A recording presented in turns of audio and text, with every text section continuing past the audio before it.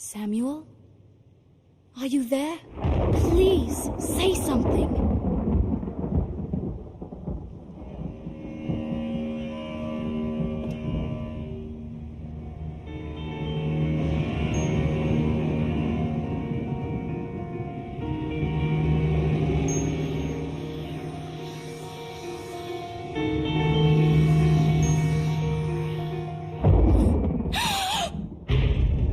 There you are. Where have you been? I've been looking for you. You promised you wouldn't just disappear anymore. I've been looking all over for you. Ow! What's wrong with you? I don't know who you are. I don't know my own husband. You disappear every night. You only talk when it's absolutely necessary. Where is the man that I married, Samuel? I want my husband back!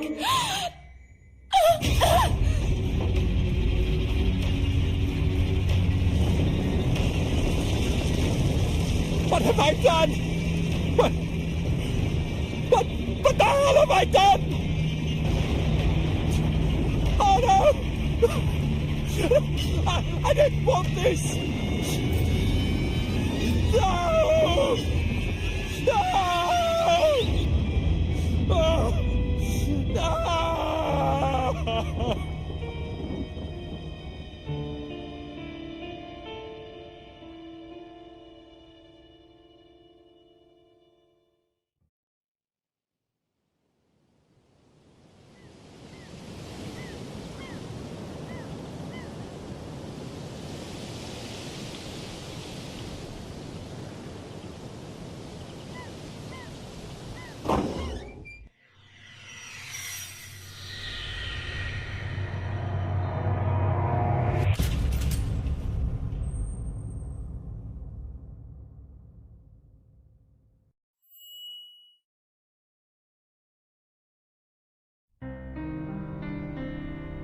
Get on with it! Stick the damn fuse back in! I want to open the store!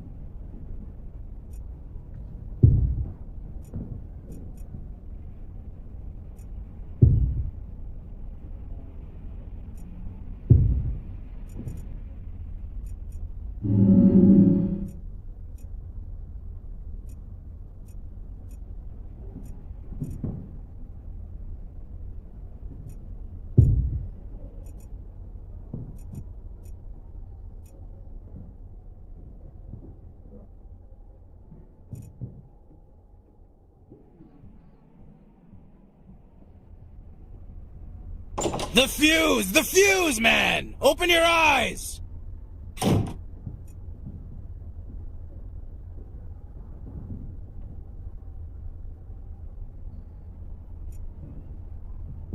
It's not providing light, and that's not going to change until I have the power turned back on.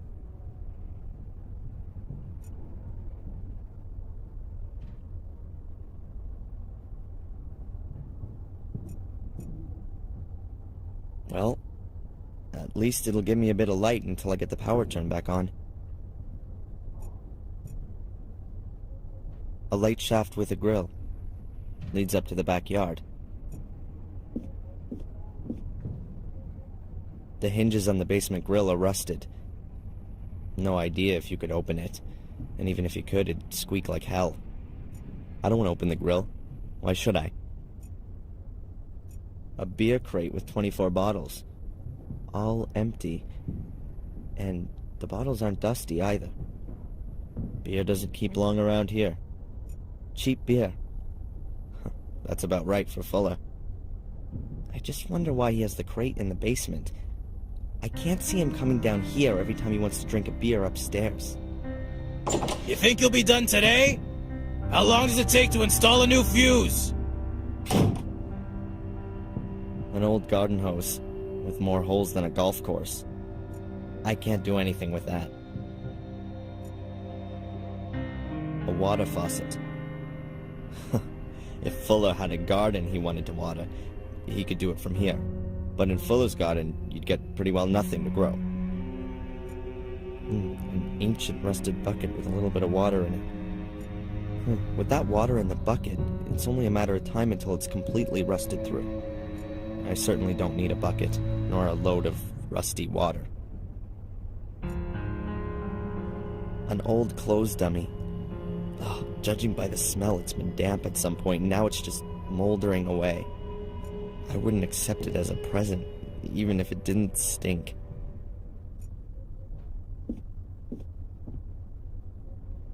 As long as there's no electricity, I'd better not go up there. I'm not going to give the old asshole the satisfaction of yelling at me because I went upstairs without getting the power back on.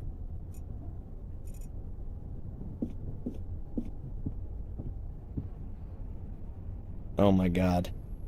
Who would want to be photographed in front of that backdrop? Well, maybe it was the trend. Once. There's not as much dust on the floorboards here. They're almost shiny, in fact. So does Fuller stand here every night with a beer looking at these awful pictures? If I want to look at awful pictures, then I can do it upstairs in the store. A battered paint can with about half an inch of dust on the lid. Dr. Rainbow's Finest Pearly White 85. I don't think I can recall having seen one pearly white thing in this whole building. That rickety pallet is blocking my view of the lower shelves. I can't see what's behind there.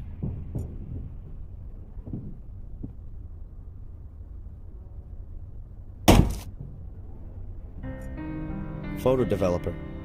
Looks like it's been there for a while, but the bottle's still sealed, so it could still be good.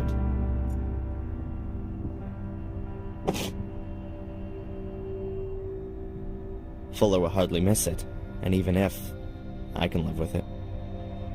Come on, get on with it! Replace that damn fuse already!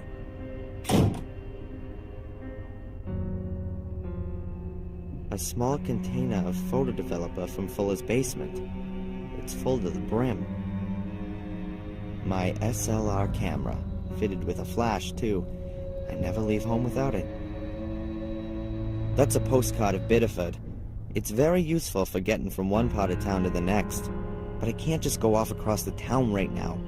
I've still got things to do here. Let's see. A few plastic containers, bottles and boxes, light bulbs, cables, grease. And a small carton of fuses. The box says ceramic fuses. Hopefully the fuses work. You never know in this place.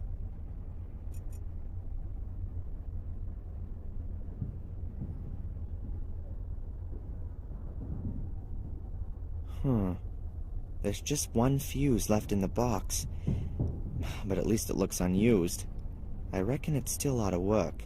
The fuse! The fuse, man! Open your eyes! An old dust-encrusted fuse box. There are a lot of wires coming out of the top of it, which then run along the floor joists. Doesn't look exactly safe. Okay, then. Just like everything else of Fuller's, pretty well junk. I think I can swap a fuse over without needing instructions. That's the main switch. It won't do anything until I put a new fuse in there. The blown fuse must be under here. Huh, Fuller's already had a go at it. But again, he couldn't sort it out. This fuse is definitely a goner. Darren, that's dumb. I have to swap over the dead fuse first. Maybe I ought to take out the dead fuse first, before I put in the good one. I should throw that away, otherwise I'll get mixed up. Now all I have to do is put a good fuse in. The replacement fuse still looks okay. I ought to try it out. That's that. Now all we need is some power. Everything looks okay. All we need now is some power. That's the main switch. If I switch it down, the light ought to come on. Okay, so let's have a look. Let there be light. Don't need this anymore.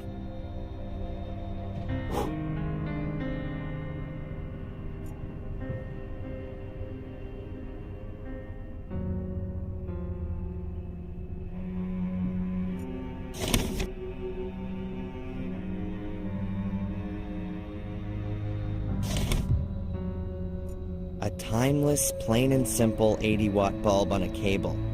A classic. I'm not gonna touch any lit light bulb. It's gotta be hot.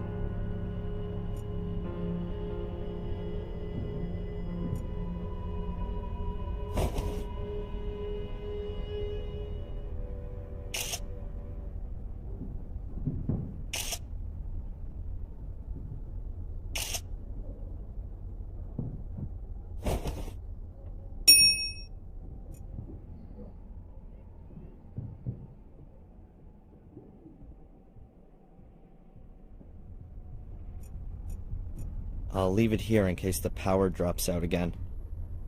And that can only be a matter of time looking at the fuse box.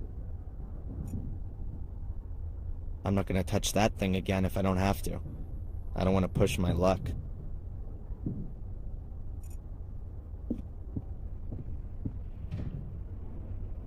These boards don't run parallel to the wall. They're turned 90 degrees. They make a rectangle roughly 30 by 25 inches. Strange. The boards aren't fixed at all. They move easily and sank a little bit into the floor as I stepped on them. Something's a bit strange about this place, but I have no idea what it is. An old wooden staircase leading up to the sales area. If it can carry Fuller, then it's sure gonna hold my weight.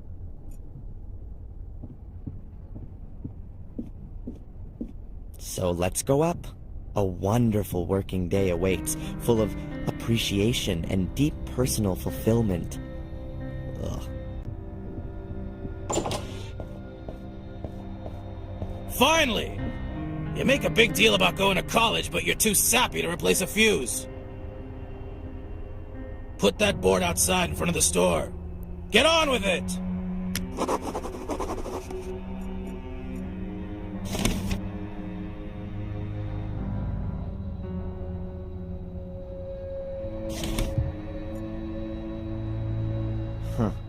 Fuller. What can you say? A good reason to have doubts about humanity? I've only been working here a few days, and I've already given up hope that he might, just once, behave like a normal human being. This is probably the most stressful holiday job that I've ever had. Holiday job in a photo studio? Yeah, sure. Great stuff. Learn new things, earn some money. And the reality looks a little different. Fatter and more bald. You know what I'm saying?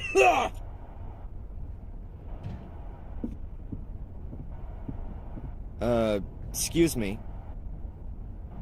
What do you want? I've swapped out the fuse. Yeah? And now? Do you want a medal? I told you to take the damn sign outside. The store's not doing too well, is it? What's that got to do with you? Nothing. Nothing at all. It's no doubt because of the vast competition here in Biddeford that nothing's going on here. I mean, what else could it be? This is the only photo studio here. That's what I thought. No wonder Fuller needs some distraction. You don't even get 5 customers a day in here. Yesterday, when I was tidying up the sales room, there were all these stupid afternoon talk shows on. It almost made me go crazy.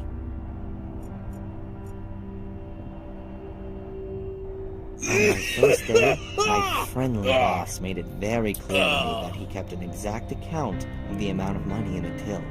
A little hint that I shouldn't consider ripping them off. I'm not interested in the cash till. That's a light box for looking at slides and negatives. It works.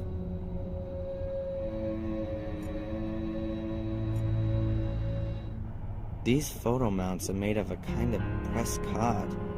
You can stick photos into them to make them easier to hang. The drawback is that they can get easily dusty. I don't need any of them. It's rare that I even hang any of my pictures. The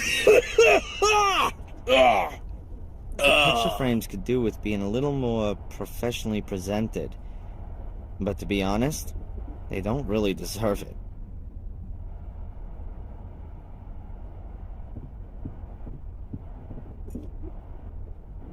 The postcards all show scenes from New England.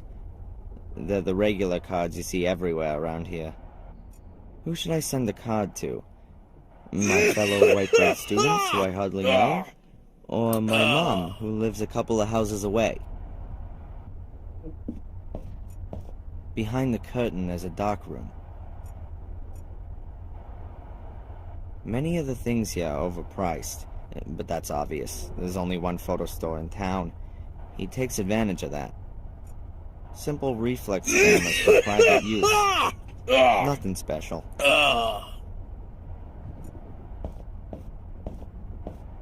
That's Fuller's camera. It's quite a good one. Huh.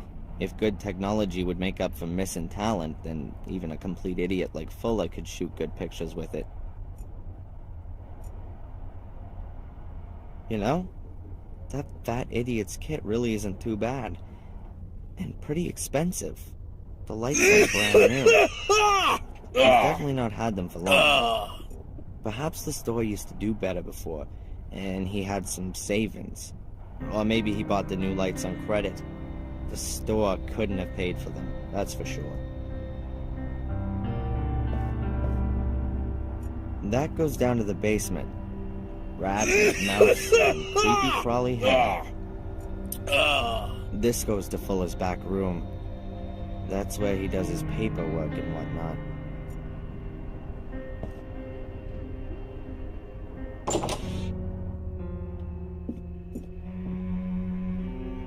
Fuller's old-fashioned telephone. Who've I got to call? I told you! I want you to put out that damn sign! I'll concentrate on my job first, before Fuller completely loses it.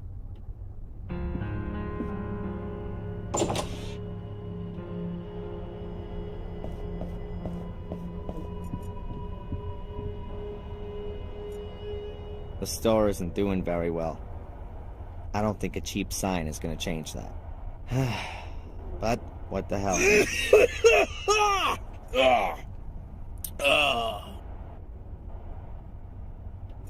I don't want to talk to him at the moment. Freedom awaits back there. Well, in as much as you might call it.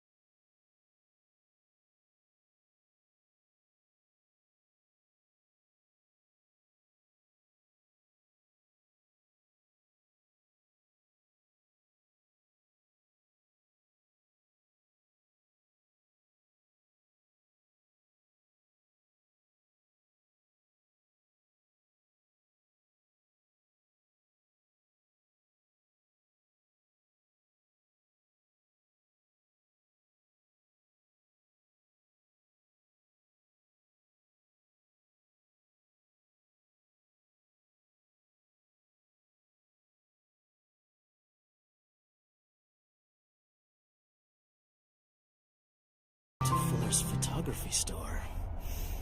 What can I do for you? I wanted to get some portraits done. Ooh. Very good. We can start right away, dear lady. But I thought Darren would... What? But he's just an errand boy. A pretty child like you deserves a real photographer. Here, go and pick up the post and take this letter to Mrs. Biba in the diner in the main square. I've got things to do.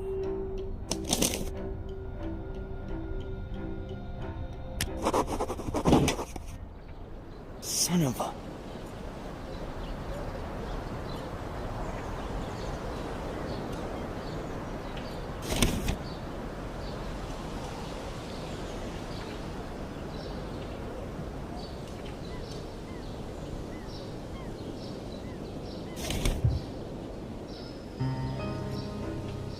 I can't go in there until I've done all of Fuller's jobs for him. He'd lay into me right in front of Angelina. And I'd like to avoid that if possible. But she seemed to see through him pretty fast. She can see what an asshole he is. New England Photo Service. I reckon a person has to be pretty damn desperate to have their pictures taken at Fuller's place. But he's the only photographer in town. And there are plenty of tourists here. Presumably he does most of his business with them. I can't explain it any other way, just how he keeps his head above water. I can only ask myself just who he conned into making him the elk design. Or then again, maybe he didn't have the picture made. He probably just stole it.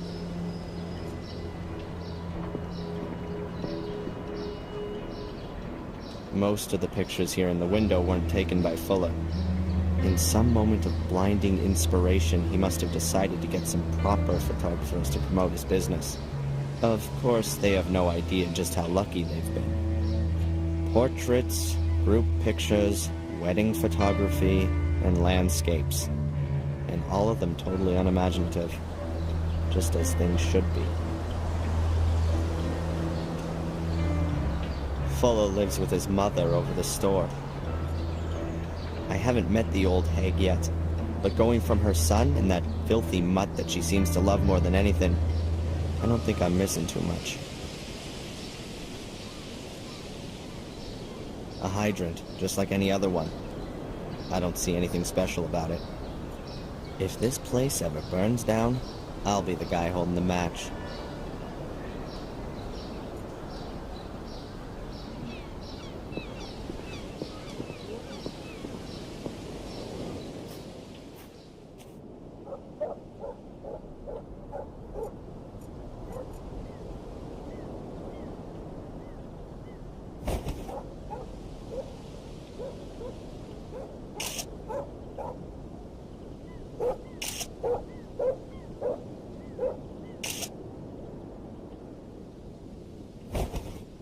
A very lovely theme.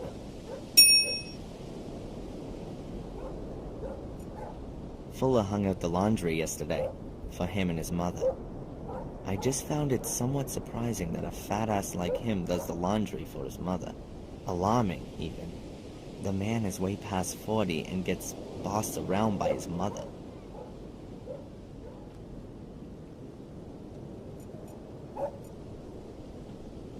If somebody told me the old fat pig dumped poisonous waste, then I'd completely believe it. I don't understand why Fuller doesn't just get this stuff picked up. What does he want to keep it for?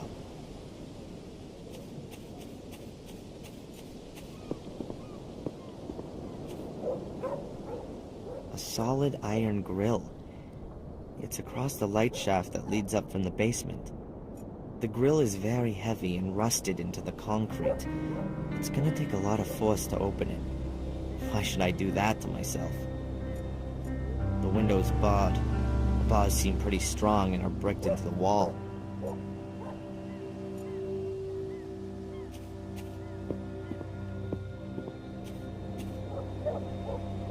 I can only see into Fuller's office through the window. Sadly, I can't watch the photo shoot. That's the cage for Fuller's mother's dog. But the dog is usually in the house. At least, I've never seen it here in the cage.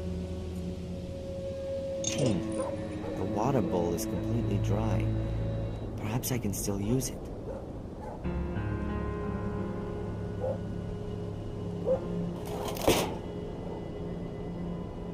The dog bowl from Fuller's backyard. Nobody's gonna miss that. It used to belong to Fuller's mother's dog, but she spoils the little mutt half to death. And then what? Poison Fuller's mother's dog?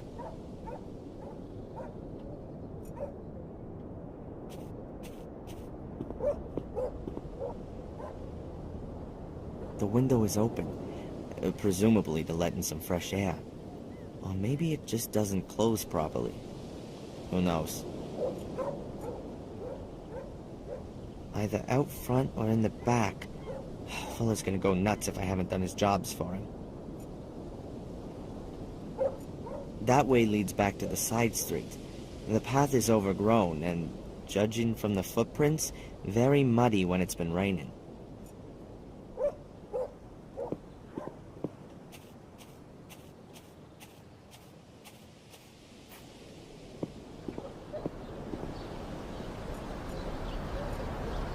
I think that's Fuller's car.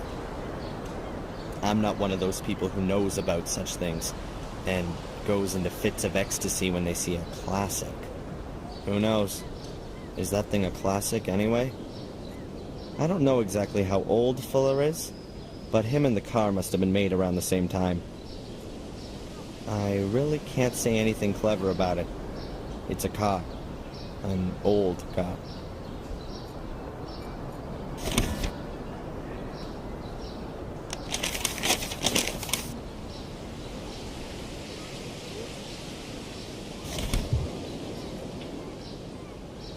A collection note for a package. There's a little shop down on the harbor which is a collection point for all the parcel mail around here. If I hand in the note there, I'll be able to pick up Fuller's delivery. You can already see the ocean down there. The street leads directly to the harbor promenade. I've only been here a few days. Exactly the same length of time the traffic lights have been on pause. There's so little traffic here that nobody's bothered that the lights don't work properly. It could also be that no one's actually noticed. To describe Biddeford as quiet would be an understatement. It sometimes seems to me that the place has just about died.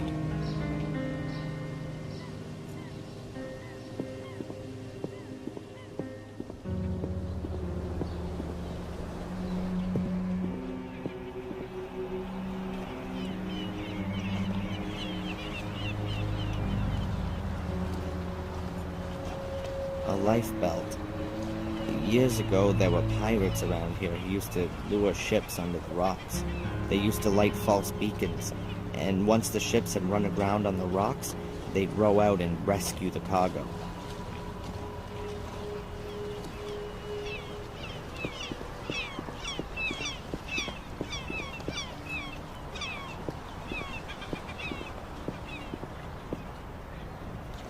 Back there is where the harbor ends and the natural shoreline begins.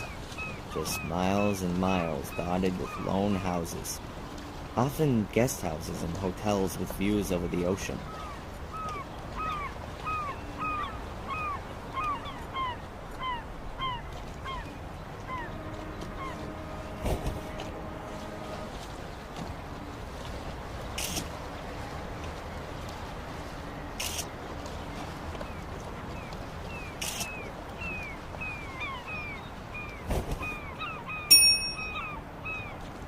There's barely a single wave today. No wonder. Beautiful weather, not much wind. Biddeford isn't really a port, but there are plenty of boats here. Mostly sailboats. People sail out to go fishing or whatever. I'd rather keep solid ground under my feet.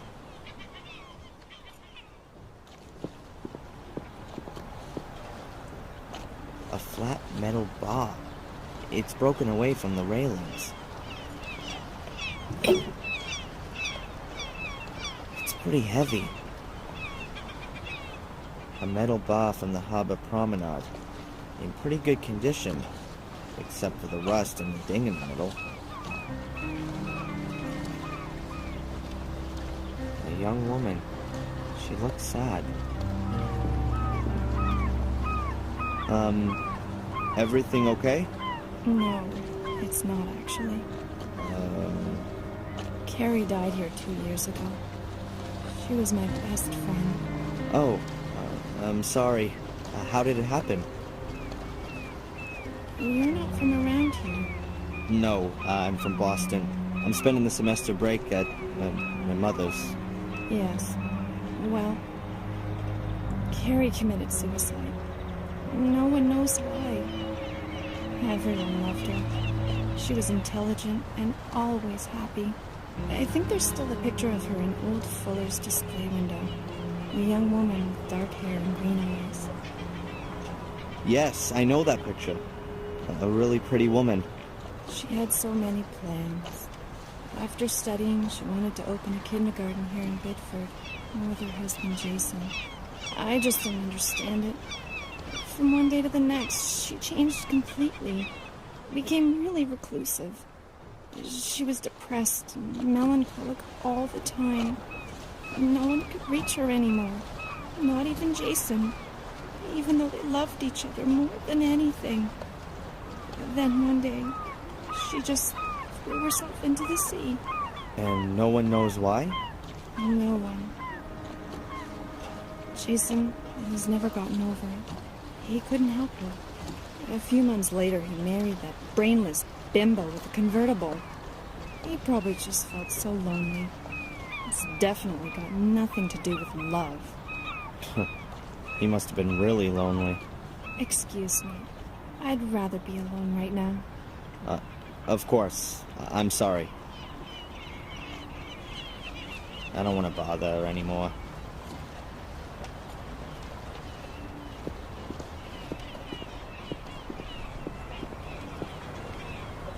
Looks like you can only buy tourist rip-off stuff in here.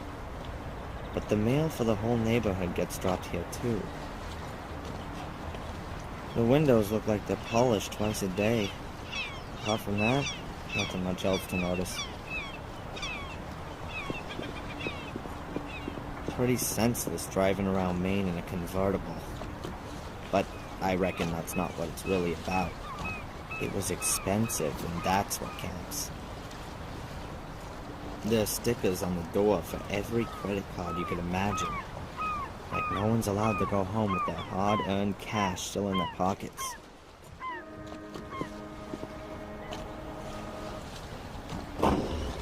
And then I said to him, Jason, I need a new car, urgently. Oh yeah, and then? What can I say? It's parked right outside.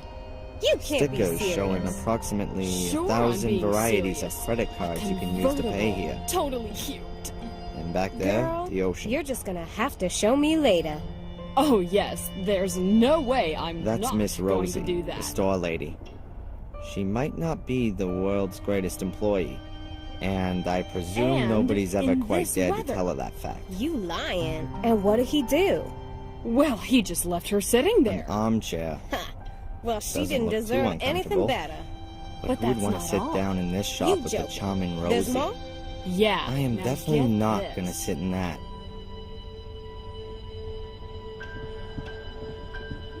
Fork Truck Pete just can't afford that Those are kind banners of thing. and flags. Hey, it's me, Some okay? very And I'm telling stylish. you. Some She saw him completely herself. not. But surely I reckon the it big doesn't ones look must be as for yachts. cute as my new The Maine convertible. state flag Well, always looks more hardly. like a beer company Talking of logo to which, me. weren't we going to go for a little ride? At least they've got an elk and a tree in Yeah, there. I'm about to have That's my lunch break. nice. Ah, yeah. So what have we got here? New Hampshire, Canada, something what did or your other I Jason don't say to recognize. He New doesn't know a Brunswick thing or about it Quebec, yet. perhaps. Mm, And of you course, go, the girl. obligatory Now, don't you stars go and telling stripes in anyone, every okay? imaginable shape and Girl, size. of course I won't. No what are you thanks. thinking of? I don't have a boat, You're a darling, and if I Rosie. did, I'd be What was sailing that under the story skull again and with your new crossbones. car? Or maybe a Popeye flag. Something a little cooler than these. Where is it then? It's parked right outside the Coffee shop. mugs, Ooh, little lighthouses, then we can go for a ride badges, on my lunch mini break. life belts with But isn't Bielefeld that still a way stamped on them. off? So Plastic what is house going on with numbers, Fork Truck Pete porcelain and that sister, lobsters, what's her face? plastic lobsters, Not the sister. wooden That's lobsters, Matt's cousin, that's who. metal I lobsters. thought she was... What more could the tourist heart yearn for? I think I'd rather my hand And fell off then I before said to I him, took any of those Jason, with me. I need a new car, urgently. Oh yeah, and then? An old ship's What wheel. can I say? It's It's parked supposed right to endow a outside. certain maritime can't be charm, serious. I guess. Sure, I'm being I serious. reckon that the local A tourist board is convertible, missing totally something of a cute. hook for this place. Girl, I mean, you're just gonna have what to is show there me here later. that's a bit Oh special? yes, there's no way There must I'm be not dozens of going to do places like that. this one along the coast. The clock must be busted. And in this At weather. least it'll be right twice You a day. lying. And what did he do?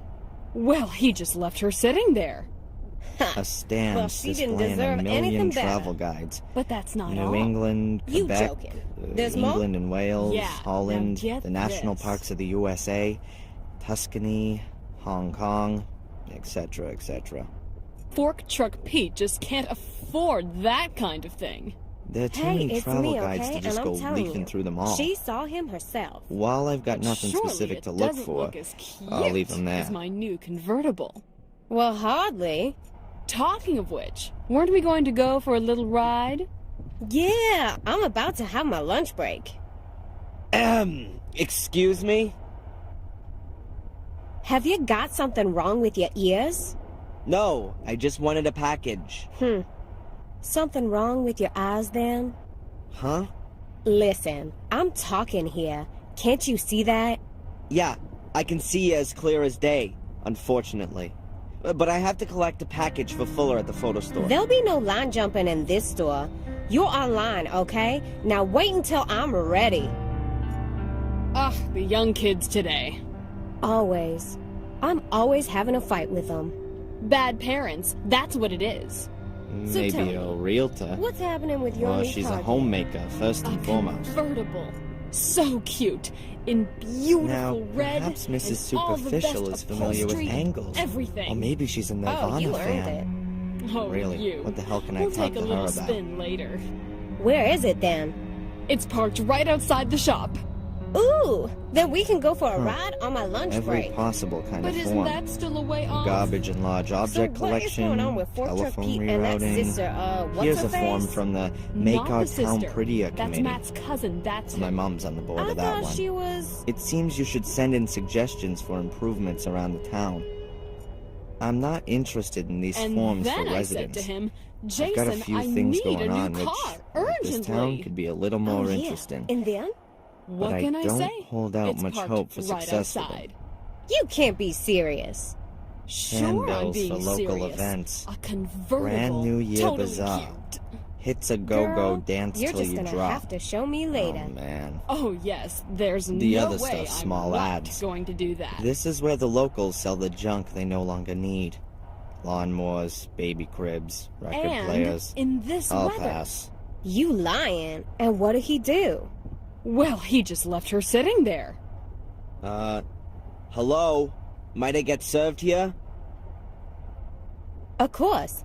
Just as soon as I'm through with this customer. And that will be when? When she's lying on the floor with blood streaming out of her ears? Well, really. I'll serve the lady for as long as I see fit. We spell service with a capital S in this store. Yeah, I can see that. Ah, the young kids today. This is stupid. Always. As long as the I'm pair of them are always having a fight yammering, I'm with not them. going to get served. Bad parents. That's what it is. So tell me, what's happening with your new car again? A convertible.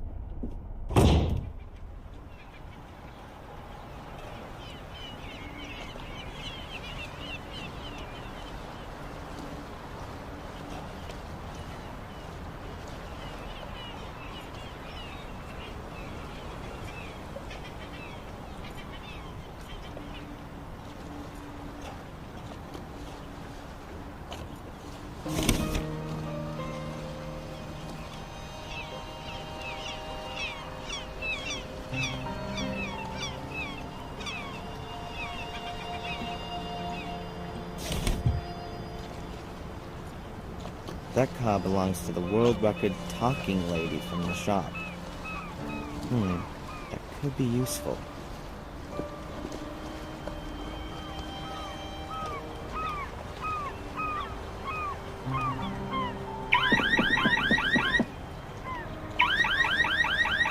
The convertible's alarm is going off. Thanks to all the chat, she didn't hear that.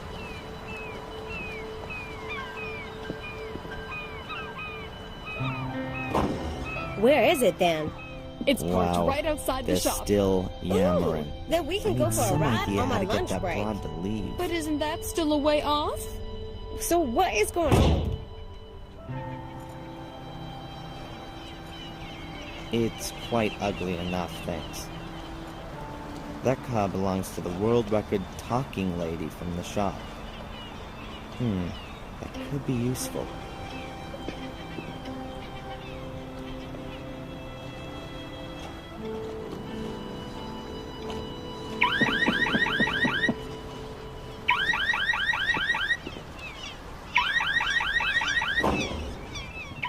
Oh, my convertible!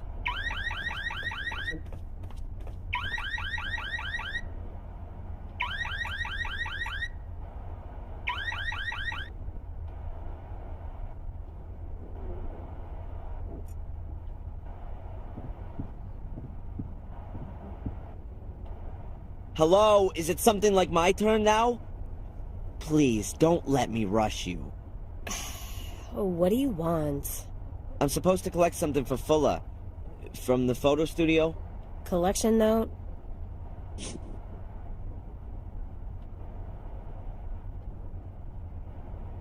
This is the one, right here. Have you still got another note? There's another package for Fuller here. Afraid not. Can I take it anyway? I might turn a blind eye for nice customers. So you're not gonna give it to me then? Hell no! There's a few papers here. Some sort of forms and a pad of blank collection notes. I would imagine that the enchanting Rosie might possibly have some objection to my palming a blank collection note. Hey, Rosie. Hard at work, I see. What do you want? There's a really pretty young lady I've seen walking around here. Do you know her? You had a real good look at her, didn't you? Do you know her? Well, I wouldn't say no. She came in here and asked about a photo studio, so I sent her up to Fuller's. She interrupted a conversation I was having with a friend. Can you believe that? Ha! No way! I don't believe it. Hey, Rosie. Did you know Carrie, Jason's first wife? Of course I knew her. I know everyone in Biddeford. At the end of the day, this is the only post office. And what was she like? What's that got to do with you? I just wanted to chat a little. Well, we never spoke too much. She was always so quiet. No comparison with Juliet. At least with her, you can have a decent conversation. Jason's so lucky he got her now. That really wasn't a life for a guy like Jason. With someone like that dragging him down, now, at least he's got a life. Ah, so lucky. Just between you and me, one shouldn't speak ill of the dead. But that Carrie, she was always a little strange. Uh-huh. What brings someone like her, or maybe even you, here to Biddeford? Someone like me. You mean a fat woman in a state full of fitness freaks.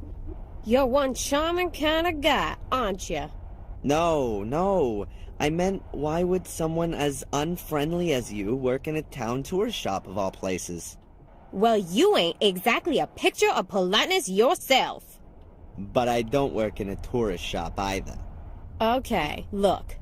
I grew up in New Jersey. My father didn't think the neighborhood was good for me or my brothers and sisters. So he got himself a job in a paper mill and dragged us all up here. Satisfied with that? And you just weren't able to get yourself a job in construction or driving a truck? Look, you shouldn't go trying to take on someone like me. You're punching way above your weight, son. Huh, I can't deny that. Is there maybe a package for me there, Darren Michaels? Mm-hmm. She's gone to look for my package.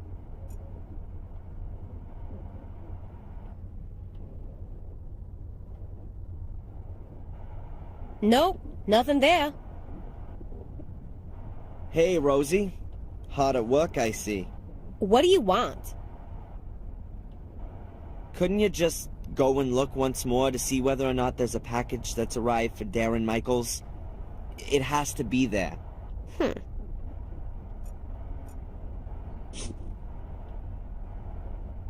The lovely Rosie hasn't noticed, and I'm now the proud owner of a blank collection note. Nope, nothing there. I really don't think I need yet another collection note, and I'm not even interested in that other stuff. A blank collection note for a package. If I fill it out, I could pick up a package from the tourist shop. With a blank collection note, I definitely won't get anything out of Rosie, except some dumb comment. I can't think of anything I could talk to Rosie about.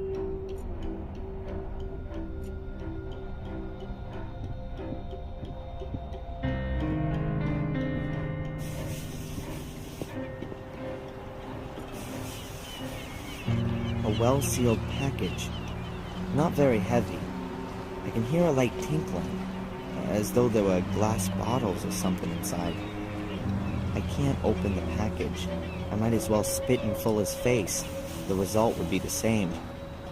But if I had the choice, I'd take the spitting option.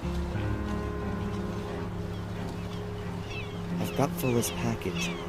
I don't want to distract this broad for even a second.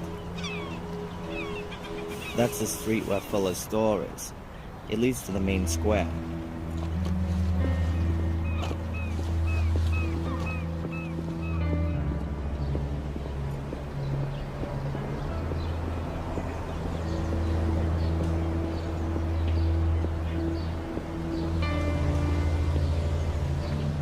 There's Fuller standing there acting like he knows something about photography.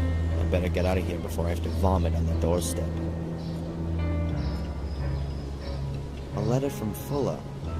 I'm supposed to give it to Mrs. Biber in the diner. She works behind the counter there. It's got Mrs. Biber scribbled on the envelope. The letter's sealed and I can't open it unnoticed. And I shouldn't do it either. I'm not looking for trouble.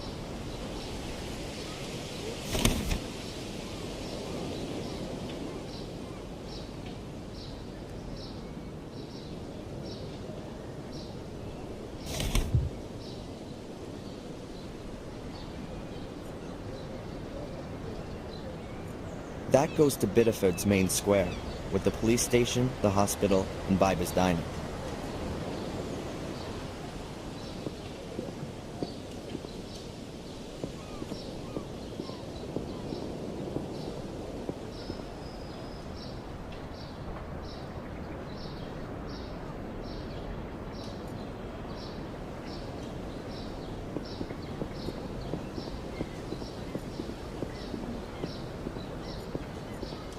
Jebediah Biddeford or something like that, I guess.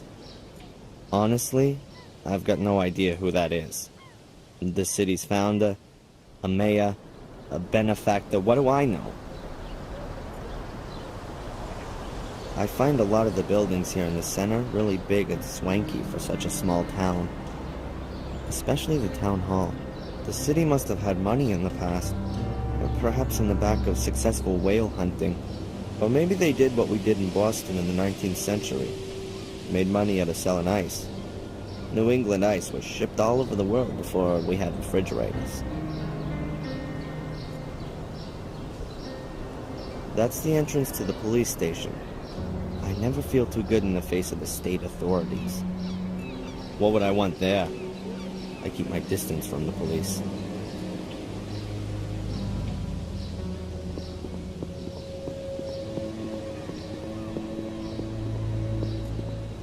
Mom bought a little house with her savings.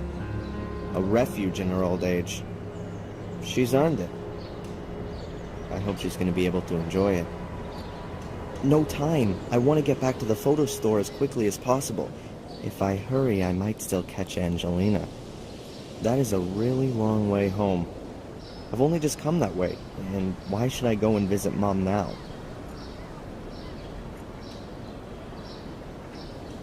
That's the hospital. I was trying to keep myself out of there, and up until now, I was doing okay.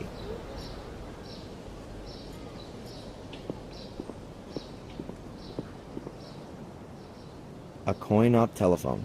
It says out of order. If I was needing some small change, then I might take a closer look at it, but not right now.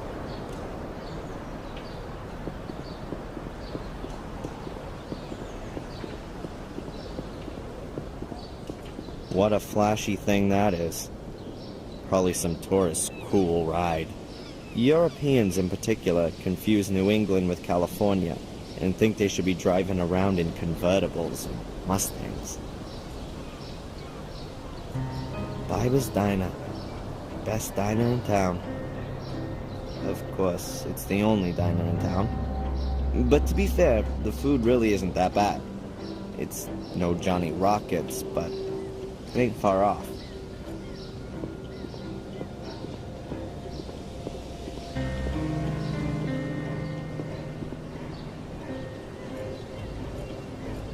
Biber's Diner. The best and only diner in town.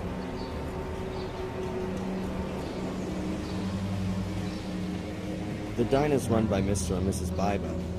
It's not a bad joint. It's done up like a 1950s diner. Yeah, well, at least how we imagine the 50s were.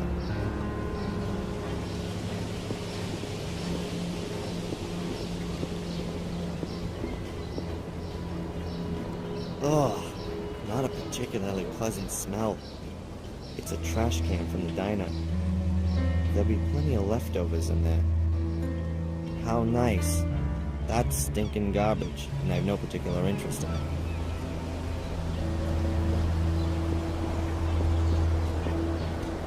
I haven't seen such an old bubblegum machine for years. Belongs to the diner. They do that whole nostalgia thing in there, too. No thanks. Burgers, fries, and drinks. What more could you need? A red, white, and blue string of lights. God bless America.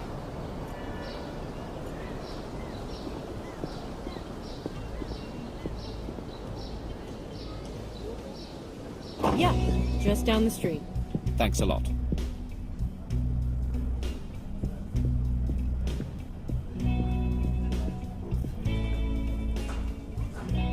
Some people.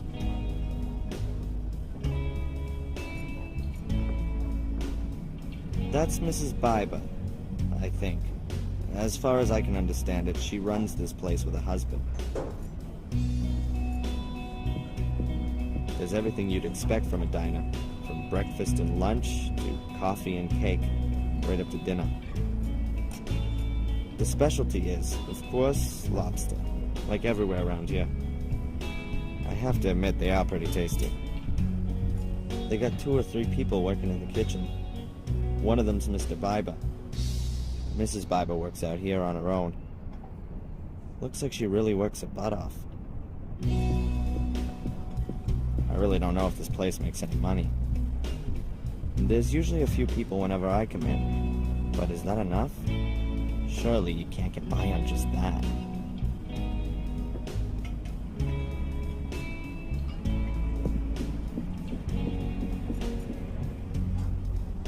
What would a 50s bar be without a jukebox? The world's just wonderful, and aren't we all so very happy type music? Just isn't my thing. If there was maybe a Pearl Jam track on it, then I'd give it a play. But Buddy Holly doesn't quite do it for me.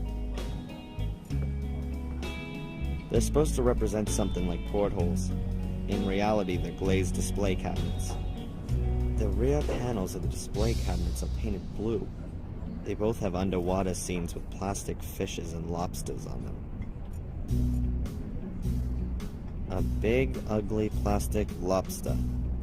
Not particularly appetizing. The moose is the emblem of Maine. But the lobster's a close second. Kitschy. And that's about it. A man in a white lab coat. In his 40s, I'd say. Could be a doctor.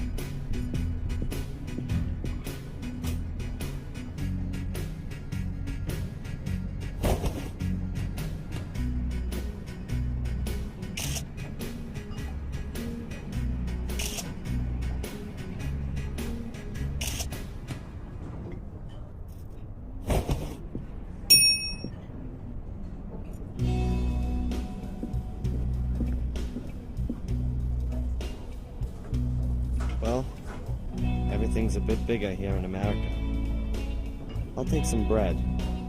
Mrs. Bible won't mind. I'm not gonna feel any better if I stuff my pockets full of bread. Ketchup, mustard, mayo, salt, pepper, syrup, sugar. And a bottle of vinegar. There's not much left. I don't think anyone will miss it. A bottle of vinegar from the diner. There's only 2 fingers of the stuff left in it, and it's sticky on the outside. The label's already half off it. Great idea. Now I just need some salt, pepper, and oil, and then I can make a dressing. Dog biscuit flavor. No.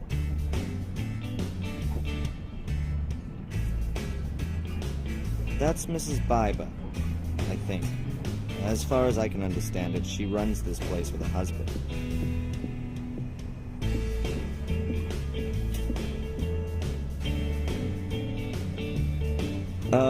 Excuse me.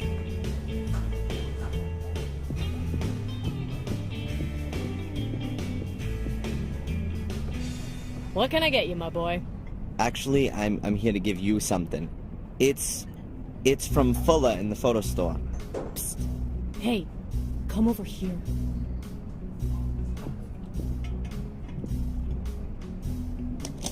I can guess what this is about.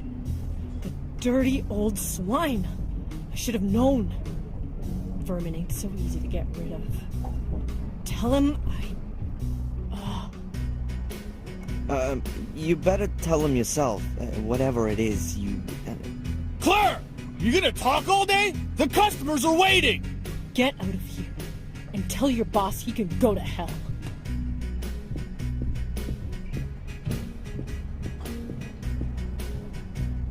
Jeez. What the hell was that all about then? Huh. She sure didn't seem to be a fan of Fuller's. I got that much. And the guy in the kitchen, he sure wasn't supposed to see that she had mail.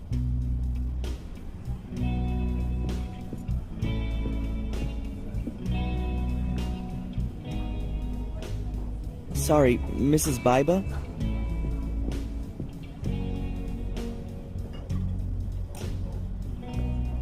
All right, what is it?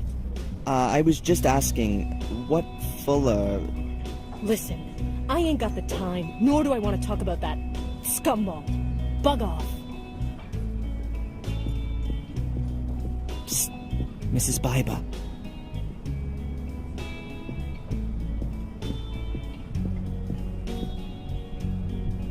Yes, what can I get you? I'm only the messenger. I've got no idea what's going on here. I can't stand Fuller either, but But you still work for him, don't you? Making some nice dough. Problem is, it's not his money. It's...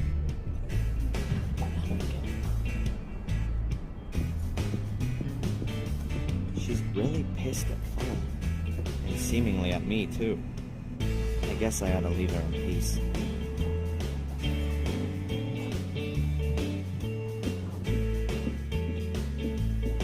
Hello?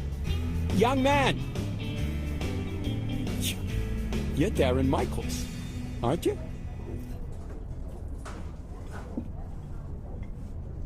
Yes, and you are? Oh, excuse me. My name is Newhouse. I'm a doctor at the health center. At the health center? You mean at the hospital out there? Well, yes. We call it the Biddeford Health Center. We aren't just a hospital. We have yoga courses and cookery courses and... And what do you want from me? Yes. I know your mother, Darren. We had a date here this morning, to be more precise. Me and her.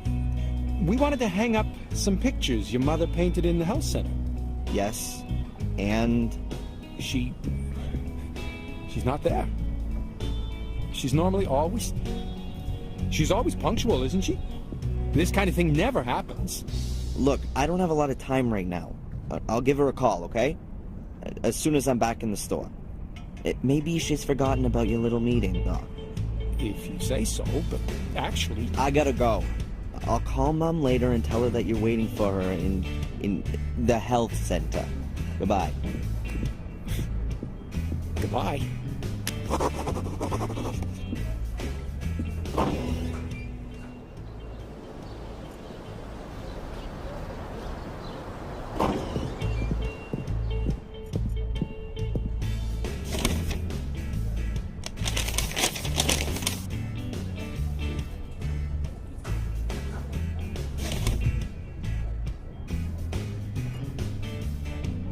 If I'm still gonna meet up with this Angelina in the shop, then I don't have any time to talk to him. That way takes you outside. There's not much happening on the street. Just a sort of typical small town feel.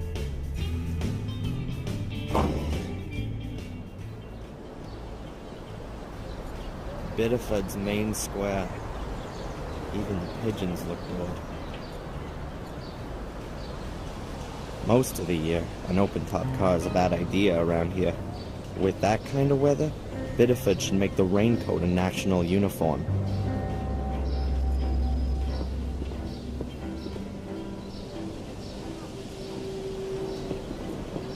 It goes to a side street with Fuller's photo store, which then continues to the harbor.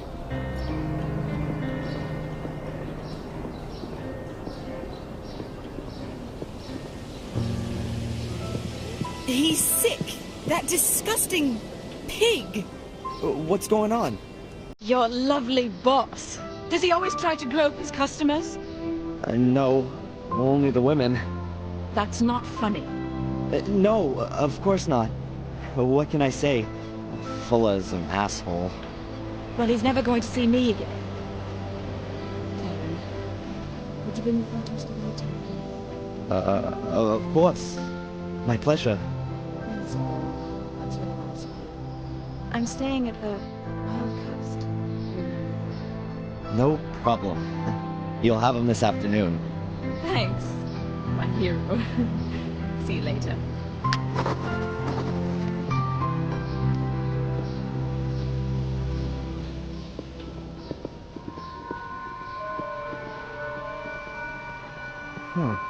That's the guy from the diner.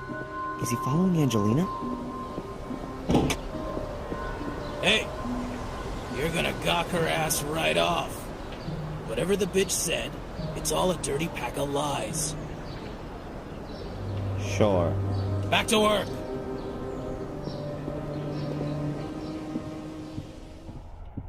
Hey, you got the package? Yep. Well then, give it to me. How'd the photo shoot go? Ah, shut up. I only mean the young lady who... That alley cat's gone, okay? No little goodbye kissy for little Darren. So now, get to work. The shelves here could use with a dusting and the gutter's leaky. And you still gotta take my mama's dogs for a walk. Go back to the post office again and ask if the new photo paper's already arrived. The mailman still hasn't brought a collection note. And the store could also do with a good sweeping. He's cranky. I guess Angelina did a number on his ego. Nice job. Okay then. Before I start with all that stuff, I'd better give Mom a quick call and remind her she was going to take the pictures to the hospital. And somehow I've got to get a hold of the film so I can make some prints of Angelina's pictures without Fuller catching me doing it.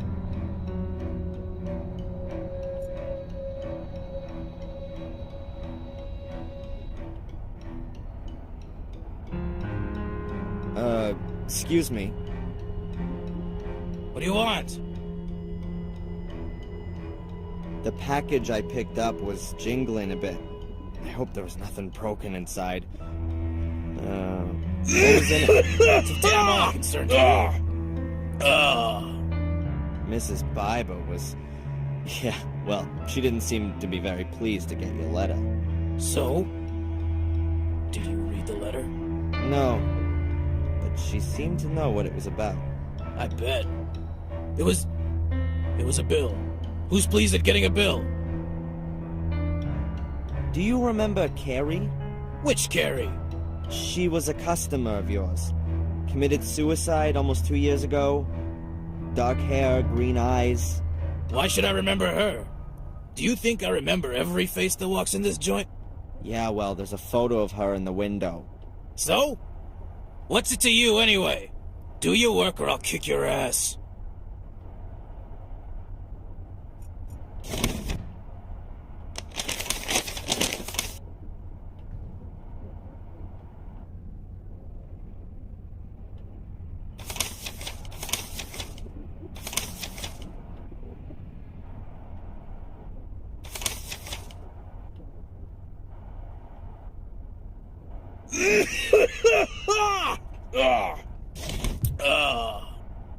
I really should call my mom first, before I do those jobs for Fuller. It's really unusual for Mom to forget an appointment.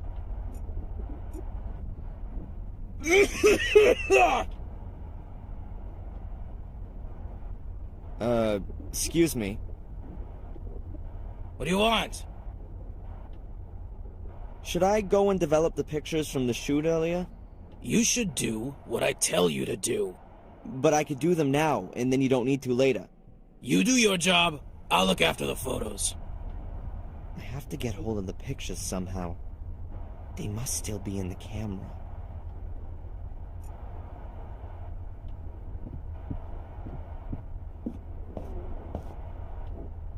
Fuller's camera.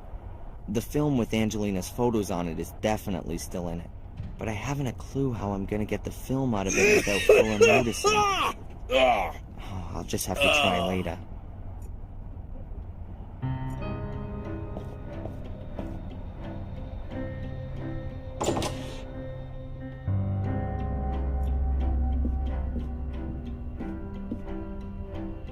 A used up, chewed up ballpoint pen.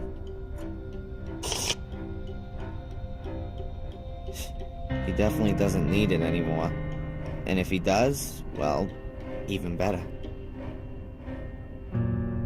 A cheap ballpoint pen. Ugh, complete with teeth marks.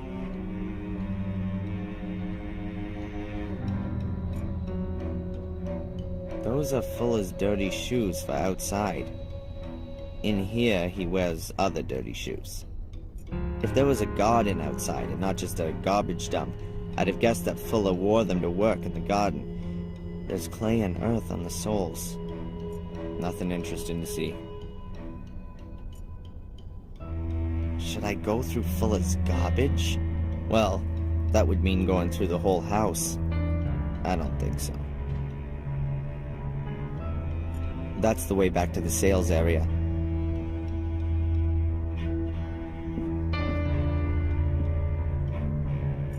A back door with a simple hook securing it. Not exactly Fort Knox-style security, but who'd want to break in? And what would they steal anyway?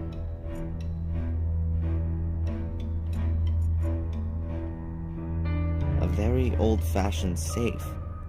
There's a logo on it. M.T. Schultz, Pittsburgh. Looks at least 100 years old. I find it hard to believe that Fuller hides anything of worth in there. He's more the paranoid type that wants to protect his telephone bill from prying eyes.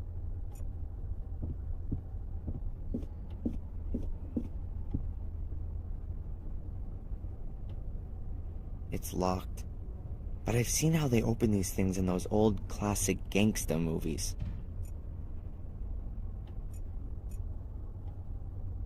The fatso lives on coffee and burritos. That ought to make for an early death. Fuller ate a microwave burrito with, chili chocolate turkey filling yesterday. I didn't even know that kind of thing exists. But it does.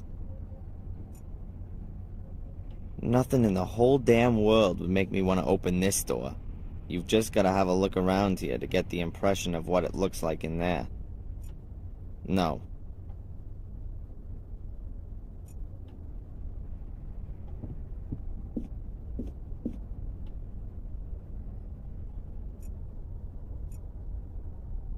What have we got here? The US, Hawaii, something illegible, and Europe. Fuller smeared half of it with his filthy paws. A greasy map of the world.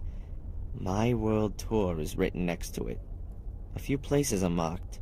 The USA around Utah, Arizona. Then over to Hawaii. Afterwards comes North Africa, possibly Egypt. Then China, and then Europe. Looks like somewhere in Germany.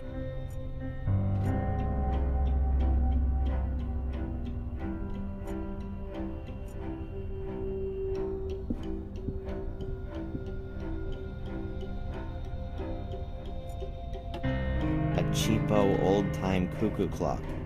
A testament to Fuller's fine taste for stylish interior decoration. I think Fuller took his mother on a world tour a few years back. Might be a kind of souvenir. Nothing stands out. Perhaps this little angular hole on the clock face... Is that how you wind it up? Hey, there's a small opening. I could easily fit my finger in there. Let's see. It seems to be a mechanism to wind it up. Behind it is a little button. I can't wind the clock up, but I can push this button.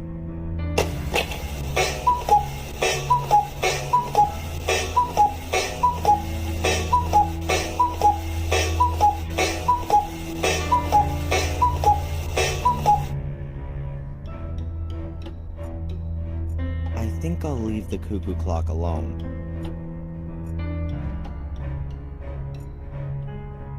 I should call Mum first and remind her of a date with the doc. Strange that she didn't get in touch with him. She's usually so reliable. Fuller's telephone. I could call my mom from here.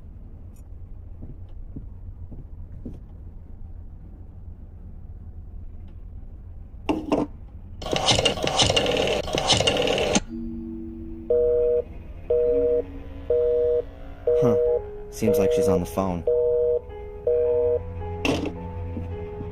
What the hell are you doing using my phone? While you're on the clock? I'm gonna take it out of your... Yeah, whatever. Look, I just wanted to call my mother, but it was busy. It's not gonna make you go bust. That broad spends the whole day on the phone, right? She already called up once while I was shooting that sweet... Some drivel about Adrian and a mirror. I hung up. I got better things to do than listen to that kind of crap. My mother called, and you didn't tell me? The old lady's not all there in the head anymore, huh? Where you going? You're not on your own time yet. Mom? Mom! Mom!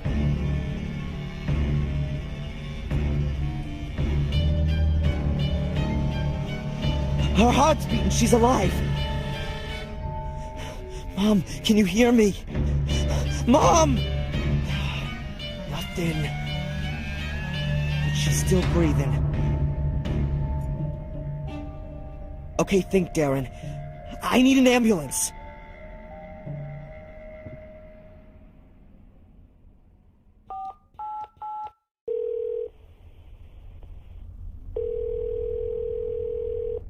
Emergency? Yes. My name is Darren Michaels. I've just found my mother. She's unconscious.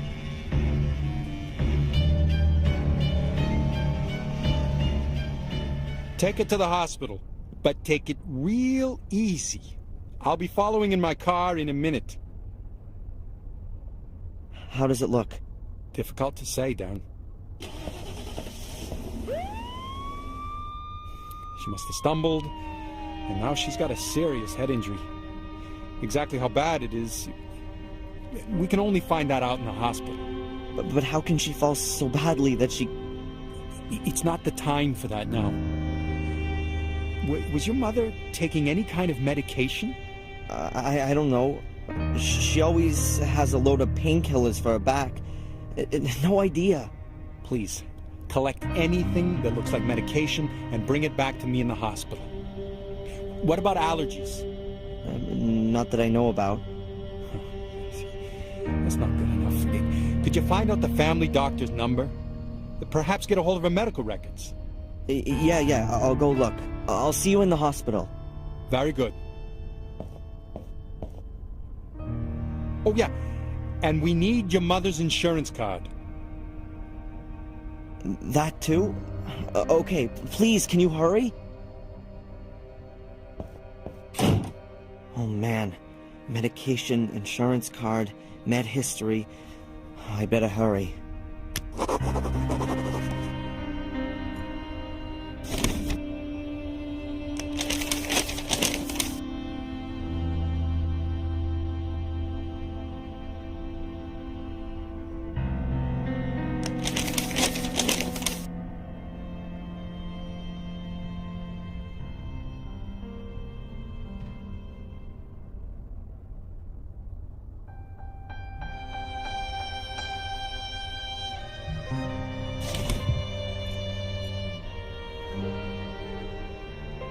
Mom's cordless telephone. No, I haven't got the number from Mom's old family doctor. I can't even remember his name, to be honest. Dr. Weck, Mick, something. If I read his name, then it'll come straight back to me.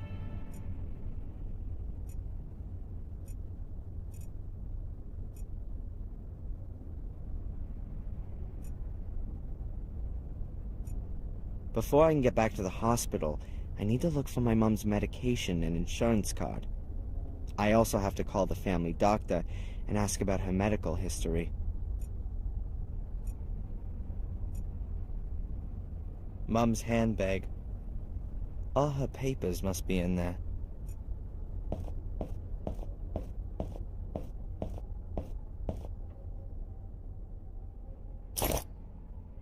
All right, I found the insurance card.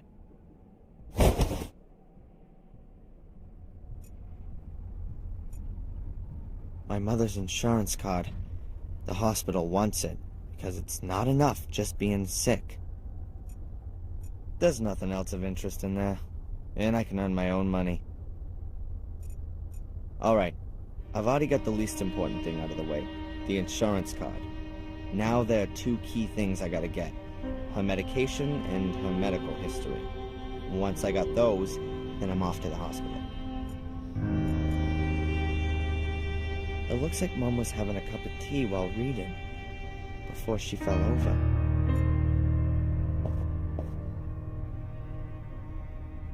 The cup is still half full. Why did she stand up and go over there? Maybe the phone rang? Maybe she got some bad news and fainted. That doesn't seem like her at all. That's Mom's medicine dispenser. There's a box for every day of the week. She always used to joke about it. She said that because of her back, she consumed more pills a day than a whole old folks' home. But she never took as much as she was actually prescribed. She always maintained that she'd just forgotten to. The old home doctor then gave her the dispenser at some point. I always found it rather stupid not to take your medicine, preferring to suffer in agony.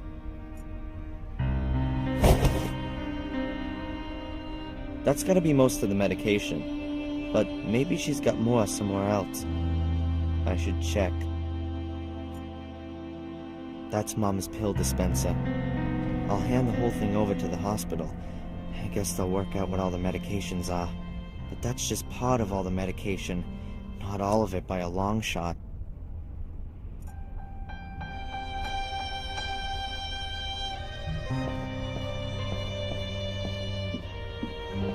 Mom's bathroom. Like her old place, nothing special. We weren't poor, but my mother was always modest. And by the looks of it, so is this place.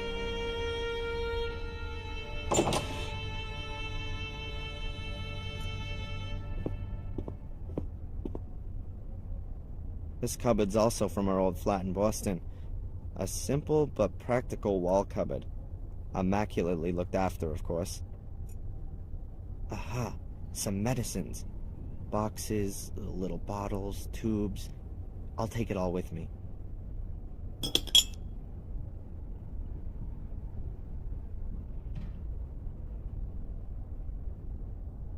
I think that's it. I found all the medication. Toothpaste, face cream, no other medication in here. That has to be all my mom's medication. Using this weekly pill dispenser, the doctors can be sure of the dosage. I ought to hand over the medication to the hospital.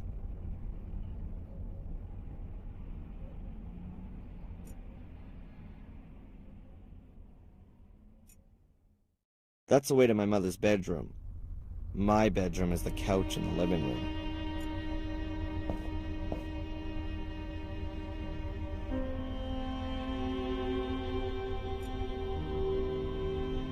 I think the furniture's still from her time in England. Quite old-fashioned, but stylish somehow. What do we got here? Handkerchiefs, a glasses case, an art magazine, a few Valerian draggies. Nothing I could use. Mother's address book. I ought to find her doctor's number in there.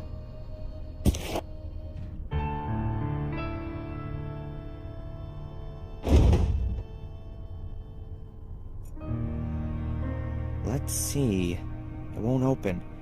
It's got a leather strap running from the back to the front cover, and there's a lock on it too. I need a key. My mother's rough, leather-bound address book. Looks pretty well used. It's locked. I don't think I'll find anything interesting in that chest of drawers. A bedside table lamp with a paper shade and a ceramic base. Cream-colored. Nothing else there. It's a beautiful lamp. Pity it doesn't work. Perhaps the bulb's gone. My mother's old bureau. That's where she keeps her letters and financial papers and such. I don't fancy poking around in there just now.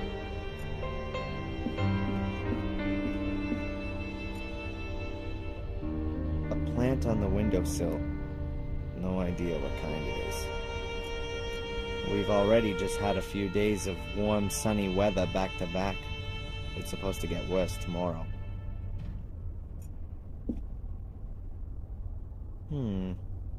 Looks like there's something under the flower pot.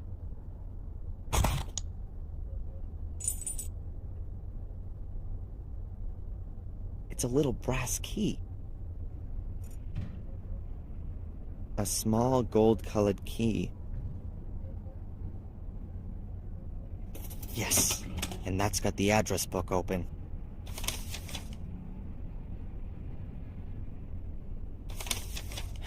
Now then, what was that doctor called? Dr. Wakefield. That's him. And here's his number. I just hope he's still got my mother's old medical records. I've got Doc Wakefield's number. Now I just have to call him. The apartment is somewhat small. That leads to the dine-in kitchen.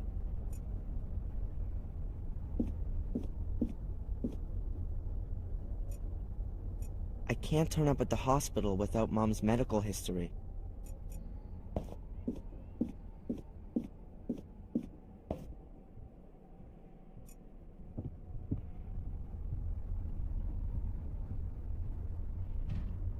Hopefully the number's still okay. Dr. Wakefield, 555... Dr. Wakefield's practice? My name's Darren Michaels. I have to speak to the doctor. It's an emergency. One moment, please.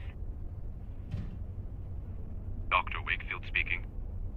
Hello, Dr. Wakefield. This is Darren Michaels. Darren, is there something wrong with your mother? Mandy said... Yes, she's been taken to the hospital. She's fallen over and taken a knock to the head. She's not responsive. My God. The hospital needs her medical history. Do you still have it? Yes, we must still have it here. Can you fax it over to the hospital? Yes, of course. Hopefully nothing's happened to her back. Wouldn't the support corset protect her? Not necessarily. The corset supports her spine when she's standing up or sitting, but her back has been so badly affected since the accident that a fall can have repercussions. I don't think I want to know. I'll just go down to the hospital and find out there. Do that. I'll have the records sent to Biddeford. I hope your mother gets well soon. Yeah, me too. Give her my best wishes as soon as she's awake. I'll do that. See you later, Doc. Well, that's done. Dr. Wakefield has always cared well for Mom. With that back of hers, she could barely stand, sit, or lie down without causing her pain. And then she has the burns as well. And now this. That goes out to Biddeford's main square. Mom lives quite centrally. I'll just get dressed and then go straight to the hospital. I hope she's all right.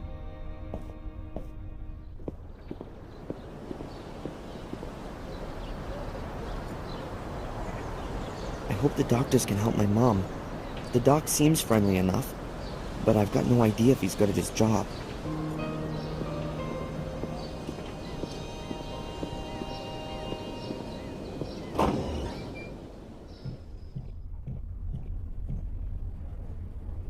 Hello, I'd like to see my mom, Rebecca Michaels. One moment. Your mother is still being examined. Have you got the medication with you?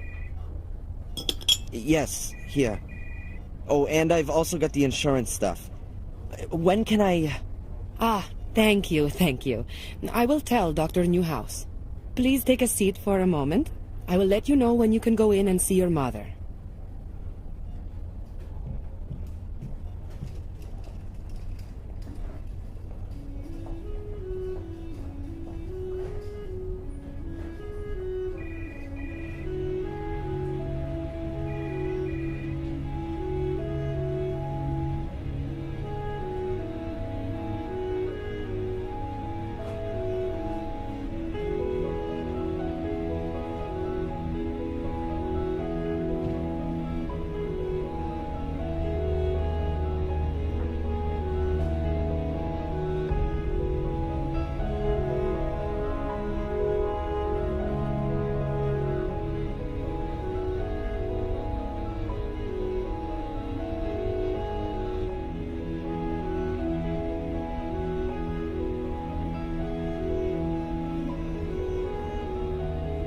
Excuse me, Mr. Michaels?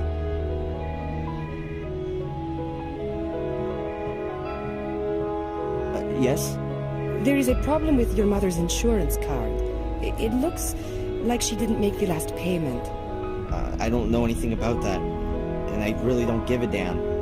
Obviously, it's a little unpleasant, but the insurance... Look, I don't give a damn about the insurance. What's happening with my mom? How long is this thing gonna take? I'm sure you'll be able to see her soon. But if we can't clear up this thing with the insurance, then we've got a problem here. You'll have to...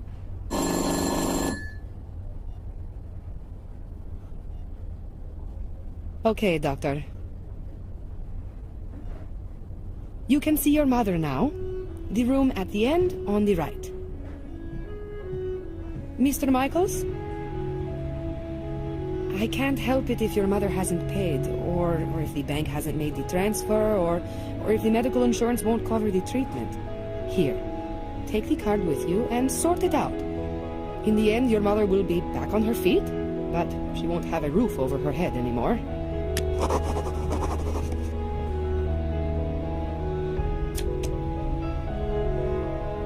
Thanks.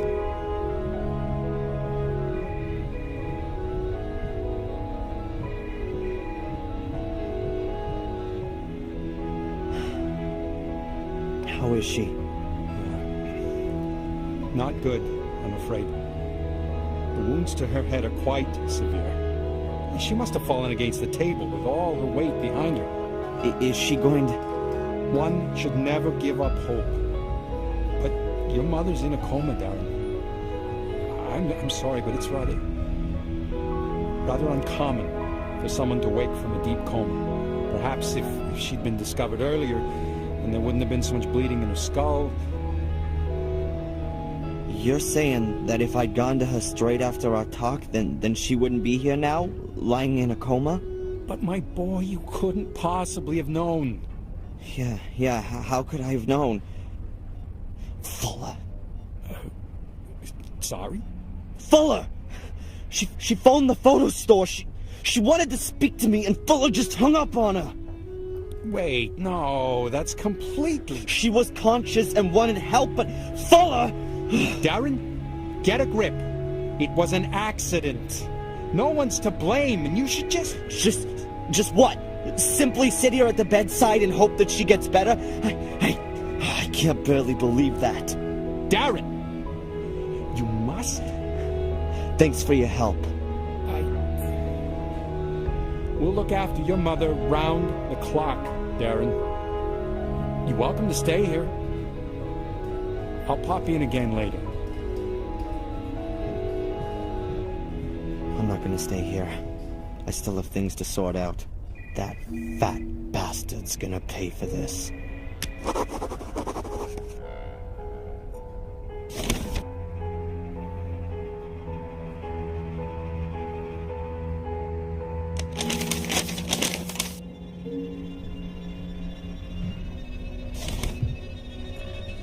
Seems to... She looks so weak. My mom always had a fighting spirit, and all this just because she tripped. Probably rushing around again, doing someone or other a favor. And then that stupid cupboard. Oh, and Fuller. If he even... I'm gonna squeeze him dry for this. Mira, don't go through the mirror. Mom? Mom, are you awake? Did I just imagine that? No, I couldn't have. My wrist still hurts. She must have been terribly afraid of something. But what did she mean? There's a stethoscope. Presumably someone from the clinic forgot it when washing their hands. Doc Newhouse has definitely still got his.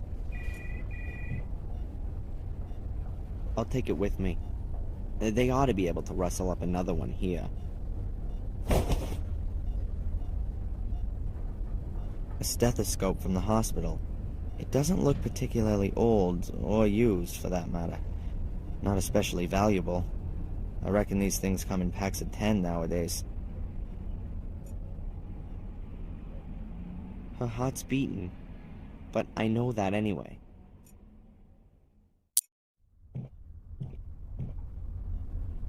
The monitor shows my mother's vital signs. Pulse, breathing, etc. No idea if the values are positive.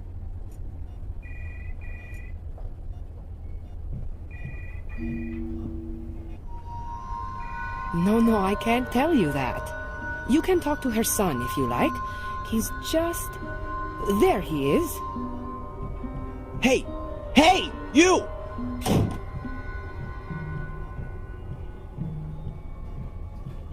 What the hell?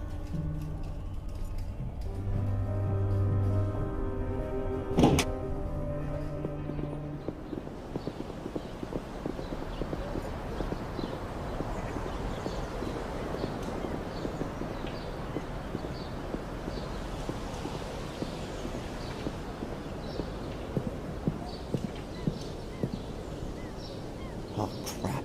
Now I've lost him.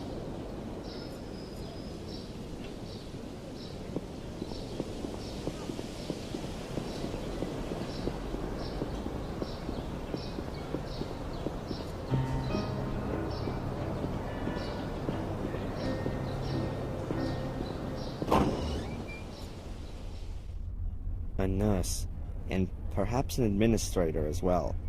They could well be one and the same nowadays. The way things look, it seems that healing the patients is a kind of secondary activity. Hi. Hello, Mr. Michaels. What can I do for you? What did that guy want? He was asking about your mother. What did he want to know? He wanted to know if If she made it? Yes. But I told him we're not allowed to give out patient information. He ought to speak to you. I don't know the guy, but he's gone out of his way to avoid me twice already. You know who he is? I'm sorry, no. But he's got an accent. I think he's British. But with something else, too. Listen, I don't want that guy anywhere near my mother. You understand? Of course. This Dr. Newhouse, what's he like? Oh, he's very charming. A really nice guy. He isn't from around here. He came to Biddeford a couple of years back. But he's really settled and got on well, and... Yeah, nice story. I wanted to know if he was a competent doctor. Oh yes, of course. He used to run a huge hospital in Atlanta. He's apparently rather overqualified to be working in a little place like Biddeford. But I think he enjoys the small-town life. Your mother is in good hands. My mother's insurance card. I gotta find out what's gone wrong with the payment. About all this insurance garbage. Best to have a look through your mother's bank transfers. If she's transferred the money, then it's up to the bank and the insurance company to slug it out between themselves. You can simply drop it by with the certificate if you like. Then I'll see to it. Mm-hmm. Thanks. What do you think? You reckon my mom's gonna be okay? Oh, you never can know. But for sure there are people who come out of comas after much worse accidents than your mother's. And folks who die from much less serious accidents. You mustn't give up hope. Pray for your mother. Statistically speaking, that has no effect whatsoever. I'll save my time. Thanks very much for the information. No problem. My mom told me how she feared having to spend the rest of her life in a thing like this, even long after the car crash. Her back was seriously injured, and no one could tell her if she would ever walk again. Miraculously, I was left unhurt by our car crash. My mom was in hospital for months. My father died at the scene of the accident. I was about 3 years old back then. I can't remember the accident, nor my father. Perhaps there are medical records or bills in the cupboard. Forms, transfers. Making people well again is just an aside. I don't think anything in here is going to interest me.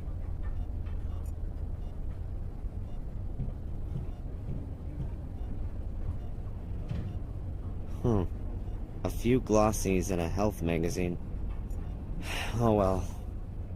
I'll take the fashion magazine here. Oh, and the auto magazine.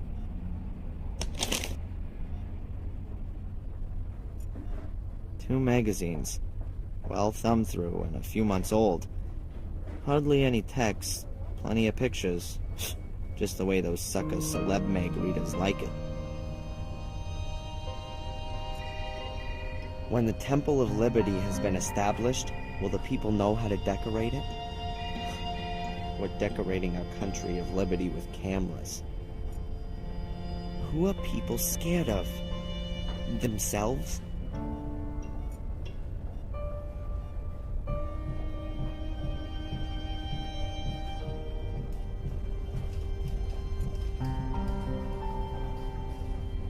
There seems to be dozens of cameras in this building. Perhaps they should film the screens, just to make sure everything's being filmed. At least there aren't any cameras in the patient's rooms, or in the restroom. We'll have to wait until the year 2000 for that. Hallways, corridors, the reception area over there. A door, presumably the emergency exit. All of it no further interest. A gray door with a frosted glass window. The sign over there says pathology. I'm not particularly morbid, so I think I'll stay on this side of the door.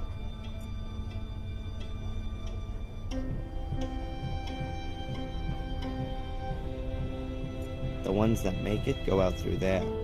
The ones that don't go through the other door.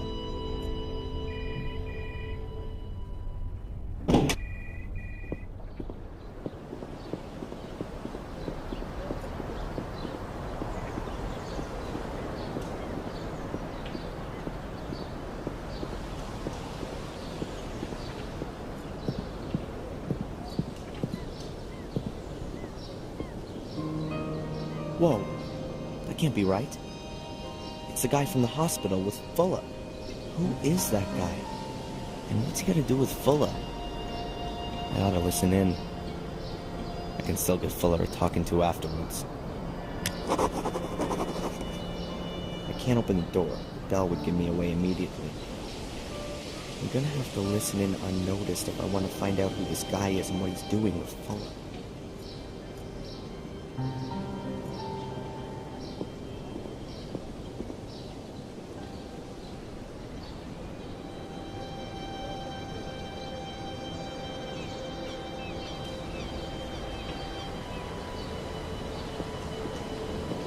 I can't hear a thing from here. They're way too far off.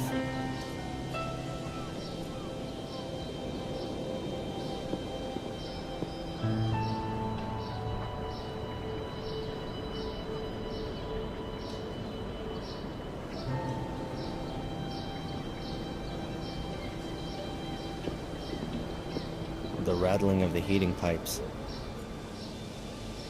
Fuller's still talking to the stranger. They've gone into Fuller's office. I can't listen in from here, and I can't open the door without giving myself away.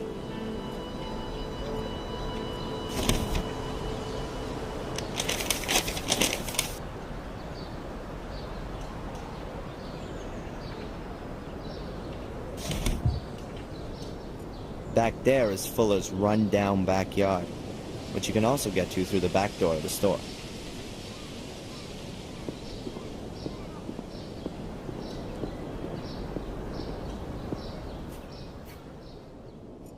I can't go off around town now. I've got to find a way into the house so I can eavesdrop on those two. The best chance I have to do that is here.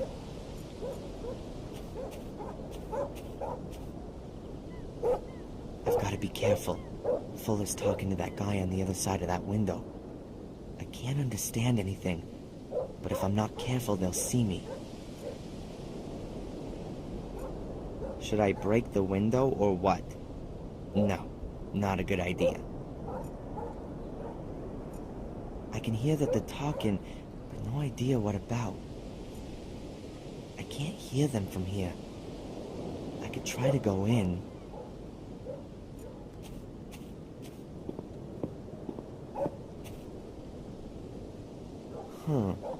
I could reach the basement through the light well, but removing the grill would make too much noise. And apart from that, I'd never get up the creaky basement staircase quietly.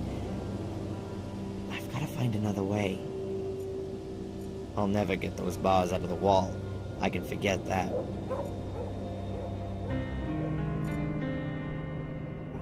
A length of tow rope, a bit more than 2 yards long and in great condition.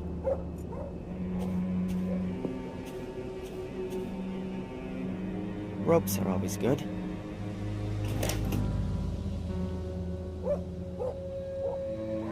A tow rope from out of Fuller's backyard. It looks like it would easily hold a ton of weight. I wouldn't know how that would get me any further right now.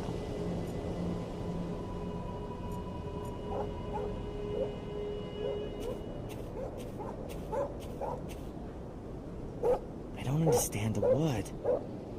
I've somehow got to get closer, or even better, inside.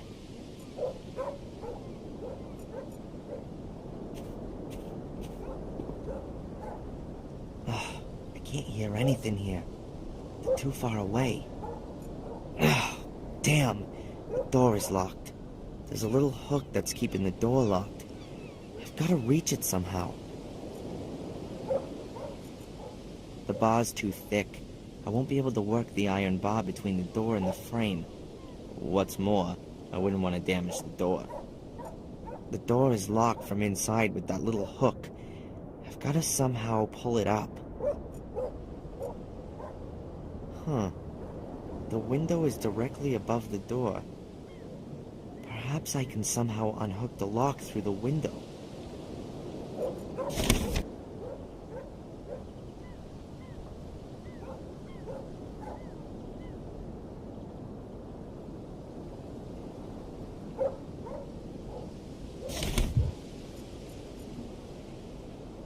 An ancient, rickety tool shed. This is where Fuller keeps the junk that he doesn't just throw somewhere in the yard. So, not much. A reel of fishing line. There seems to be a little still on it. Only the line, I'm afraid. No hook.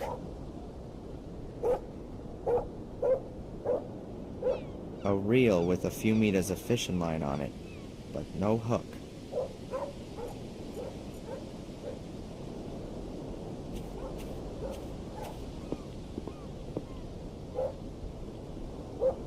I'm not gonna get anywhere with the fishing line on its own.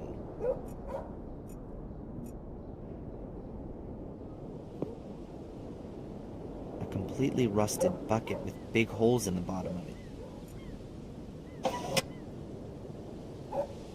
The handle's busted off. I'm gonna leave the bucket there. There really isn't much more I can do with it. The handle from a rusted bucket. Compared to the bucket, the handle still looks really sound.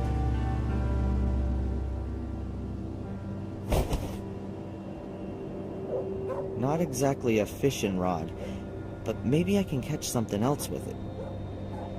I've tied the fishing line onto the bucket handle.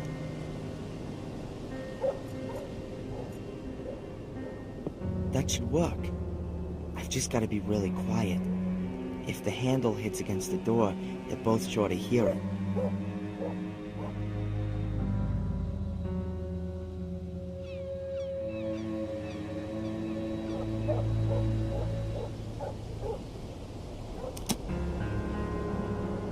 Done it. And they didn't notice anything. If Fuller always leaves this window open, then there's no point of him locking the door. Oh well, it's fine by me.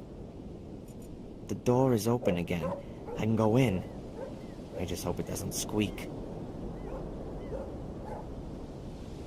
Yeah, Angelina. That might have been it. I wrote down the surname as well. For another $10, I might even remember where I put the note. Not necessary. I know her surname. And your assistant, what about him? What assistant? Oh, you mean Darren? That's my errand boy. He works here in the semester holidays. A good errand boy is worth a lot. What do you know about him? Why are you interested in him? You want to poach him from me? No problemo. For $100, I'll even write his notice straight away. What the hell? We'll say 50. Not interested. Do you know him well? What's with all the questions? His mother came in and asked if he could work here for a few weeks.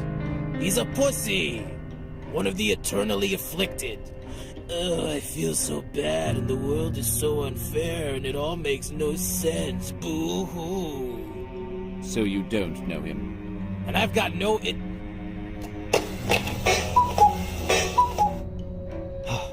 That was close.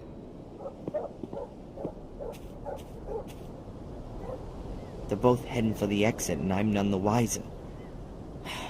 Who is this guy following, then? Me? Or Angelina? And why? I'm gonna ask Angelina about the man. She's British, and that guy's got a British accent. You never know, perhaps she knows him. But first, I've got unfinished business with Fuller. The back door to the store. Not exactly burglar-proof.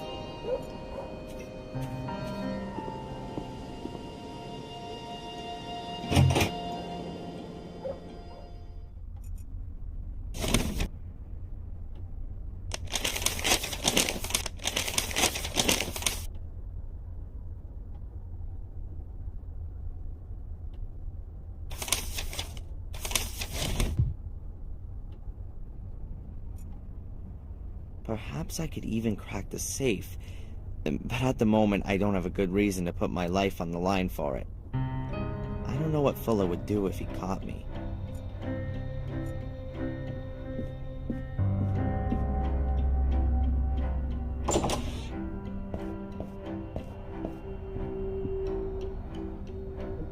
Hey, where's the big jellyfish?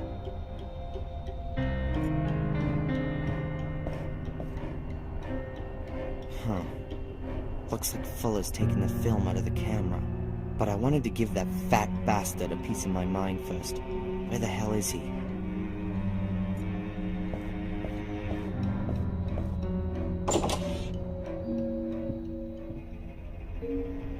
What the hell? A secret door hidden behind the photo backdrops.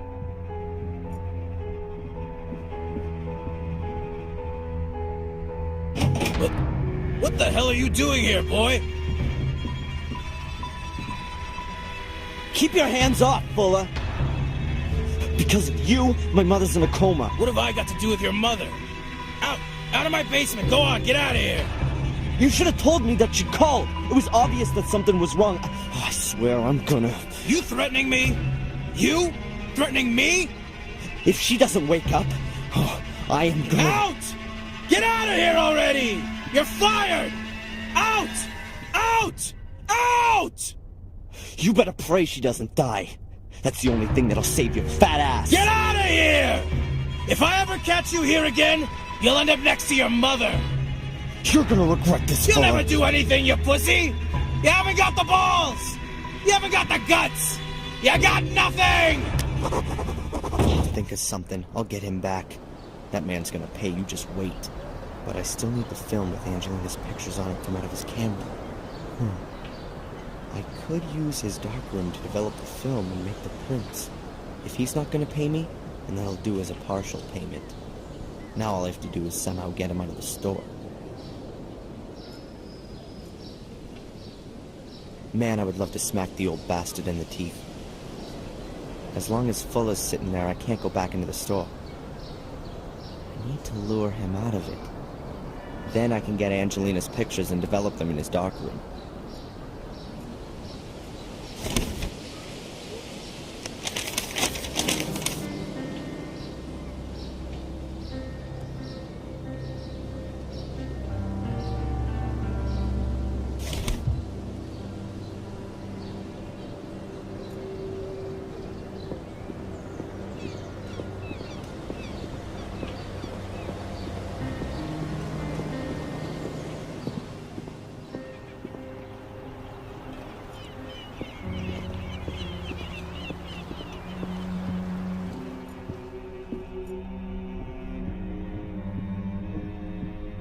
Hey, Rosie.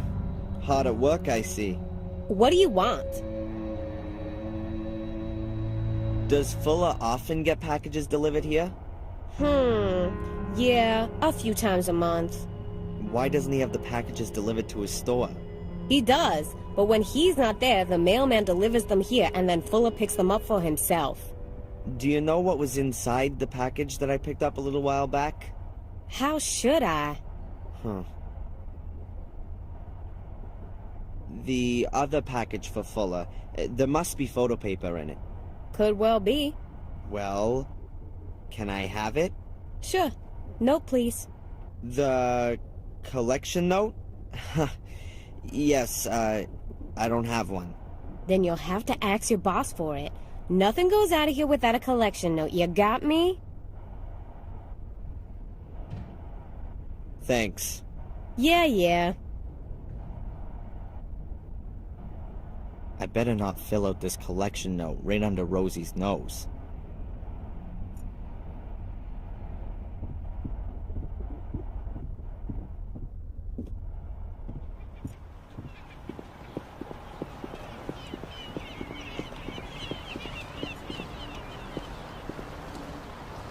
Over there's the shore, and the hotel where Angelina's staying. But I don't want to show up there before I got the photos. First of all, I need Angelina's photo prints. I'd be a joke turning up without them. Good.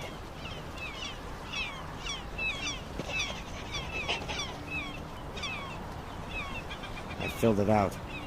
One package for Fuller at his address. I hope that does it.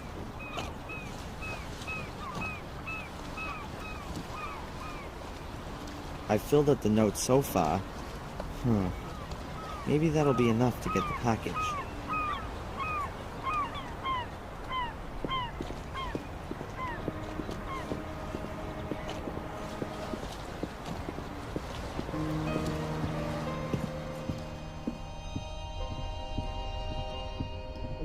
Hey, Rosie.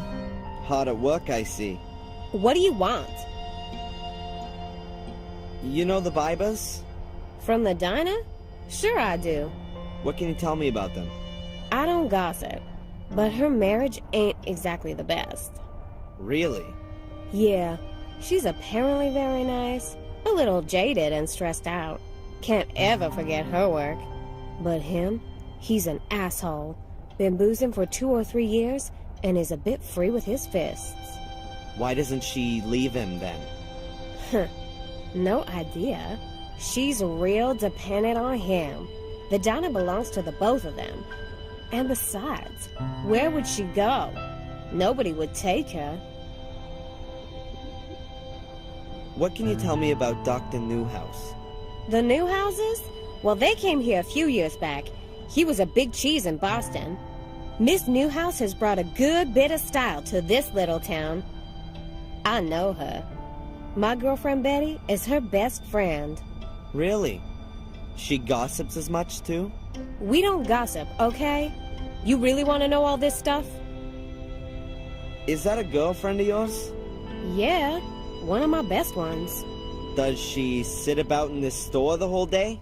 Excuse me? I wouldn't know what that would have to do with you. I just mean, has she got a job or not? She doesn't need one. Actually, her husband has plenty of dough. And even if he didn't, then she could easily earn good money working as a photo model. As a photo model, huh? That could maybe help me out some. Oh, really? Nothing. It's okay. I wanted to pick up Fuller's package with the photo paper. No, please. I can't accept that. Why not? It's not signed. Fuller has to sign the note? Stupid. The mailman, of course. Fuller should ask him tomorrow morning. He probably just forgot when he was posting the note through Fuller's door. It's not possible for me to wait till tomorrow. Thanks. Yeah. Hey, Rosie. Hard at work, I see. What do you want? Forget it. It's okay. Rosie won't accept the note without the mailman's signature on it. Huh. The bimbo reads fashion magazines. Why is she doing that here? Excuse me, ma'am. Oh, it's you, the hoodlum from this morning. Yeah, well, I was in a rush. An important job to do. No reason to be impolite. Of course not. I've noticed you're really into those fashion magazines. Are you a model? Me? No. You're joking. You must have at least thought about becoming a photo model. Actually, I have been approached. Oh, well, that goes without saying. You see, I work for a magazine from down south. Ladies in Chrome. I've never heard of it. It's the high society magazine in the South. The magazine for the top 10,000. I'm working on a piece about life and style in the far north. Really? How exciting. Maybe you have some recent photos. I'd love to show our readers what fine taste people up here in the north have. This is your stylish convertible, right? It is! And I'd be happy to be at your disposal for your story. But I don't have any photos. That shouldn't be any problem. There's an excellent photographer in town, isn't there? Fuller? You can't be serious. That savage would never be able to light me properly. Oh, so you don't know What don't I know? who Fuller really is? He's an internationally renowned star photographer from New Zealand. He's been living here incognito for a few years. He's working on his life's work. He's documenting normal folks' lives here in America. Of course, he's got to stay unrecognized to do that. That's... No, I can't believe that. I swear, in a few years, when he's finished his work, it'll be the photographic sensation of the decade. I can't believe it. Show me some of his pictures, then we'll see. Well, all right then. But don't run away. No way.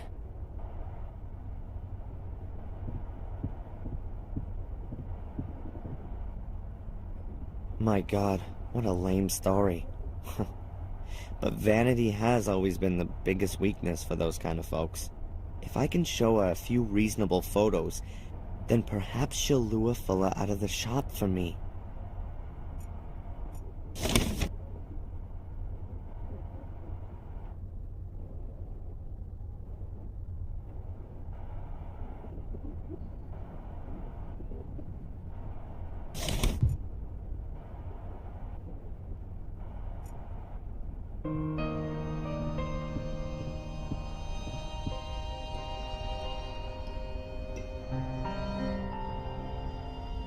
Look, I've got a few of Fuller's earlier works. Really? Show me. Which pictures are by him? Oh, that one there. Oh, and there too. Oh, and here's another one. Exactly. Yeah, that one here. They're really wonderful. It was all just for the money. In reality, he's an artist, you see. But the project here in Biddeford is his real passion. Living incognito amongst us common folks, working on his masterpiece. Can you imagine what an effort it must have been for such a cultivated and refined man like Fuller to play a primitive, stinking, sweaty asshole? That's true art. You should call him. He could photograph you in your car up on the cliff top. Now? Yeah. Well, unfortunately, I've got to hurry, my lady. I've got a deadline to meet in Dallas, you see. Oh, of course. I'll call from my car phone and arrange a photo shoot. Oh, excellent. Oh, but don't let him realize that you know his true identity. Who knows what that do to his artistic spirit. I understand. Thank you so much. Oh, no problem. Shall we meet here again this evening? Agreed.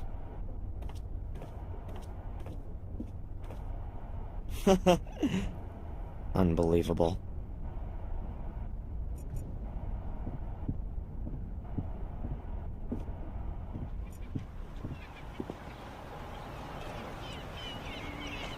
I've got absolutely no idea what the mailman's signature looks like.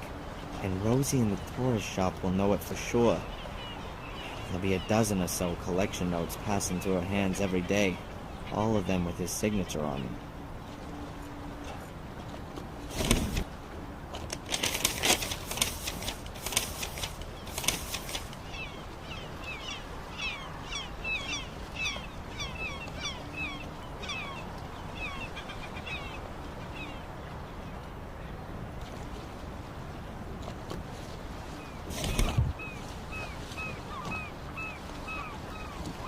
That's a postcard of Biddeford. It's very useful for getting from one part of town to the next. But I first want to see if Fuller has really left the store. I ought to go straight there.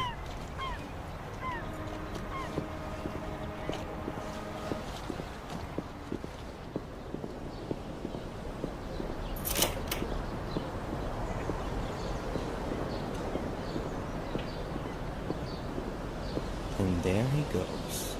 Now I ought to have a few hours to get Angelina's film and develop some pictures in the darkroom.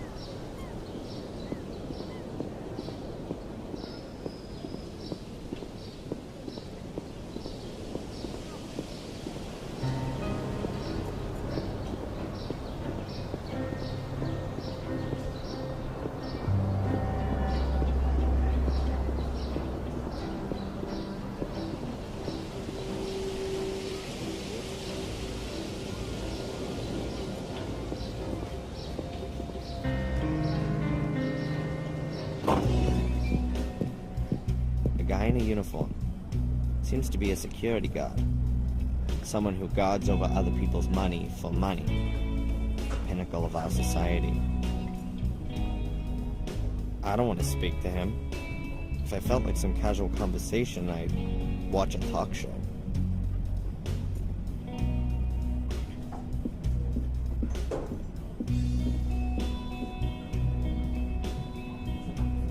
Psst, Mrs. Biber.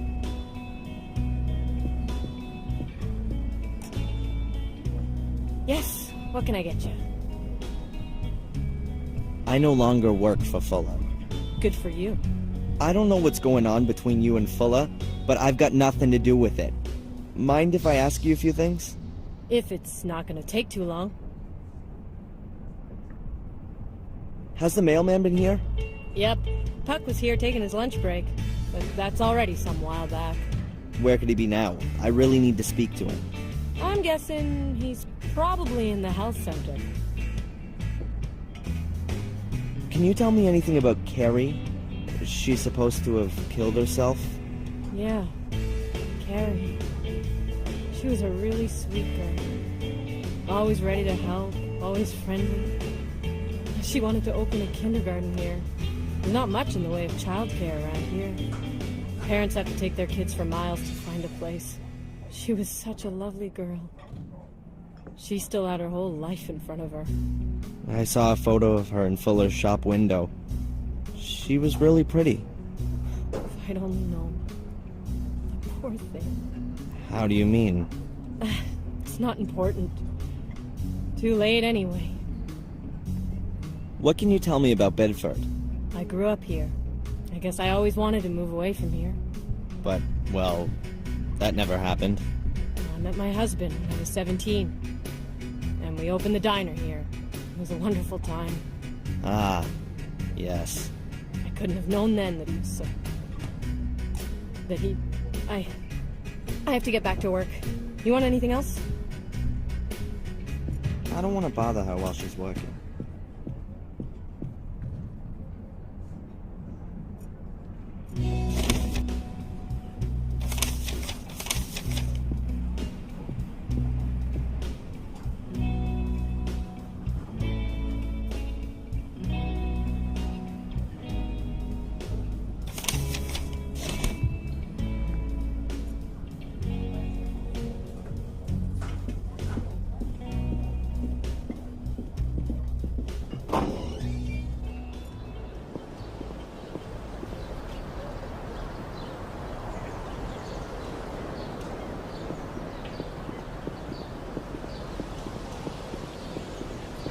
Mom toiled for years in order to buy this house, and now... it makes me sick.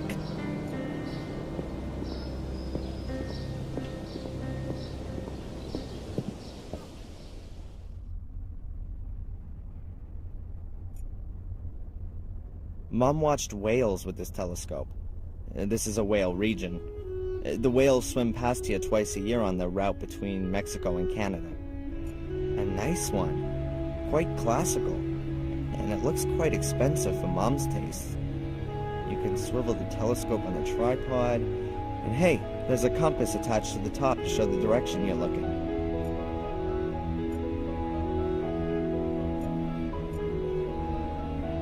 Mom's into music. That's one thing we have in common. Though our tastes are a little diverse. Mom's Beethoven doesn't mix that well with Nirvana or Pearl Jam. When I was a kid, we used to always argue about how long I was allowed to watch TV. I used to be able to sit in front of that thing for hours. Now you couldn't get wild horses to drag me in front of one. I can count myself lucky the damn thing didn't completely frazzle my brain.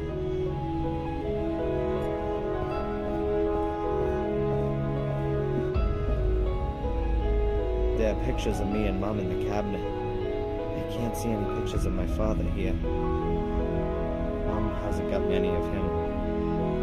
I guess the memory of his death is too painful for her. When I was a child, I always wanted to know who my father was. Mom told me about him and finally showed me some pictures. That was the only time I've ever seen pictures of him.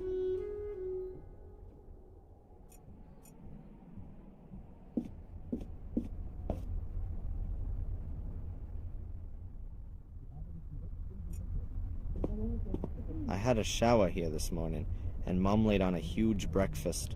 I ate some of it, for her sake. Back at uni, I usually don't eat anything in the morning.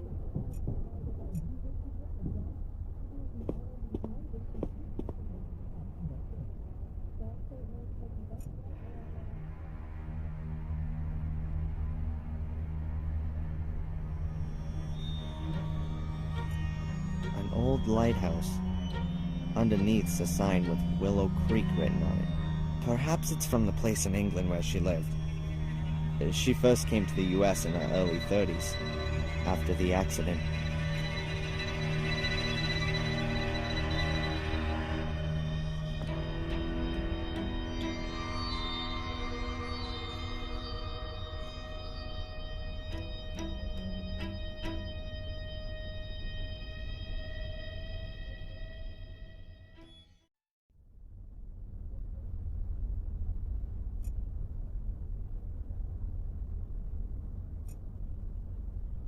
Mom likes thrillers and horror stories, mainly old stuff, Edgar Allan Poe and the like. Perhaps it has something to do with her time in England. She's often told me that she worked in a castle that could well have come straight out of one of these books.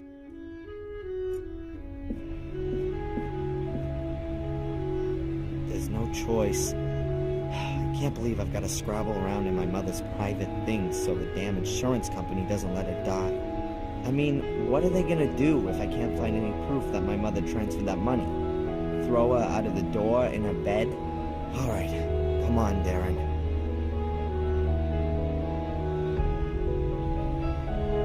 Damn, the bureau is locked. I think this puzzle here is the lock.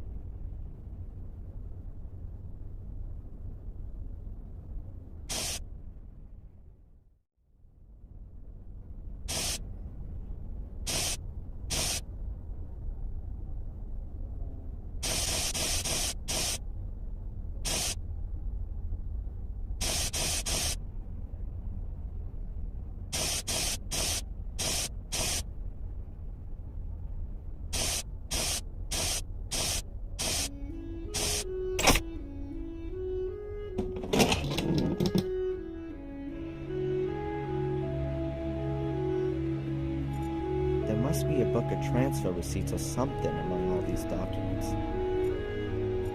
Pencils. Run-of-the-mill pencils. I'll leave that here. You always need a sharpener for pencils, and I can't see any here.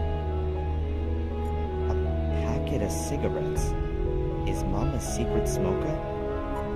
Oh, there's just playing cards in it. I'd have been surprised. A little wooden box. I've never seen it before. Ah, there's Mom's transfer book. That's what I was looking for. I'll take both.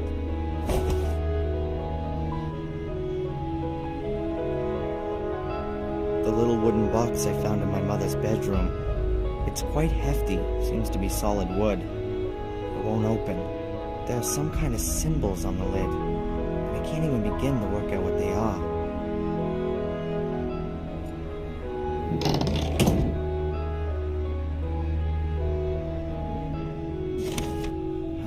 I don't know about all this kind of stuff.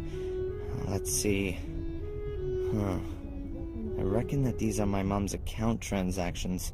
This is the rent, and here's 18 bucks, 45 to the phone company. Aha, and here's the transfer to the insurance company. That's from last month, so she has paid. Those guys need to kick up the butt. What's this? A letter? Dear Rebecca, I have received your letter and am pleased that you're well. Of course, I will furthermore send you the full amount. Your suggestion is well intended, and I wouldn't have expected anything else from you. But there's absolutely no question about your receiving any less, even if he has now left home. You have done a wonderful job, and it's now time that you did something for yourself. Enjoy your life in Maine. With love, C. Strange. The full amount. Even if he's out of the house now? What's that all about? Here's my mom receiving a fat payment from... a $1,500 transfer from a bank in England. BCW Bank, Willow Creek Branch. Willow Creek? That name's familiar. Mom used to live in England, but was it in this Willow Creek? And who is this C character? And why is he sending her money? Here it is again. And there! She seems to get the same amount every month. Seems to be practically her only source of income. I don't get it. She always told me she got a monthly injury compensation payment from insurance of the guy who caused the crash, which also killed my father. I definitely wasn't supposed to see that. Suppose it didn't really matter to me either. It's just that... It's just not like my mother to keep secrets from me. I'll ask her why she's lied to me as soon as she gets better.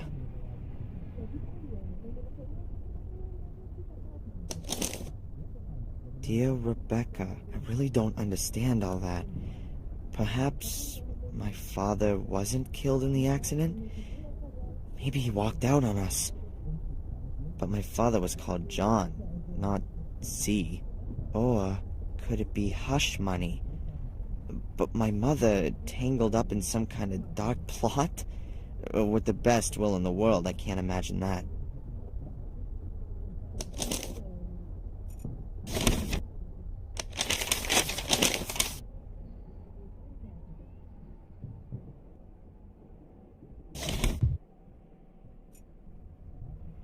I don't think I'll find anything else here. And I'm not really looking for anything else anyway.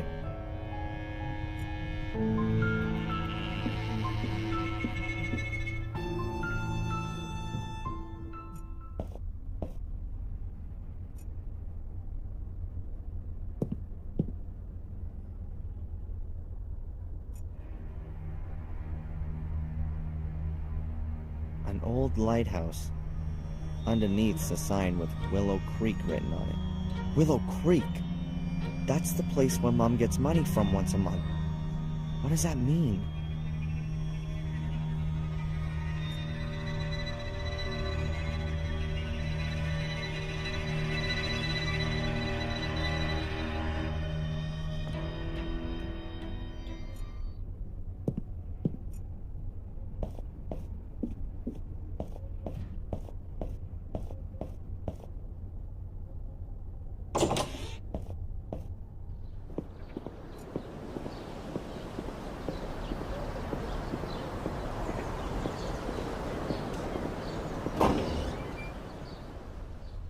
My mother's financial stuff. The insurance has been paid. There shouldn't be any problem with it. That's the information the nurse needs.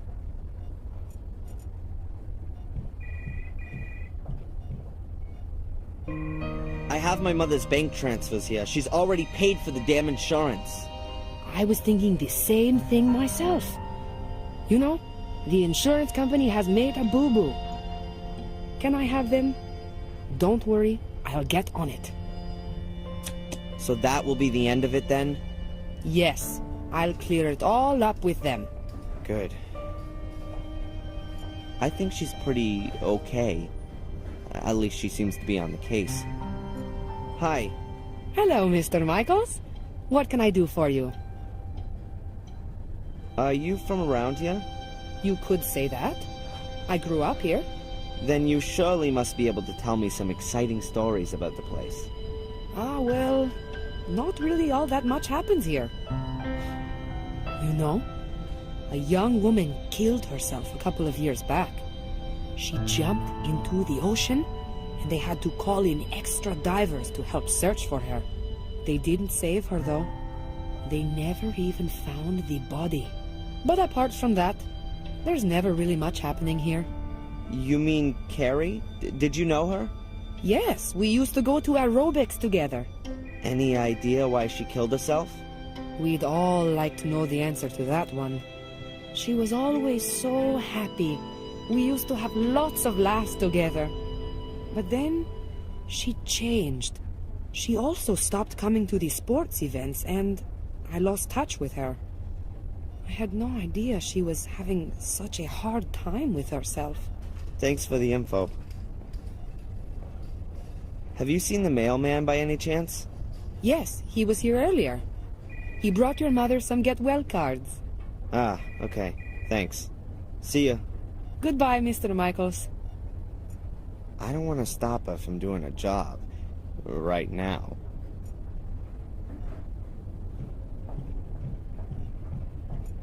That's the way to my mother's room. I can hear the beeping of the machines from here. Huh. The news of my mother's accident seems to have spread quickly. A couple of people have already sent flowers.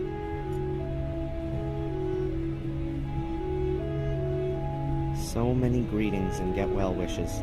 I think she's very active in the community. She's probably got a lot of new friends here. Lots of different people have sent my mother cards. This one's signed P. Puck. Wait a minute. That's the mailman. That's the card from the mailman. Get well soon. The Make Our Town Prettier committee still needs you. The mailman signed it. So now I've got a sample. I think I could forge his signature really well.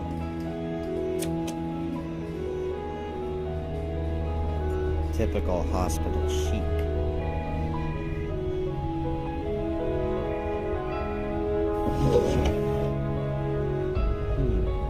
There's a little medicine bottle lying here. Perhaps it belonged to the patient who was here before my mother. Laxativa, a powerful laxative. Sounds useful.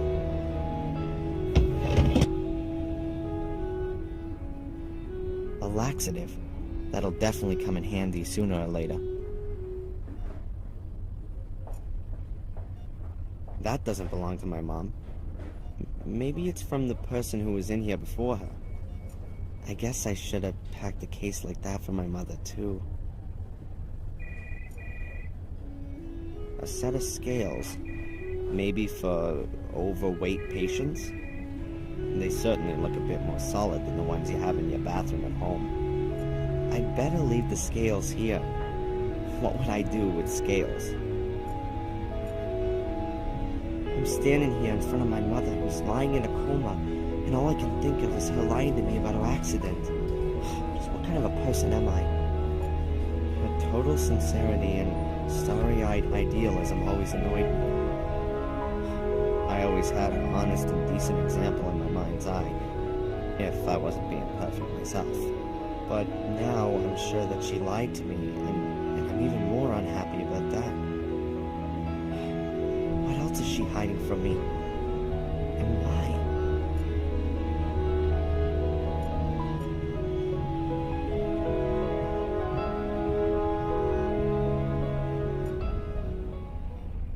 A soda machine chucks out various kinds of sugared water.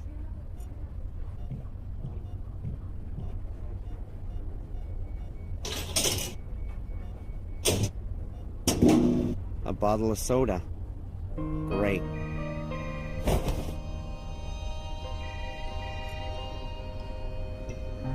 A bottle with a carbonated drink in it. I don't need much more.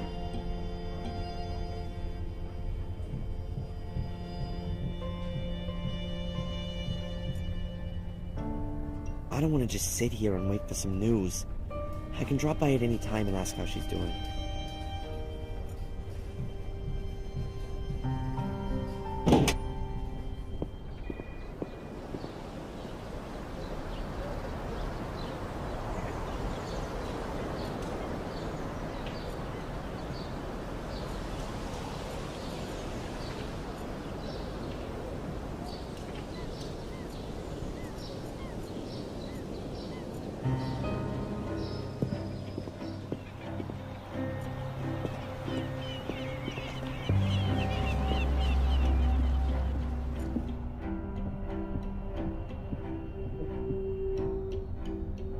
Hey, Rosie. Hard at work, I see. What do you want?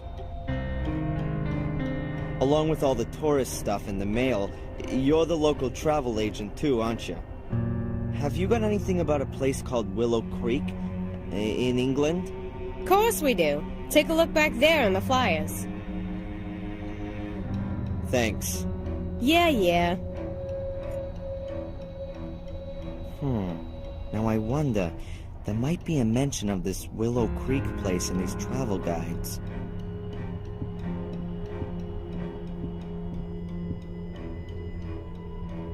Really? Willow Creek pops up in the index. Page 42, section Horror, Hauntings, and History.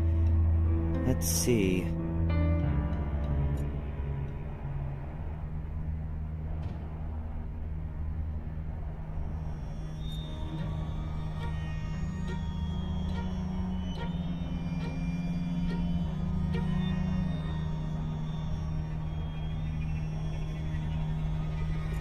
There it is. Only a small box. Willow Creek on the trail of the killer. Willow Creek on the trail of a killer. Fans of the macabre will certainly get their money's worth in Willow Creek, for in this sleepy little English town is where you can wander in the footsteps of Samuel Gordon, the Worcestershire Ripper, the scion of one of England's oldest families. The Gordon's castle lies close to the town, but is unfortunately not open for guided tours. Murdered 5 people in 1981. Among these was Victor Valley, who was just 12 years old. The Willow Creek Museum awaits the horror-friendly visitor with a permanent display relating to the murders, as well as guided tours from April through to October. Charming little town. And from this horror resort is where my mom gets her monthly payments. Wonderful. I don't want to read that again. The whatever Shire Ripper. 5 dead. Guided tours through the pools of blood. Ugh. Not interested. A card for my mother from Puck, the mailman. He signed the card, too. Rosie would definitely see if I forged the signature here.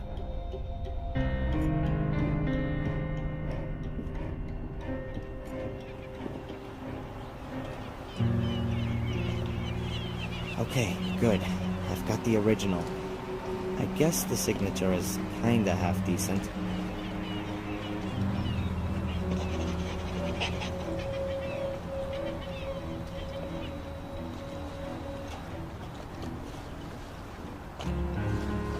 The note's filled out, and it's got the mailman's signature on it.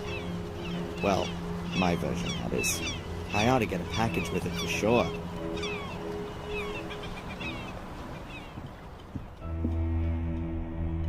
The note's completely filled out. I sure hope Rosie falls for it.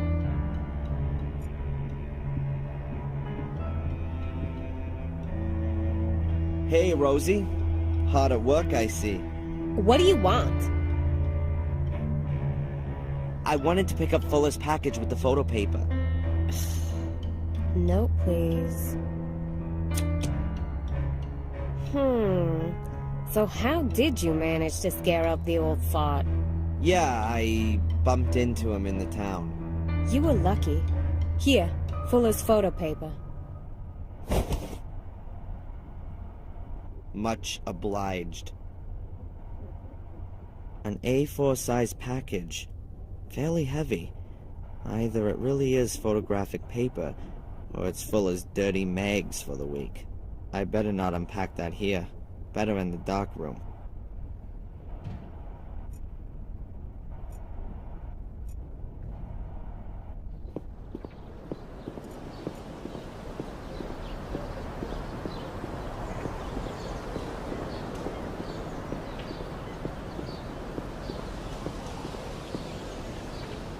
There's a notice hanging on the door. Back soon. Locked. But I bet that Fuller hasn't checked the back door.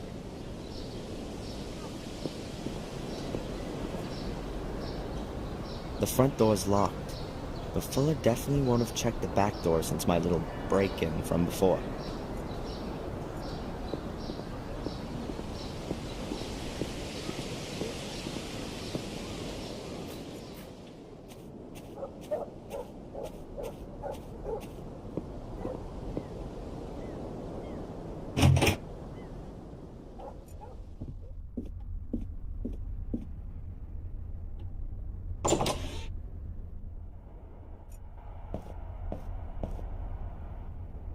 That's just the tripod. Of course, Fuller took his camera with him to the photo shoot with that bimbo. I just hope he left the film here. If he did, it might be in the safe in his office.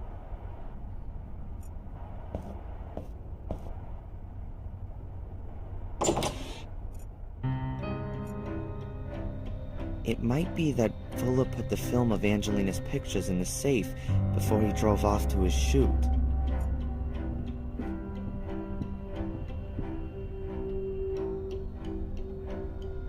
The safe is locked. Of course, even Fuller worked out what a safe is for. This thing's not called a safe for nothing.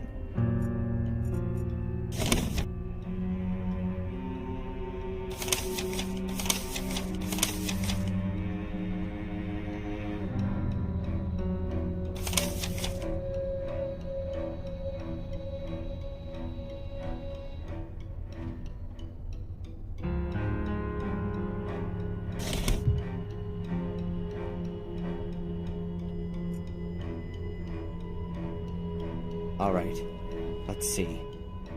Okay, I know I need to enter 5 numbers. I should be able to hear if the lock clicks into place with the stethoscope. When it does, then you need to turn it in the other direction afterwards. But I need to get a move on. Fuller's had a clock built into it, so there's a time limit.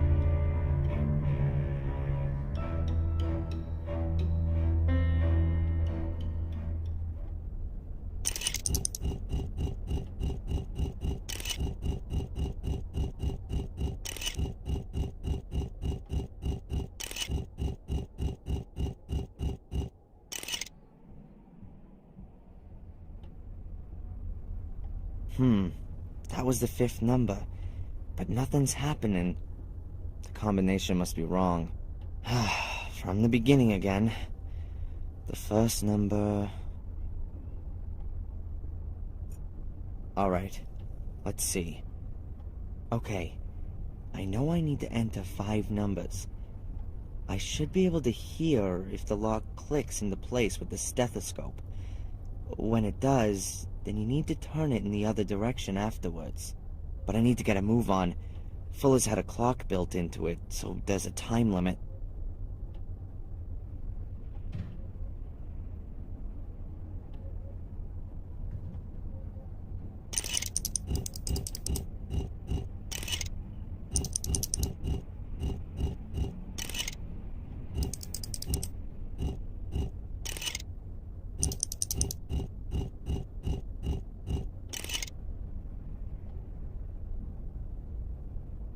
Hey, that sounds good.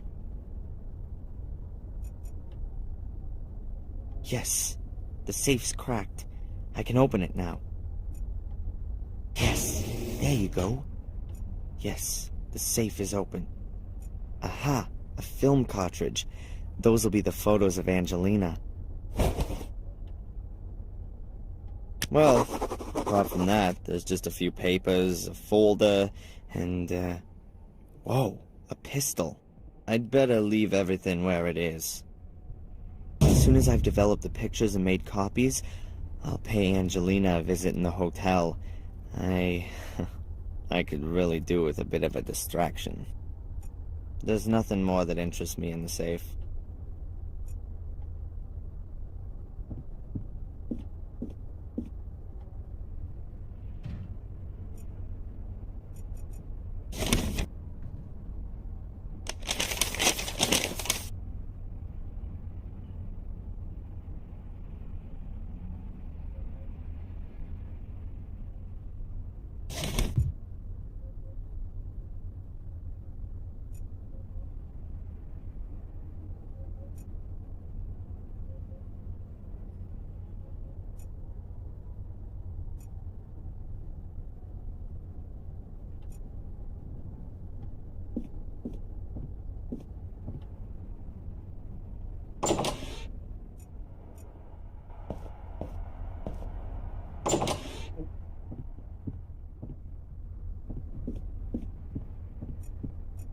The screen is fixed firmly to the wall.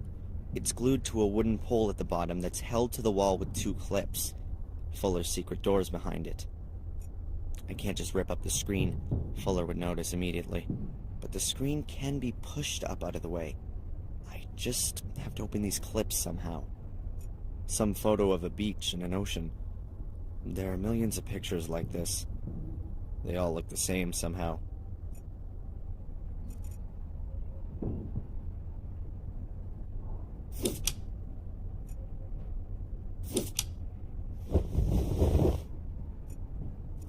That's a castle somewhere in Europe. Disney used it as the model for his Cinderella castle.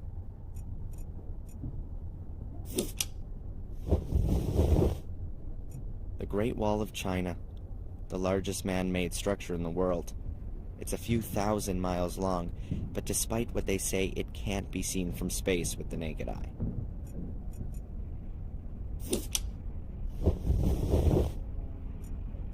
Monument Valley in Utah. Obviously the Wild West ever since John Ford made those films of his. Now, where's John Wayne riding his stallion into the sunset?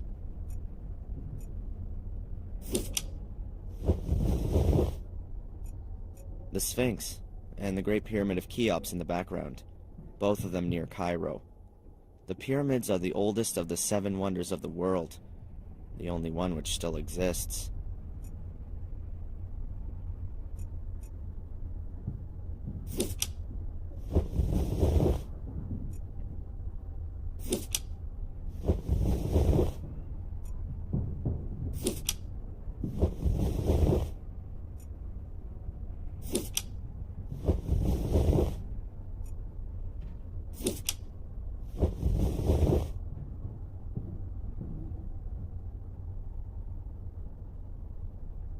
That's got it. The clips are off and the screen's gone up. A heavy metal door. You can see quite clearly that it's been set into the wall at some later date. I have to ask myself just what Fuller's hiding behind there. It can't be anything good. No chance. There's nothing moving here. I guess I have to type in the correct number into the numeric pad. No, it has to be some kind of mechanism, not a secret stash place. If I used a crowbar on it, I'd only wreck it. This place in the floor has definitely got something to do with Fuller's secret door. But right now I've got more important things to do than snoop around after Fuller.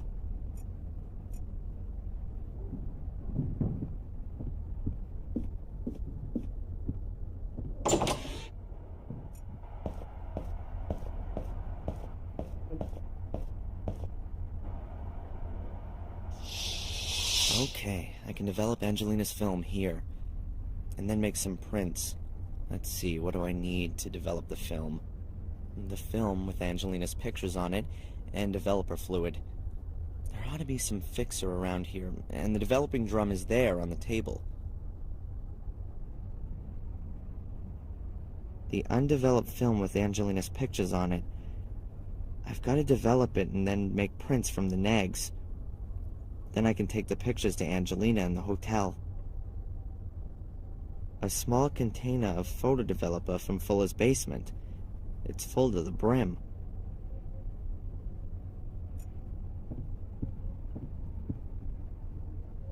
The undeveloped film is placed in this container. Then the developer fluid is added, and after a short while, the film is developed. I'd better leave it here. I can't do much with it outside the darkroom anyway.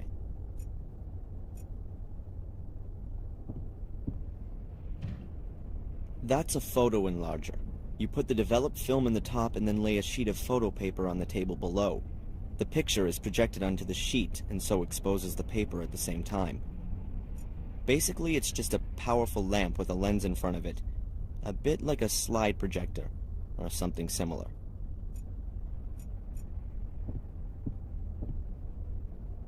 A flat dish about A3 size. If you're making photo prints in it, you have to have diluted developer in it.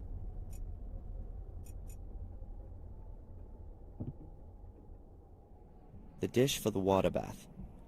After the picture becomes visible in the developer bath, the development process is stopped in the water bath. That's the dish for the stop bath. You can only put distilled water in it.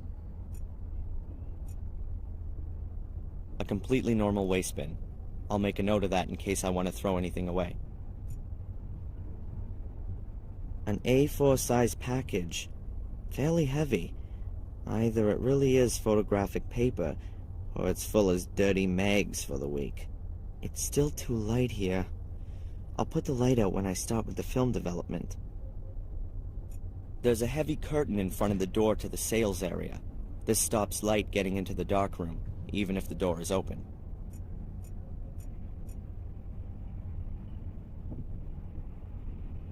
A small bottle of photographic fixer.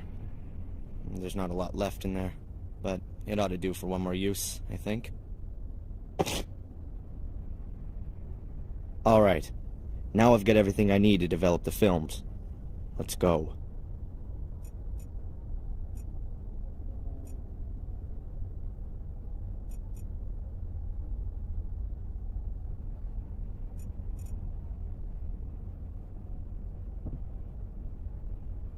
First, I have to develop the film before I can fix it. First of all, light off.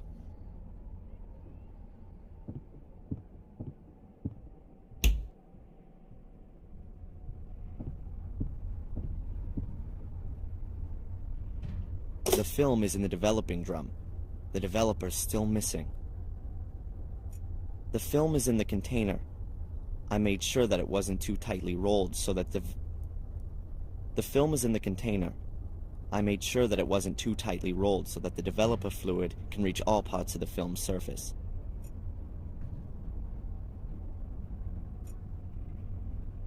Good. Now the developer is oxidizing. It gives off electrons, which are then picked up by the silver ions in the light-sensitive layer of the film. The more light that falls on a location, the stronger the reaction, and so the place then turns darker.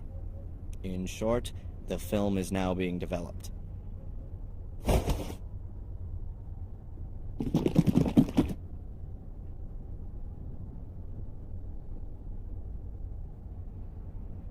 Okay, I guess the film has to be developed now.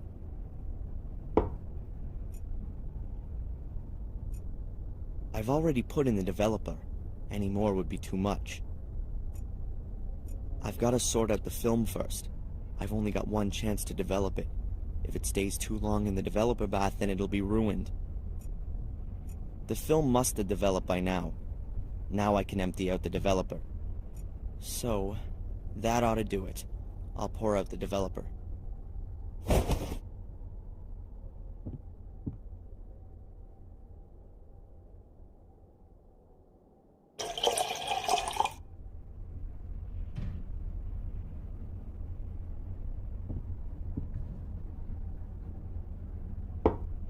Now the fixer's gotta go in to stop the film from keeping on developing.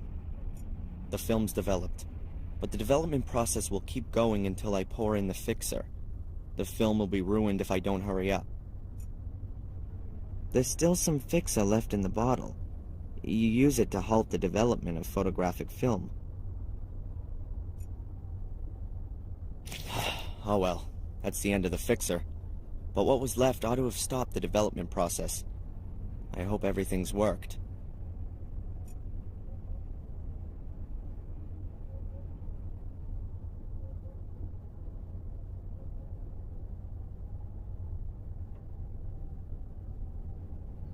So far, so good. The film's developed. That's the first step. Now I have to make the prints. Let's see. I need photo paper and an enlarger. That's over there. Then I need developer. Oh, there's still enough in the bottle. Then I'm also going to need distilled water.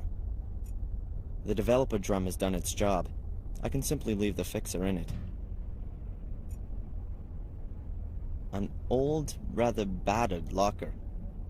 Water and all sorts of other liquids have splashed on its door and left their mark.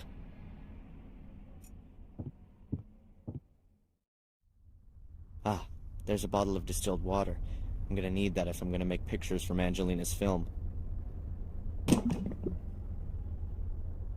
Good. Now I've got everything I need to make prints of the photos.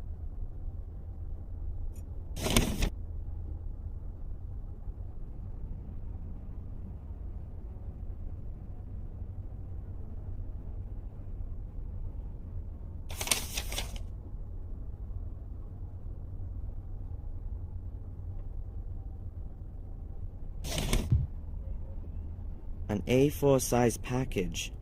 Fairly heavy. Either it really is photographic paper, or it's full as dirty mags for the week.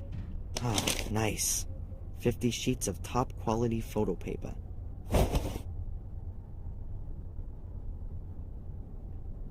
I can unpack the paper here under the red light. The paper has to be laid under the enlarger sheet by sheet, and then only exposed there.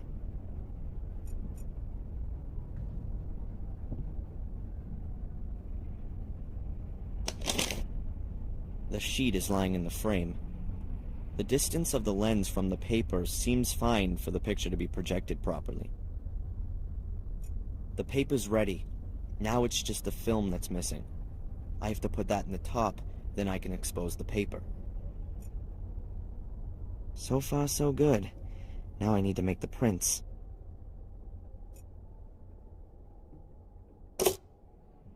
The film has been put in.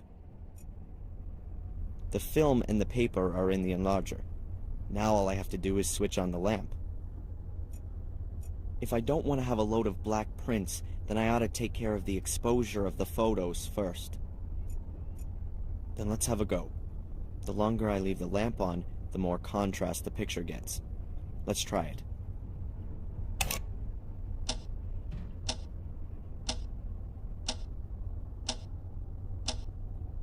Maybe the pictures had enough exposure.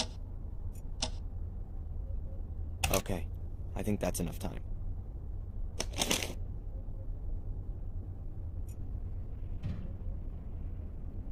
The sheet's been exposed. No idea if the exposure time's good or not. I'm only gonna know that once I develop the picture. I think I should see how the other photo has turned out first, or I'll chuck it straight in the trash. I at least don't want to be messing around with several exposed but not yet developed pictures at the same time. The exposed picture has to be developed first, then it goes into the water bath afterwards.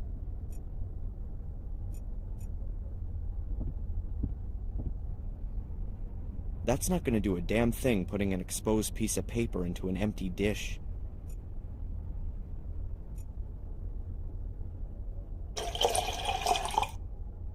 That's enough. The developer also has to be diluted. So far, the dish has only got developer in it. The developer still has to be diluted. It's much too concentrated for the prints as it is. The developer first has to be diluted. It's much too aggressive like that.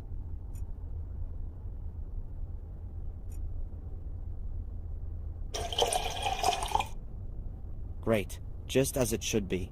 A dish with about half an inch of diluted developer. No, the mix is good as it stands. No, the dilution's fine. A bath of diluted developer. I have to lay the exposed paper in the bath until the picture becomes visible. The longer I leave the picture in the developer, the darker it'll get.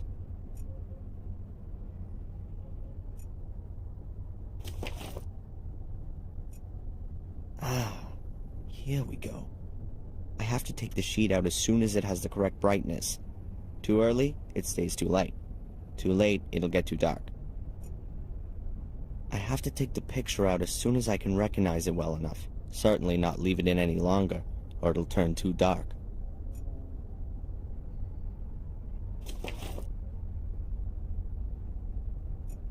The photo's exposed and developed.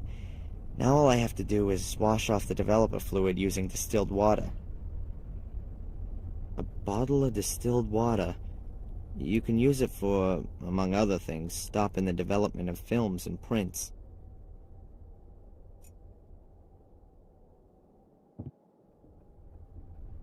The photo has to go into the distilled water as quickly as possible. The dish here is empty.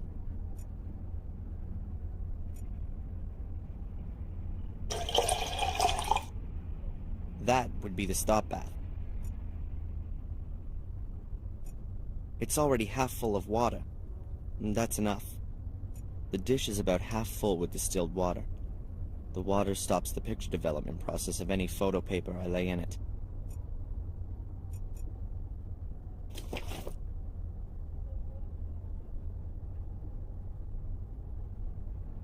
The picture's got too much contrast and is too dark.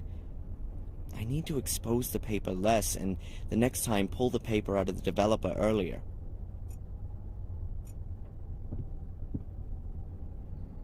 I could turn the lamp on now, but that's not going to do too much if there isn't any paper below the lens.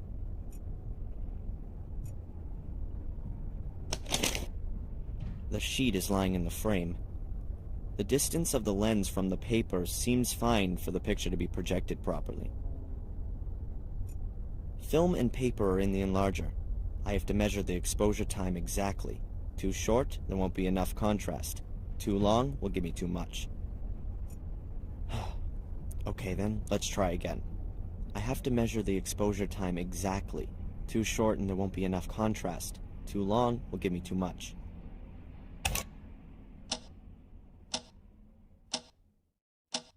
Okay, I think that's enough time.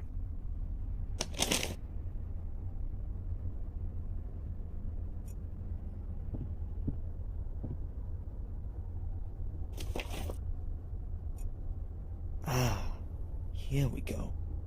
I have to take the sheet out as soon as it has the correct brightness. Too early, it stays too light. Too late, it'll get too dark.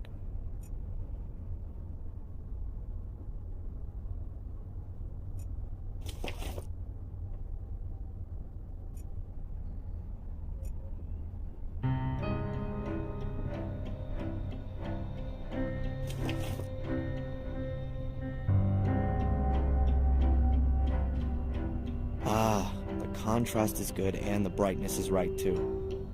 But the picture itself is garbage. I can't do much about that. Maybe some of the other pictures are better. Well, at least the exposure and development times seem to be right. I'll try it again.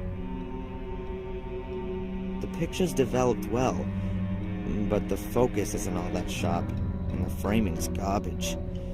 There's not all that much you can do in the development process when the guy who took the shot was a dork.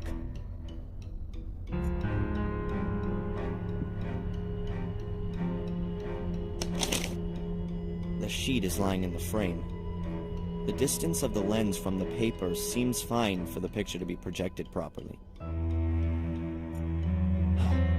Okay then, let's try again. I have to measure the exposure time exactly.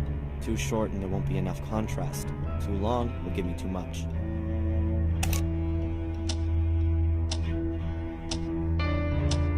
Okay, I think that's enough time.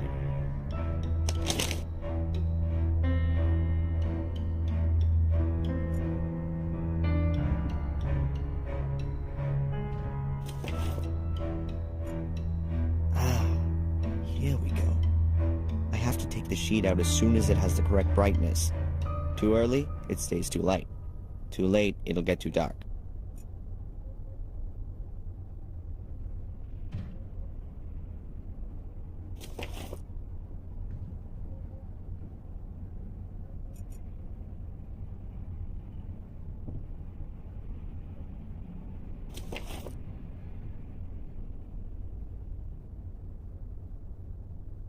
Yes! I've really got it now. Brightness and contrast are correct. If Fuller only had any idea about photography, then maybe even the picture would be good too. Maybe the next one. This could well take some time. 36 pictures and not one of them actually any good. How can a guy take a beautiful woman like Angelina and then photograph her so badly? But I can't do much about that. The pics have been snapped and I gotta take them to her at the hotel. At least I get to see her again. And it's also not my fault that the pictures are bad. What the?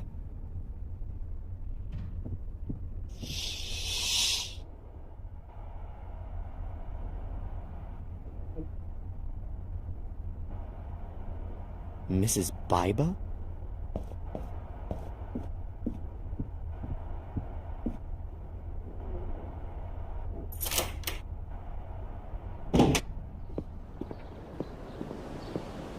Can I help you, Mrs. Biba? Oh. What are you doing here? I thought you quit. Yes. Yes, I have. I'm just picking up my stuff. Oh, right. Was Fuller there? No, not at the moment. Then, can you give him this? Give it to him personally. As soon as he gets back. I gotta go.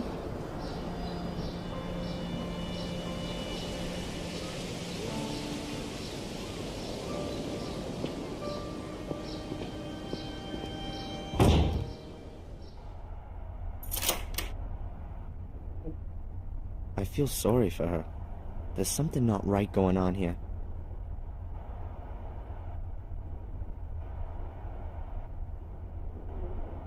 Could it help me get one over on Fuller? Huh. But I can't put Mrs. Biba in danger. She gives the impression she can't take much more. If I could secretly open the envelope, then I could look at what's inside and put the envelope in the mailbox later. That would keep Mrs. Biba out of trouble. But how can I open the envelope and close it again without Fuller noticing? If I just walk out without locking the door, Fuller will realize I was here, and I can only lock it from inside. I'd better go out the back.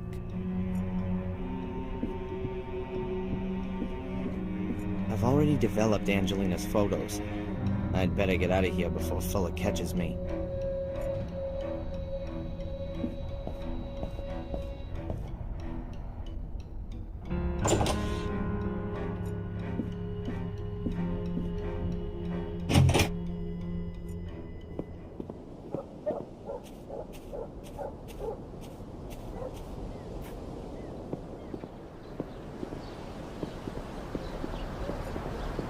I can see into Fuller's store through the glass.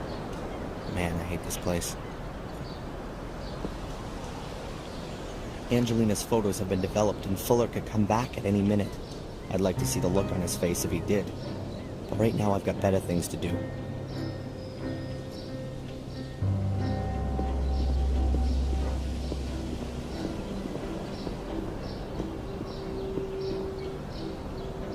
An unbelievable mess of old guns and swords, uniforms, ships' bells, radios. As long as it's old, it's sold here.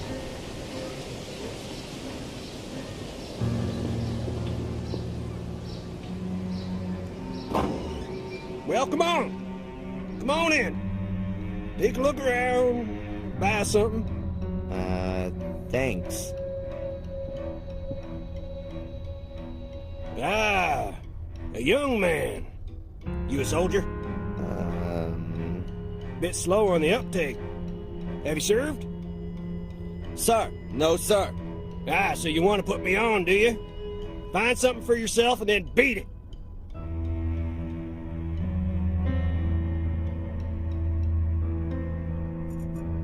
The junk shop owner. He appears to be blind. Maybe he's just putting it on. That would fit with the cliché.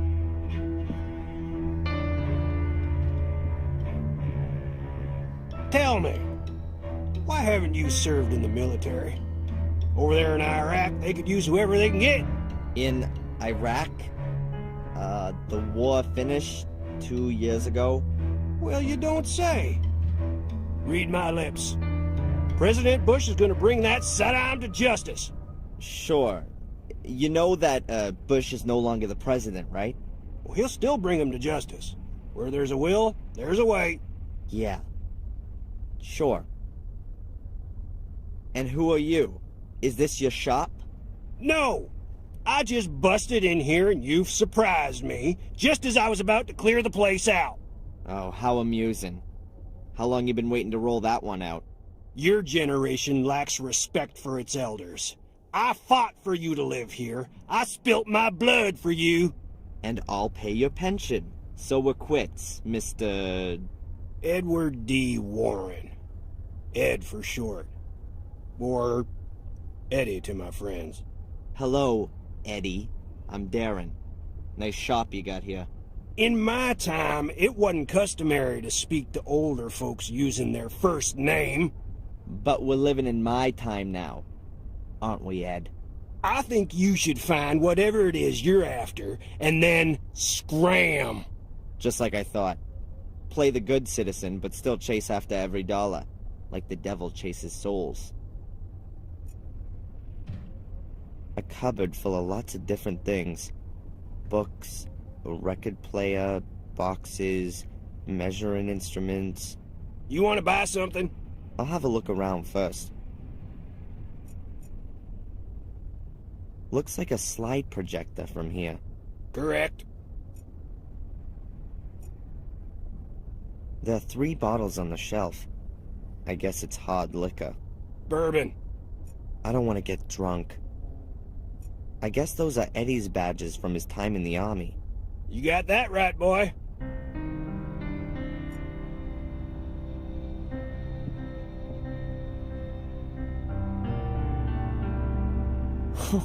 They look like bazookas. Hopefully they're just replicas. I hope not. I prefer my Star Wars figures. Is Lucas ever gonna make the 4th part? Yep, it's famous. I've seen this picture hundreds of times before. Shelves of useless junk. If you're just gonna bitch, then get lost. An old radio. Looks like a piece of pro equipment. Are you a radio hobbyist? Radio hobbyist? You mean one of those idiots who thinks it's Nito Mosquito when they have another idiot on the air who only lives 2 blocks away? I was a wireless operator with the Hells Devils, 8th Infantry Regiment of the 4th U.S. Infantry Division. I was there in North Africa, and in Sicily, then in Normandy on Utah Beach. I was wounded on the Rhine. That was my eyes. And I got a Purple Heart for it all. And so, are you still a radio guy or not? I'm keeping the tradition alive. I talk to old buddies real regular. Can reach him anywhere.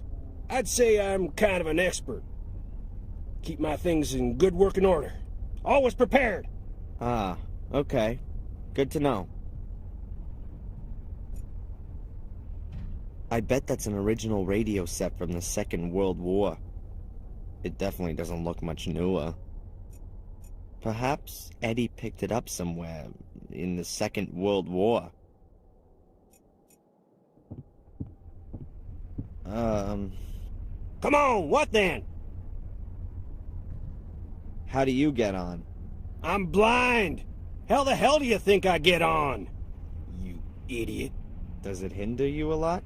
Well, sometimes. If I need to look something up. Looky here. I'm supposed to figure out what this coin's worth, and I got no idea. It's a rare piece, but it's pretty worn out. Can I help you with it? Oh, sure, kid. If you think I'll fall for that, I give you the coin, you run out the door like a punk. I ain't stupid. Yeah. Do you know Fuller? That idiot next door? Sure I do. Can never choose your neighbors, can you? You don't seem to like him. That guy hasn't done one damn decent thing in his life. Lazy bastard just sits around in his store, has his mommy wipe his ass for him, and lets the place fall apart down around his ears. Heed my words. He represents everything that's wrong with this country. You got that right. From World War II, everything's just been downhill, yeah? Pity we haven't got any decent wars still going on. They've even ditched the draft. Go ahead. You just make fun of it all, boy. A good licking or a couple of tours in Vietnam, that wouldn't be such a... What do you mean, such a? Nothing. The guy's a pig. There's something not right about him. He's hiding something, I'm telling you.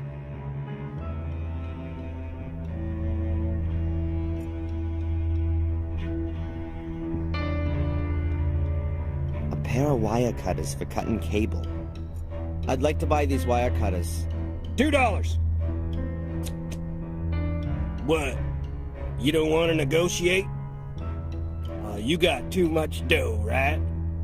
You got it coming out of your ears. Never worked a hard day in your life, and you got no idea on the value of $1, I bet. $2 is $2. In your time, it might have been a meal out and a movie for two.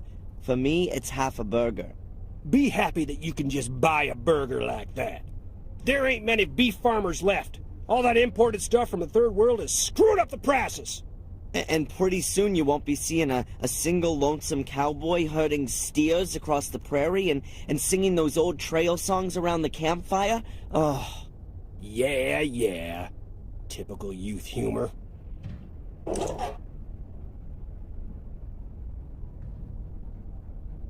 A pair of wire cutters. Pretty heavy duty. Not the latest model, but I'd say they'll do the job.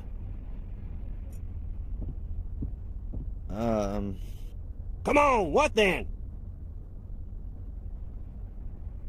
How you getting on with the coin? You got nothing better to do than annoying me? If I find out the price of the coin for you, will you stop behaving like an ass? Can't promise. Show it to me. You can keep it in your hand. A woman's profile.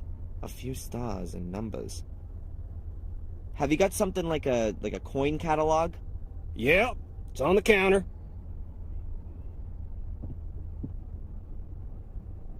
Oh, boy.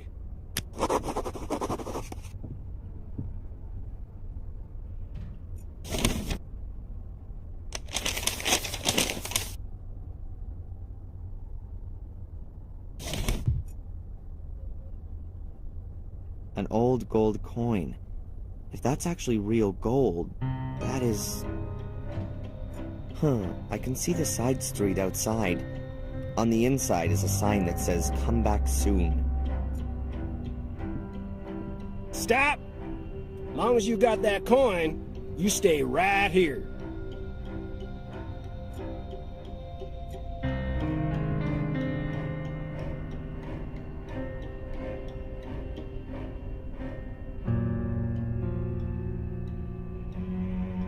That's a flowing hair scent, wreath reverse, from 1793. $2,400. Not bad. $2,400. I'll offer him $800. The seller's an idiot. Thanks. I owe you one.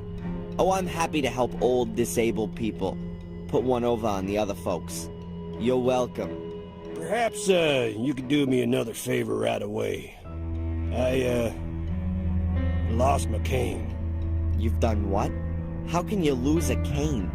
Not how you think. I was playing poker and, had a slam dunk hand. But how could I know that that idiot from the hotel had a straight flush? You bet your cane and lost. Yeah. Who's got it now? The owner of the Wild Coast Hotel. Alright then. I gotta pass by there anyway, so I'll ask him. Thanks. You know, maybe you ain't so much of an idiot as I thought.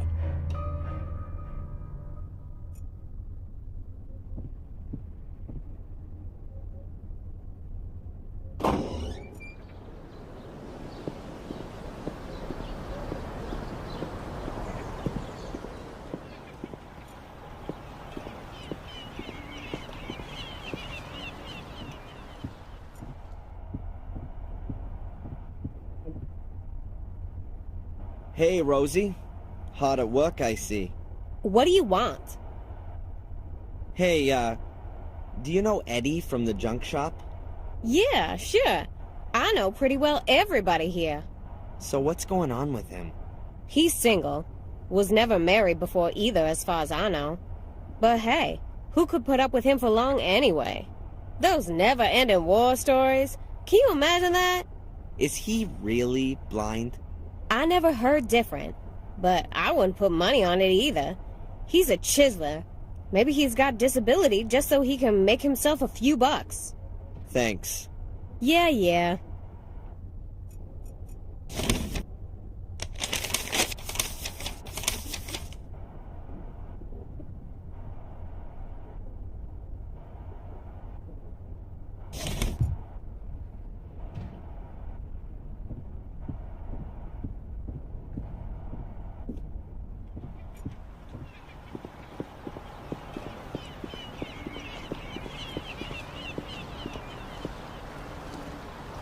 Back there's where the harbor ends and the coast begins. Over there is the hotel where Angelina's been staying.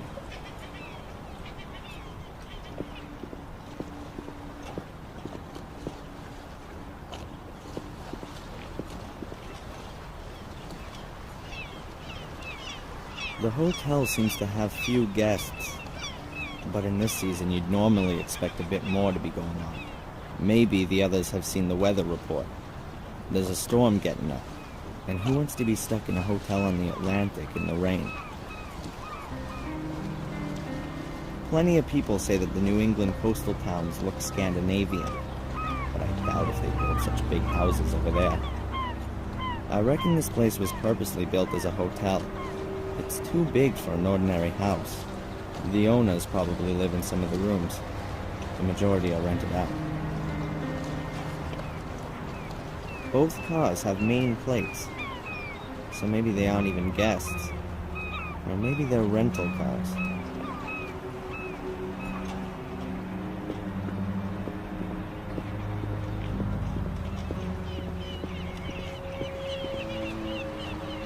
The back room seems to be an office. Desks, files. Everything looks really clean and tidy. Obviously a bit square. But well cared for sure. I don't really like to climb into other people's houses. Well, not without a good reason.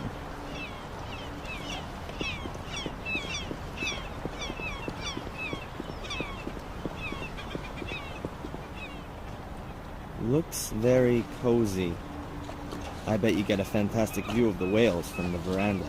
But you know, That reminds me of my favorite film, Whales of August. That genius, Vincent Price.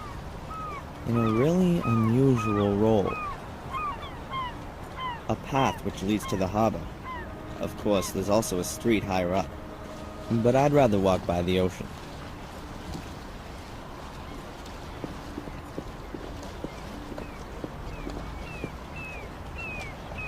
It's not exactly like the Florida or Californian beaches. The water here is way too cold to swim in it for long. I'm not climbing down there without a good reason.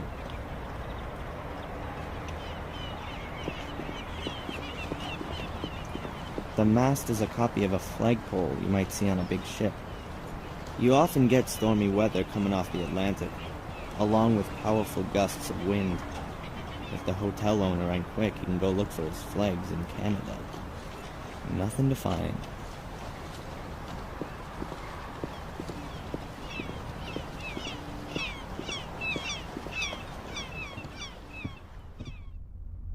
That way goes out to the ocean. I can't see anything special about the door. Plants. I know as much about plants as I do about cars, and that's not very much at all. There's nothing in the pot apart from the plant. Nothing between the leaves. There are a few magazines lying around here. Recommendations for trips, tourist information. Nothing of interest to me. There are pictures of ships everywhere. Either the hotel owner has a real maritime interest or thinks that his guests want to see that kind of thing. He owns the hotel.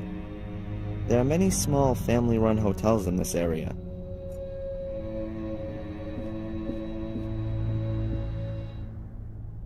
Excuse me. Yes, please? I've heard that you have poker games here every now and again. Could I maybe sit in on a game? I ask you, please. This is a respectable hotel. We don't condone illegal gambling. Does the hotel belong to you? It sure does. My grandfather built it, and I've been running it for the past 15 years. Do you live here with your family? It's like this. The guests value the quiet family atmosphere here. It really is something quite special to stay in a small, family-run hotel. I can't bear those awful tower block hotels in the holiday resorts. And at some point your children will take over the running of it? Yes, I hope so. My daughter's studying to be a hotelier in Switzerland. I only hope that our hotel here doesn't end up being too small and provincial for her. My son, he's got rather different interests. What's he doing then? Now, he's a musician. Really? Yes. He even thinks he can make a living out of it. Some people live very nicely from it. What does he play? He plays an electric bass in a band. I think it's called punk rock. And you're worried about that? You know my mother? Rebecca Michaels? Rebecca? Well, of course! We sit together on the tourist board. Your son? How is she? Not good, I'm afraid. She's lying in the hospital. She had a fall. Oh, my dear boy, I'll let my wife know right away. We'll send her a card. Well, if you like. So what are you doing here, then? Shouldn't you be with your mother? I'm gonna go see her again later. Well, please, give her our best wishes. Yes, of course. I'd like to get back into playing poker. I'd be interested in a blind man's white cane as a bet. Yes, nice. We sometimes play a little game or two of poker here, but nothing public, quite private. Never for high stakes. Wouldn't you say that for a blind man, a white cane would be quite a high stake? He wanted to bet with it. You know what? I think I'll inform the police about your game. I mean, that can't be right now, can it? You can't take a cane away from a blind man. Well, go ahead and call the cops. I've got nothing to hide. I won the cane fair and square. You can ask the other players. If you say so.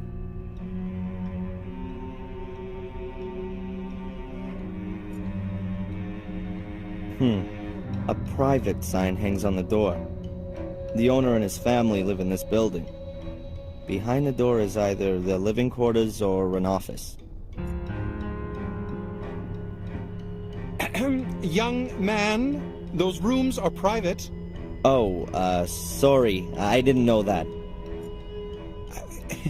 Like I already said, those are private rooms. You would know that if you read the very informative sign on the door. Oh, that's right. I forgot. Hey, are you stupid or something? Those are private rooms. You've got no reason to be in there. I don't know myself. It's as if someone is forcing me to try it again and again.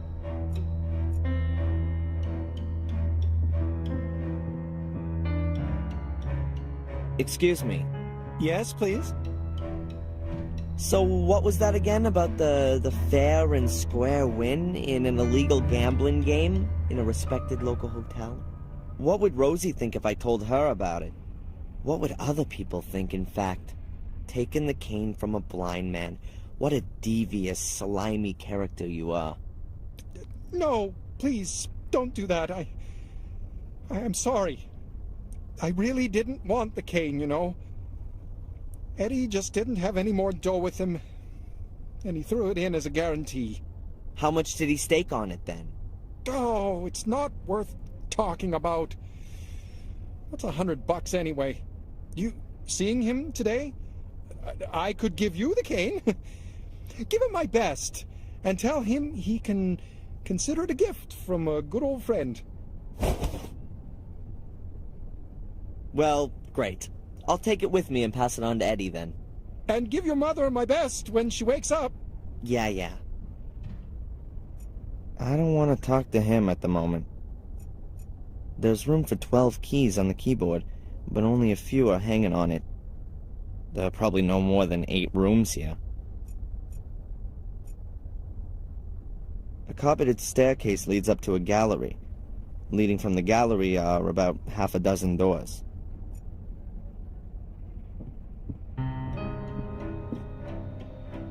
I should be looking after my mother or beating the crap out of Fuller's fat face. But instead, I'm standing here with a stomach full of butterflies. I don't know what it is about her, but man, I got it bad. All right, let's go. Come in.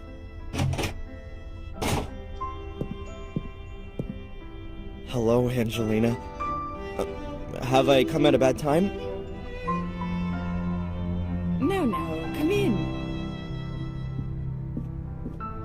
I've got the pictures with me. Here.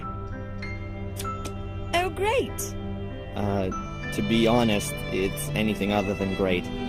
The wrong lighting, pathetic composition.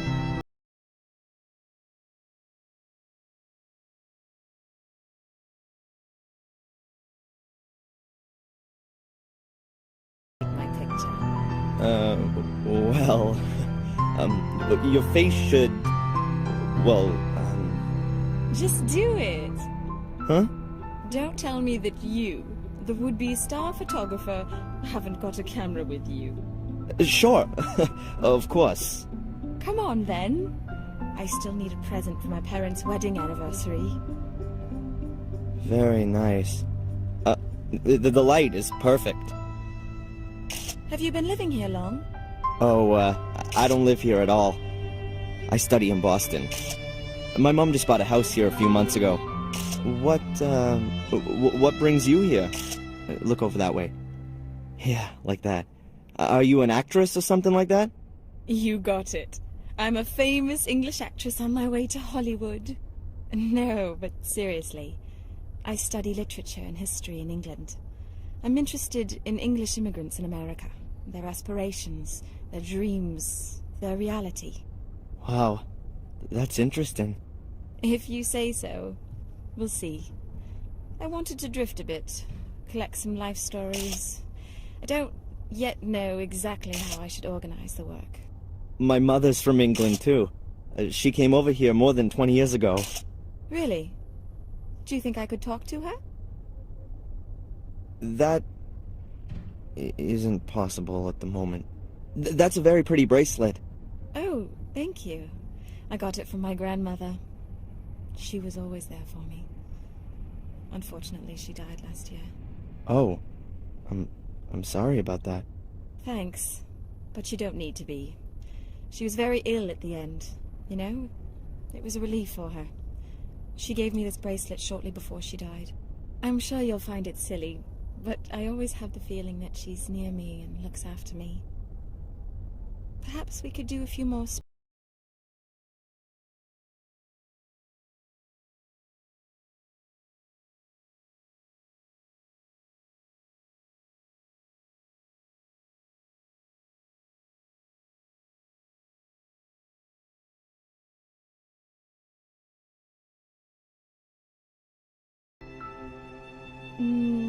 I thought maybe like this. Or like this. Or like this.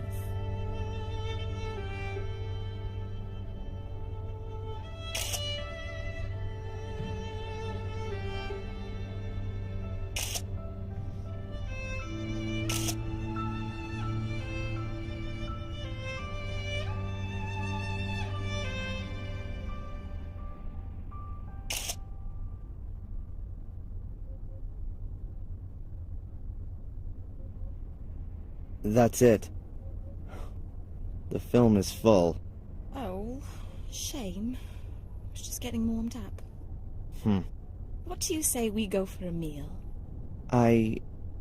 Actually, I'm not hungry yet, but... Tonight. In the diner. I'll pay. In return for the photos, okay?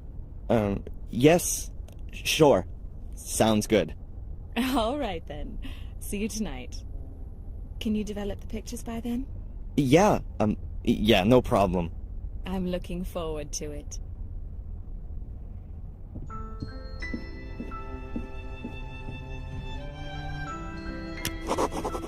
Jeez. That was certainly something. Yes, Miss Angelina Morgan has a room here. Would you like to leave her a message, or would you like to go out? How many nights has she booked? Damn, no more pictures on the film. I'm sorry, sir, but you'll have to ask Miss Morgan herself. I can't. All right. Brown comb-back hair, long straight nose, eyes close together. Which room is she in, then? I'll inform her that you're here. Mr... That won't be necessary. I'll come back later. Thin lips, sallow skin, angular face, pointed chin. But please, don't tell her I was here. It's supposed to be a surprise.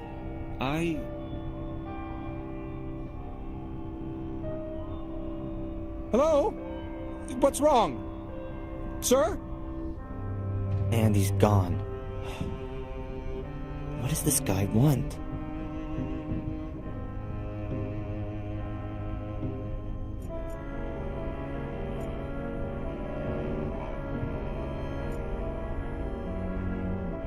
There are pictures of Angelina on the film and the camera. I still have to develop it. I'm sure that they'll have been good. We have a date later.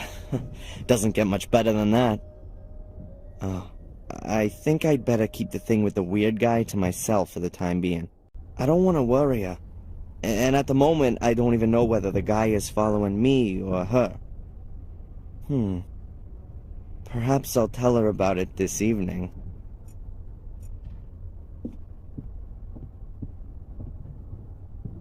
Excuse me. Yes, please? This guy, the one who was asking about Miss Morgan, had you seen him before? Sorry, no. He came in and asked me a few questions. Then he disappeared. A strange fellow. Do you know him? No, but I think he shouldn't be letting here, Miss Morgan. Of course not. I call upstairs, and only when the young lady agrees do I let him up. And he can't come creeping around here. Well, that possibility can't be completely excluded. But you can only open the doors from outside with a key. Since when has Miss Morgan been staying here? You seem to be her friend. Ask her yourself. We run a very discreet hotel here.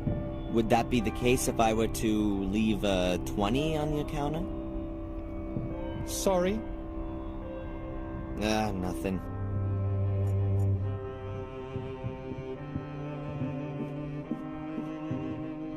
Well, great. I need to develop the pictures before my date, but I can't get into Fuller's darkroom anymore. So I'll have to get by with just domestic items. Mom's bathroom will make a great substitute darkroom. I've still got the remains of the photo paper. And I've got developer. I need a red light, 2 flat dishes, and a little acid to use as a fixer. And something to do the exposing with. A projector, for example. I'll write everything down so I don't forget anything. And I still gotta secretly open Mrs. Biber's letter and then deliver it to her later. What a day. Eddie's white cane. I had to get it back to him. It's no use to me.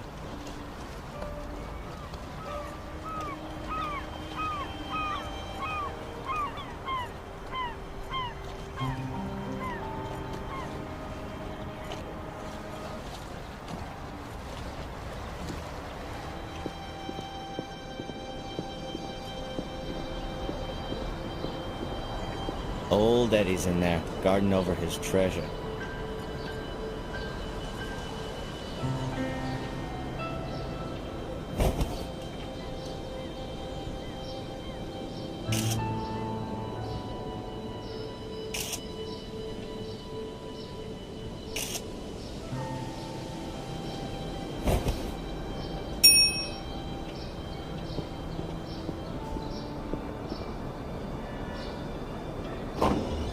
Come on in.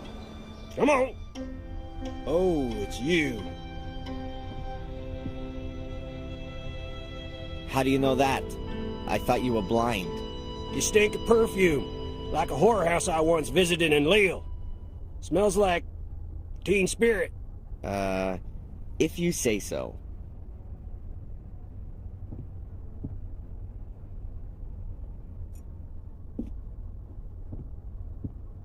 There was something else. Well, spit it out. What do you want? About the slide projector. It ain't for sale. I don't want to buy it. I just need it for a while. I want to borrow it. Borrow? Oh, and I get it back in bits, huh? Come on, Eddie. I helped you with the coin, and you're gonna make a lot on that. My blind man's cane is much more important to me. So, if I get you the cane, can I borrow the projector? All right, then. Your blind man's cane. Well, thanks. You know, you're smarter than you sound. Best put it by the door.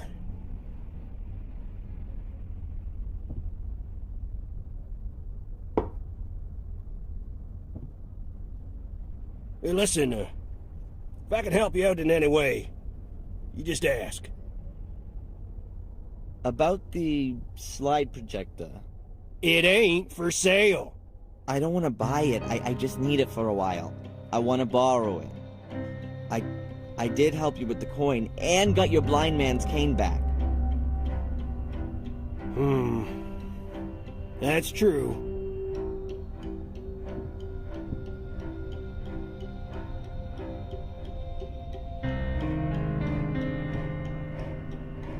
Okay, take the projector, but bring it back today.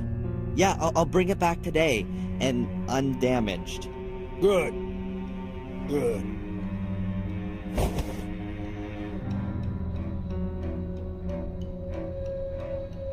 So, what's life like here in Biddeford? You're not from around here? No. I go to college in Boston. Oh, so you're an intellectual then? Some sort of desk guy, an egghead who just talks clever all day? No, I'm... Then you're the artistic type. Some depressive junkie? You're fixing your problems with a self-help group, right? No, I'm studying physics. Well, we sure need that stuff. So what brings you here? I'm visiting my mother over the semester vacation. She's been living here a few months now. Rebecca Michaels? Oh, well, nice to meet you, Rebecca. Oh, man. You know my mother by any chance? Nope. I don't get out much. What's she doing here? Fresh sea air and all that? You could say that, yeah. A quiet place to retire. My mother's in the hospital here. And? Do you think she'll be in good hands there? Well, is she sick? She won't be in bad hands if she's in the hospital. No, I meant, are the doctors here any good? Well, how should I know? Do you think just 'cause I'm old I run off to the doctor and complain every day? I haven't been to see no quack in years. I'm as fit as a fiddle.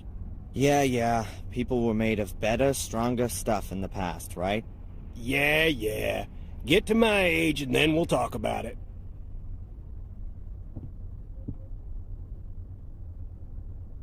A proud representative of the last decent generation. Everything after him was the beginning of the end.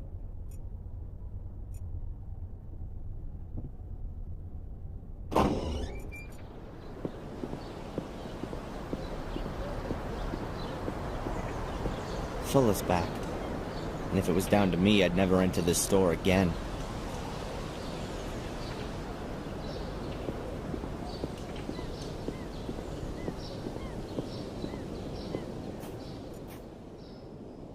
Fulla's back from his shoot.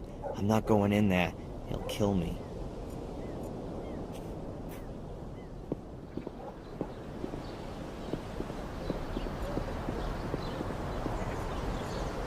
First, I want to see what's in the envelope. Then, if I'm lucky, I can use it to pull one over on Fuller. The letter's about 1/4 of an inch thick and quite rigid. The tab is stuck down. I need to open it without anyone being able to tell.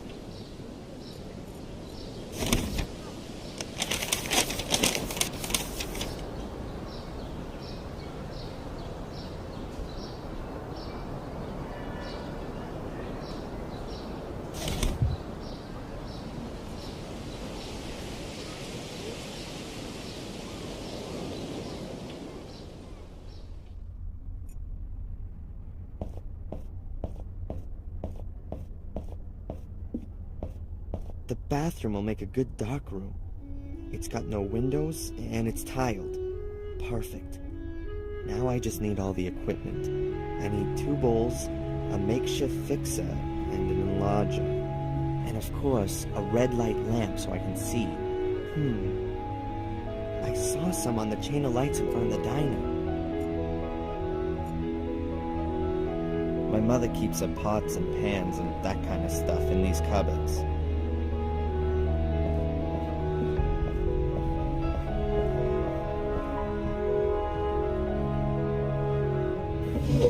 Somewhere here there was... Aha! A flat dish. Exactly what I need to develop the pictures.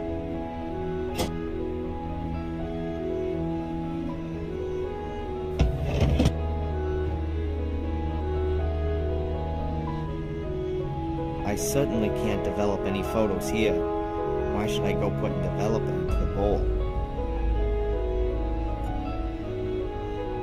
Mom is a tea drinker. I can't get on with it. Warm water with a somewhat dubious taste isn't my thing. That's where Mom indulged herself.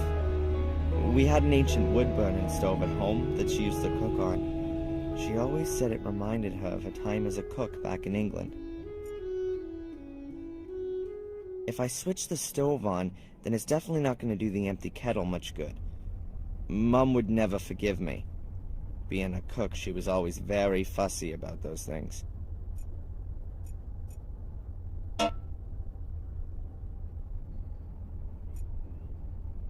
An old-fashioned kettle from my mother's kitchen.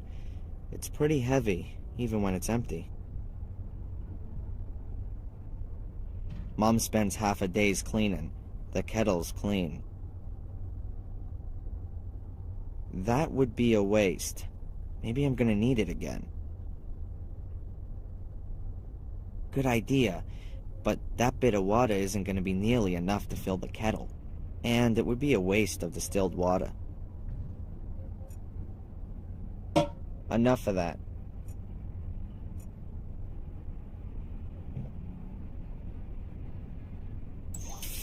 Oh my god, there really is running water here. I never would have thought it.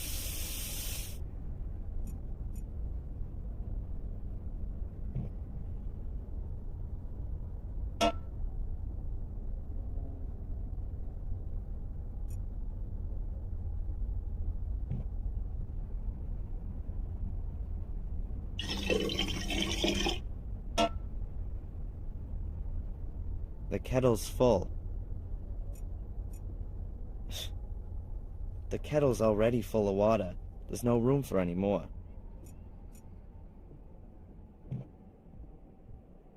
True, I've never been much of a cook, but it seems a bit dumb to turn on the stove when there's nothing sitting on it. The kettle's a good bit heavier when it's filled with water.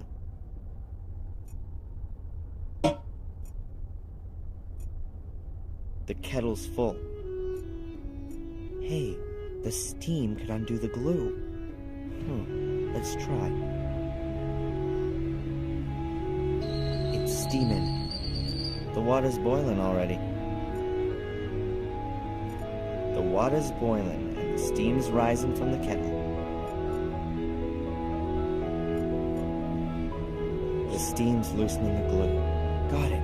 The paper hasn't torn and the glue still sticks. I can reseal the letter. But first, I want to see what's inside. Holy, that's gotta be $1,500. There's some kind of blackmailing going on here. Mrs. Biber hates Fuller, and she didn't want her husband to see that I gave her a letter from him this morning. It would seem he knows nothing about it. But what's it about? Sex. Surely not with Fuller. Something to do with the diner, or from Biber's past? I'd love to send Fuller off to jail for blackmail. But first I gotta find out what he's blackmailing Mrs. Biber with. But tomorrow's another day.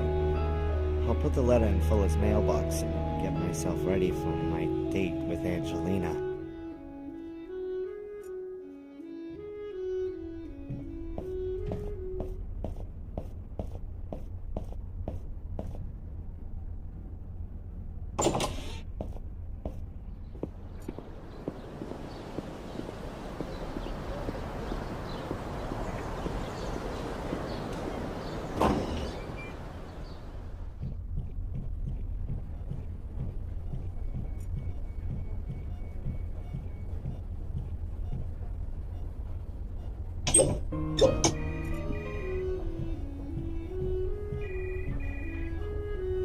No change.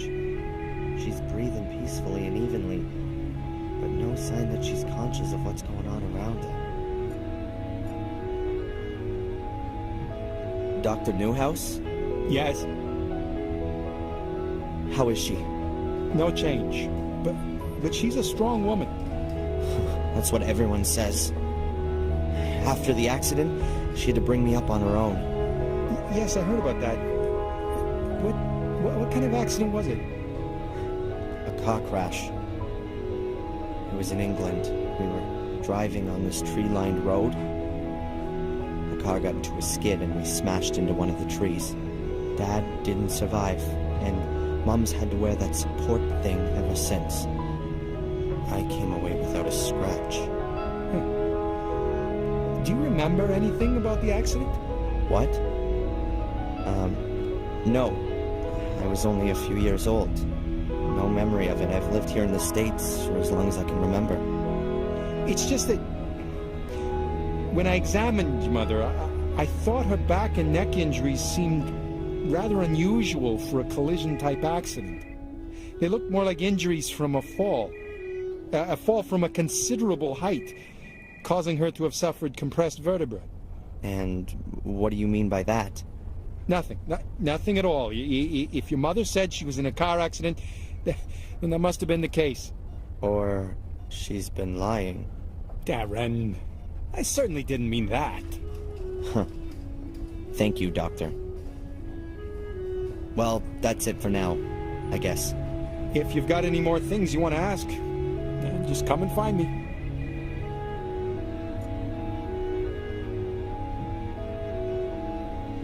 Monthly payments from England from someone called C.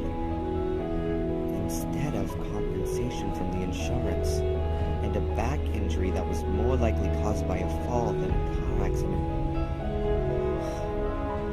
What's going on here, Mom? Why did you lie to me? Please get better, Mom. Get well and tell me the truth about the accident. I need to know.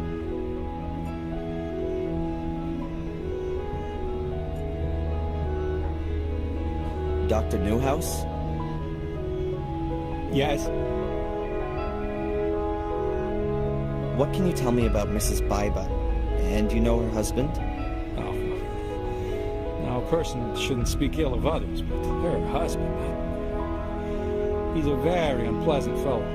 He was a big deal in the football team at high school, and Mrs. Baiba married him young.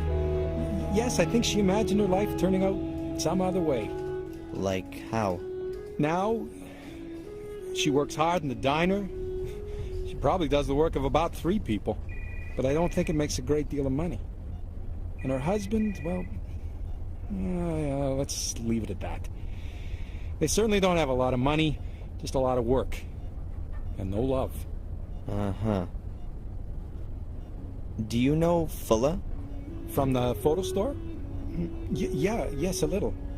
I've not had much to do with him. He doesn't get involved in the community. He never comes to the spring flea market or the church. Yeah, right. Who would have thought it? I know that your mother got you a job at Fuller's. I advised her against it, but she said you were interested in photography. That's right. Only my job there doesn't have much to do with photography. So, a crazy good time guy like yourself can surely tell me where all the action is. Here in Biddeford? Dear me, no. You got me wrong there. I could perhaps give you a few tips on which are the most interesting evening courses at the community center. No thanks. I'll pass on that one. I thought you might. Hey, we do put on a disco for young folks every 2 weeks. I suspect you've rather grown out of all that, too. I don't think I was ever that age.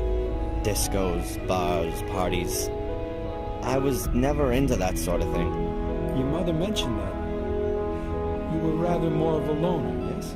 I've no idea where she got that from. Oh, excuse me. I didn't intend to. So, to sum up then, in Biddeford, you're best off being over 50 or dead. Might just suit me. What? Being over 50?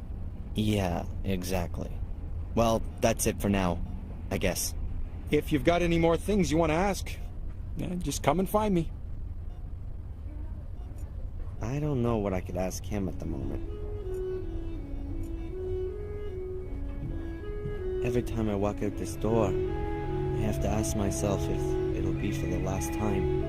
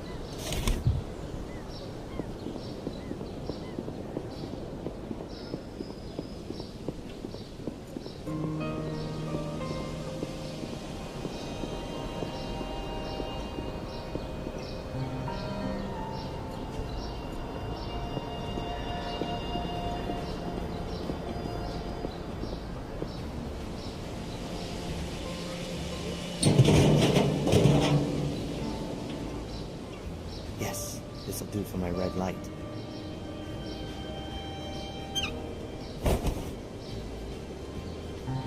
This chain of lights is gonna stay dark tonight.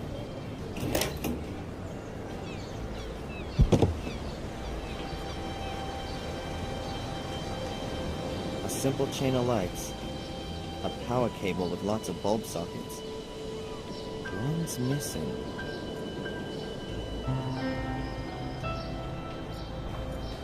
Borrowing a light bulb is one thing, but cutting up the cable without a reason is just vandalism.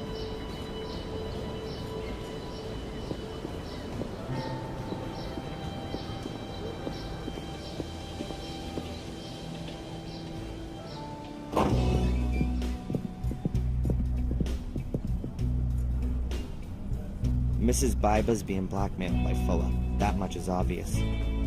Sooner or later, I'll be able to prove it.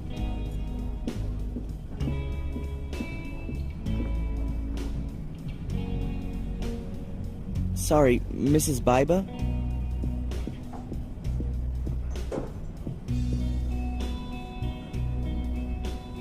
Psst. Hey.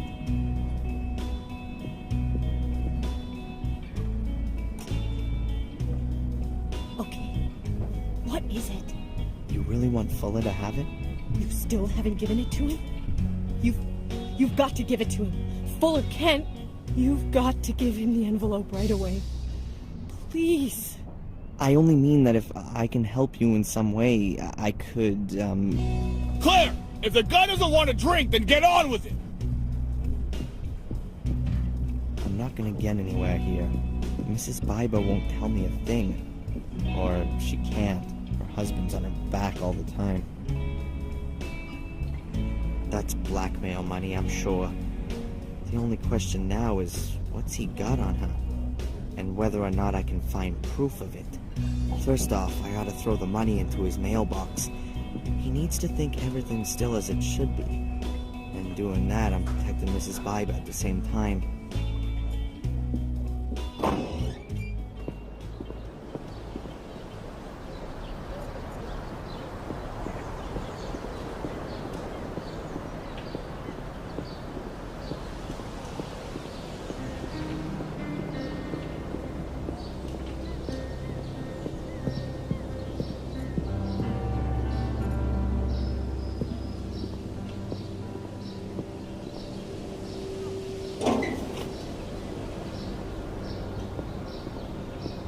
Hopefully he doesn't take too much pleasure in it.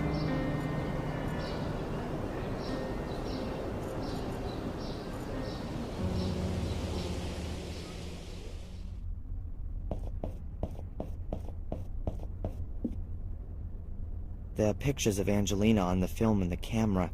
I still have to develop it. I'm sure that they'll have been good. The container of photo developer. There's still enough in it to develop a few more photos. The vinegar can work as a fixer.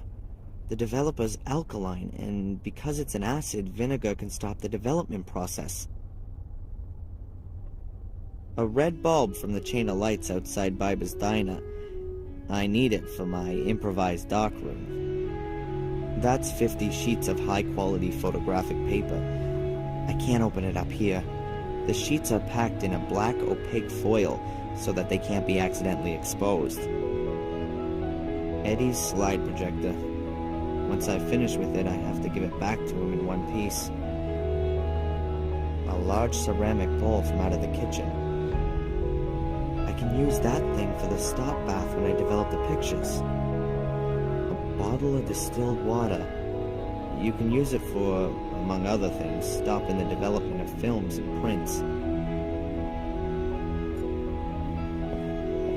Alright, I've got everything I need to develop the pictures. It's gonna take a bit of time, so let's get going.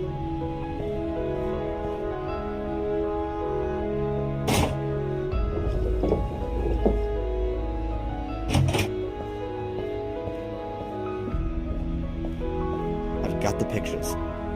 Huh. They've come out quite well, considering the conditions I had to develop them in. All the stuff that I need for developing is in the bathtub. I hope I won't be needing it for a while. I'm just gonna take Eddie's slide projector. I wish I could make some reprints of some of the pictures, but there's no more photo paper left. But I'm gonna keep at least one. I'll go and visit my mother one more time, and then I'll get ready to go out.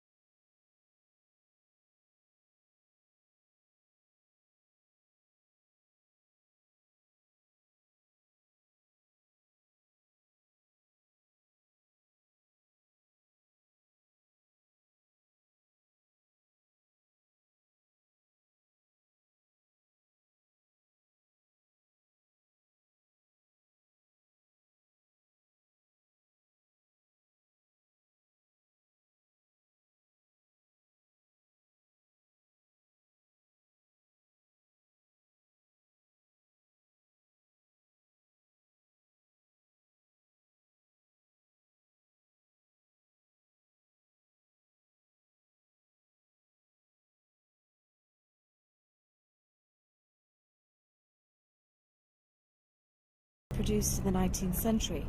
There's a special kind of lock mechanism that's supposed to keep curious people out. Well, it didn't really work. What's inside?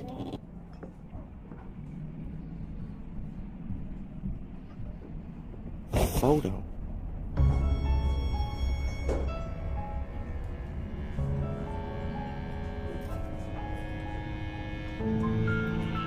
A man and a woman in front of a wrought iron gate. Is that your mum? And the man, is that your father? Is there anything written on the back? Blackmere Castle, Willow Creek, England, October 1969. What's wrong? My mom. Darren? Do you think she looks 5 months pregnant?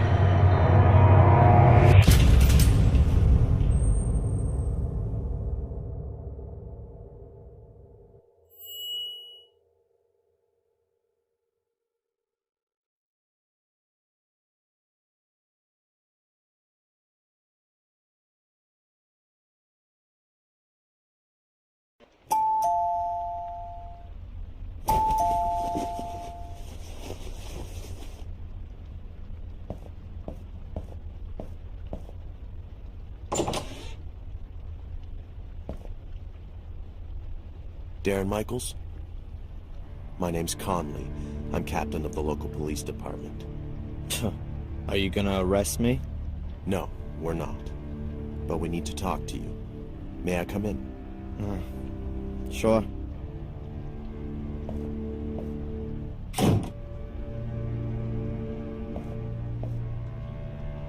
So? You work in Fuller's photo studio, is that right? Not anymore. Not since yesterday. Not anymore. Why? The work atmosphere. I quit. Quit? Or were you thrown out? Was there an argument? Why? Has something happened to Fuller? Please say yes. Well, yes. Have you arrested him? Or did someone beat him up in a dark alley? Would you be happy about that? Only if it was painful. He's dead.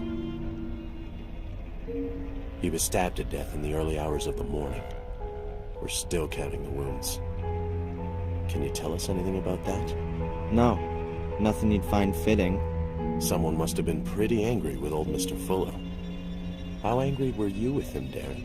So angry that I don't feel sorry that he's dead. But I've got nothing to do with it. Look, I saw him for the last time yesterday afternoon when he threw me out. And you haven't been in the store since then? No.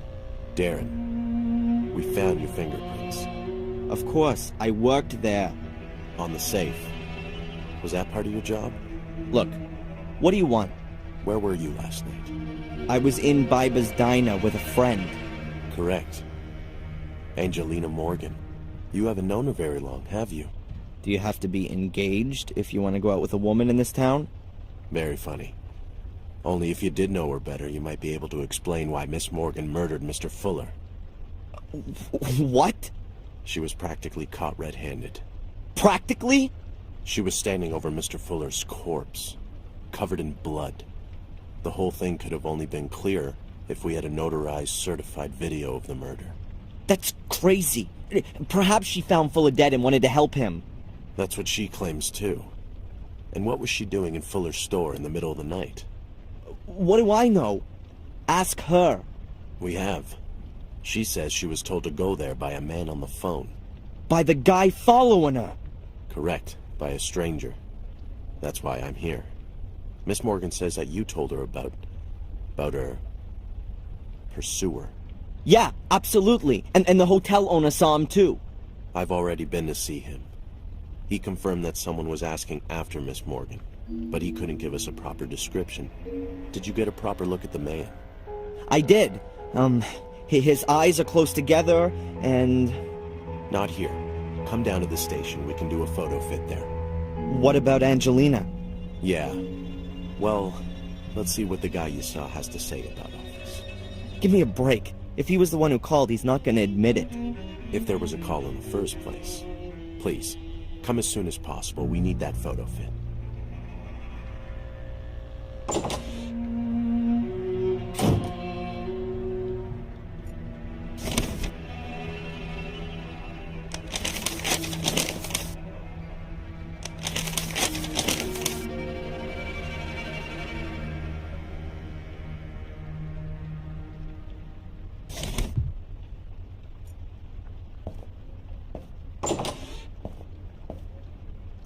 No, that's not him. The hairline was higher. Like that, perhaps? No, it was more... Can't you just let me have a go at it? Sure. Look, here are the various chin shapes and eyebrows and so on. Yeah, I was watching you. I get the idea, okay? You can change things using the arrows. When you're happy with it, click on save. All right, I've got it. Okay. Let me know when you're finished. Okay. The quicker the police find this guy, the quicker I can help Angelina. What did he look like again?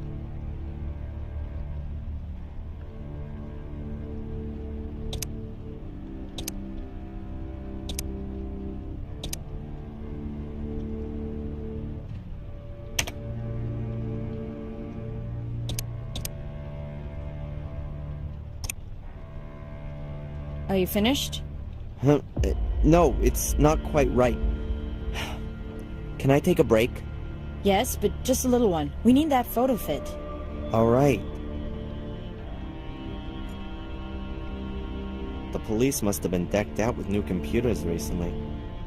All quite modern 486s.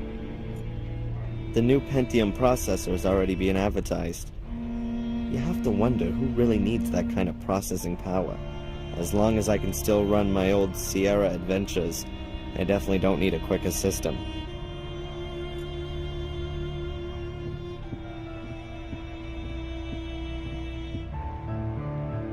Offender, victim, crime, destiny. Everything filed in an orderly fashion, and therefore closed. And if a case is solved, then chance must have played a part. I hardly think they're gonna let me snoop around in the records. That's the way to the cells. I've already spent a couple of nights in cells like that after protests. In my circles, that was something like a badge of honor. I just thought it was crap. Selling water is an unbelievable business.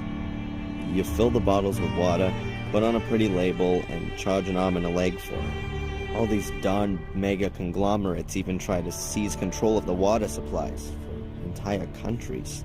Then the price soars beyond the imaginable, and the people, who are already poor, are completely screwed. I'm not thirsty.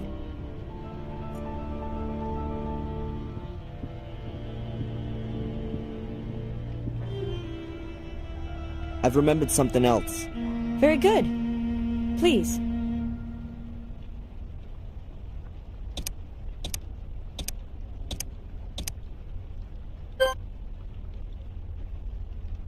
Finished?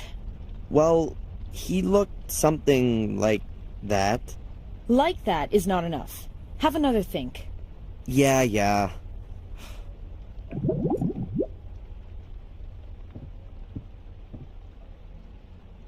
These rather sinister fellas are wanted. There are some wretched criminal mugs among them.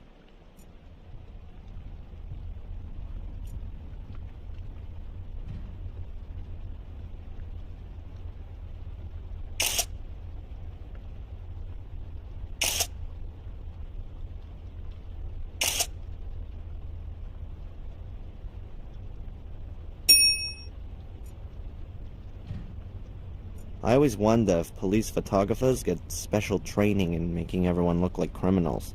Or is it because the pictures are on manhunt posters? It always seems to me the people in those pictures are exactly how you would imagine a criminal to look.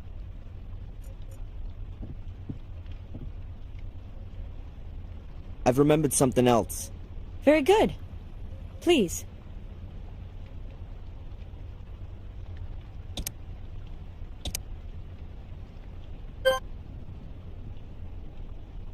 Are you done? I don't know. It's still not really him. Just think about it a bit longer. I wrote down a few useful things in my notebook.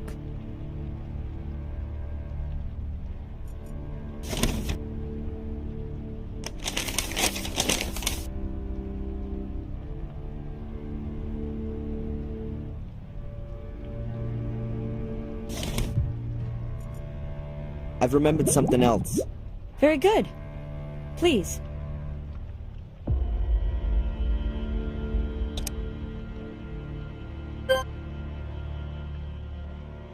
Have you got it? No, it's still not right somehow. Not as easy as it looks, huh? Very funny. A large glass-paneled door leads to the corridor. I can't wait to get out of here.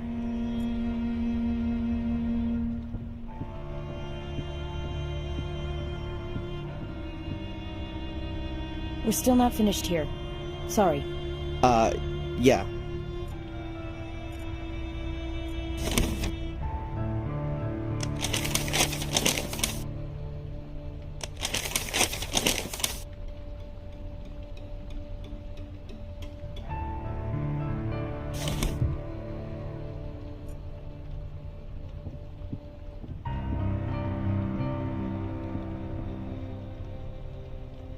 I've remembered something else.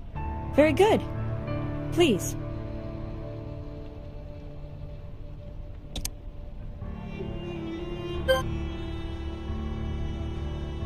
So? Ah, that's him. The guy that followed me and Angelina looked like that. I don't know him. Perhaps a tourist. You also said he spoke with an accent. Exactly. What now? We'll post the pictures around town and invite the gentleman in for a talk. And Angelina? Yes, well, she's... Oh, Angelina!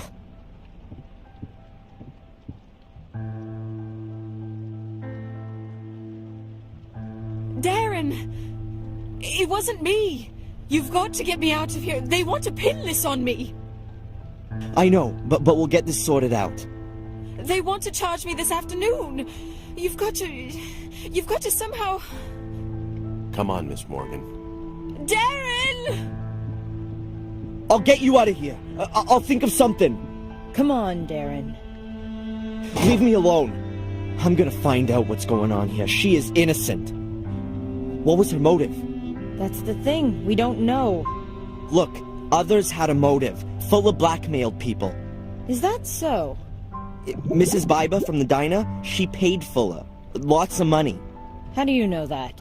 Is that important? She had a motive. And what about that guy? He was at Fuller's yesterday.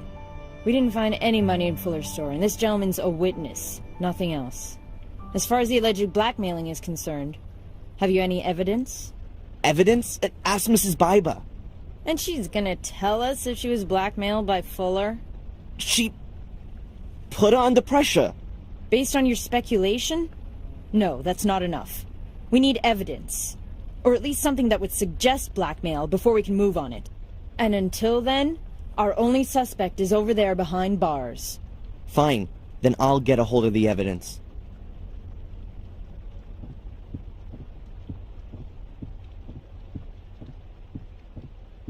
Where do I start? I need evidence that Fuller was a blackmailer. But what did he blackmail Mrs. Biba with? And was it just her or were there others?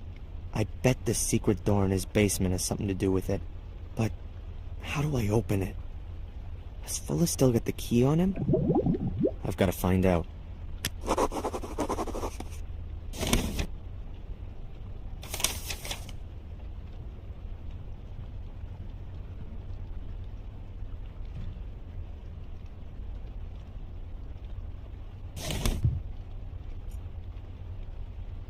Back there is the smug, ignorant captain's office. Does he really believe that Angelina killed that fat bastard?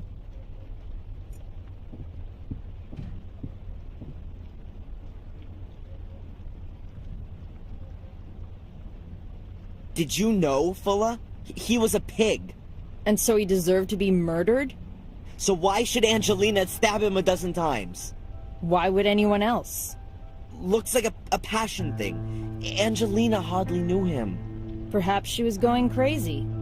An English literature student in a bloody frenzy. It's all happened before. And who says she didn't know Fuller? Maybe she had a damn good motive. Shouldn't you be absolutely sure that someone has a damn good motive before you charge them for murder? Not so with such a frenzied crime. People who do that stuff don't think too much about it first. Maybe she didn't have any motive at all. Maybe she just snapped.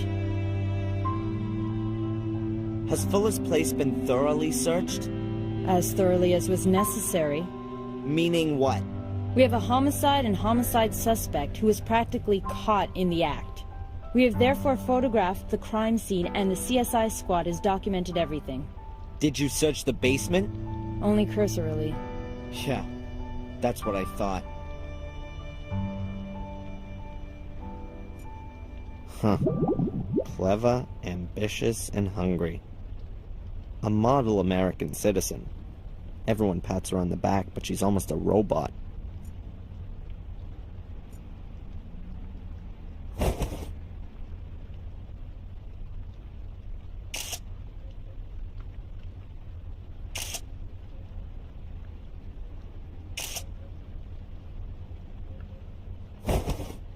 I think that the picture has turned out very well.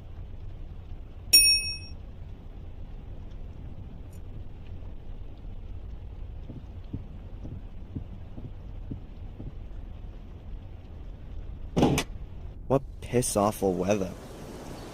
Suppose it's fitting somehow.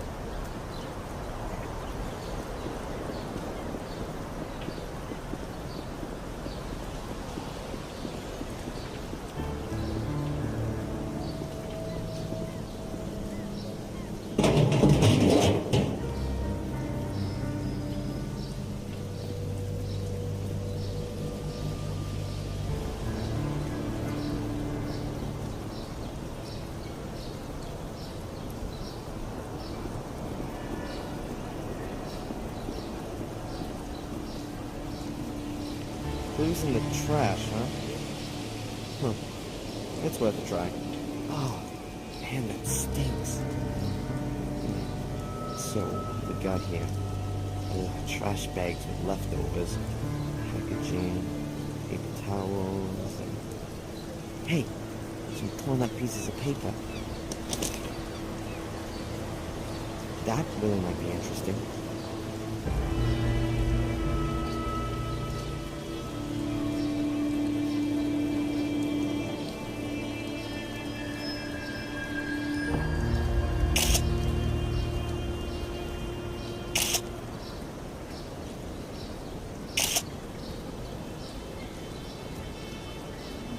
A very lovely theme.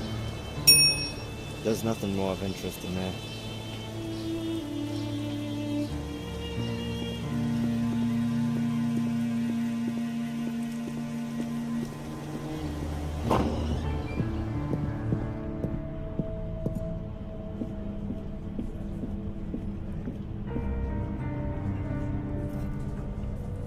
Psst, Mrs. Biber. Yes, what can I get you? This weird guy, the one who bumped into me yesterday, have you seen him again? The guy from yesterday? Sure, I think I'd remember him. This guy. Oh, him. Nope. I haven't seen him again since he was in here questioning me. What did he want? He was asking after Miss so-and-so. Miss Angelina Morgan? Could be. And you haven't seen him again? Nope. Will you tell me if you do? Maybe. So friendly. So where was your husband last night? Yeah, and what's that got to do with you? What's that with him and Fuller? I'm asking you. Haven't you heard what's happened to Fuller? Yes. But I don't want to talk about it. Why not? You hated him. Maybe your life will be a bit easier now without him around anymore. How can you say that? He's been murdered. You're making it look like I wanted that to happen to him. Did you then? No. After everything he did to you? What do you know about that? Oh, a little. Nothing. You don't know a thing. And if there is anything, you save it for yourself. Or what? The same thing that happened to Fuller will happen to me? Get out. Sorry, Mrs. Biber?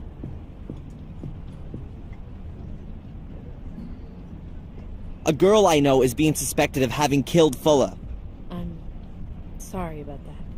Yes, she was lured into a trap. She has no motive. She also wasn't being blackmailed. I don't know what you're talking about.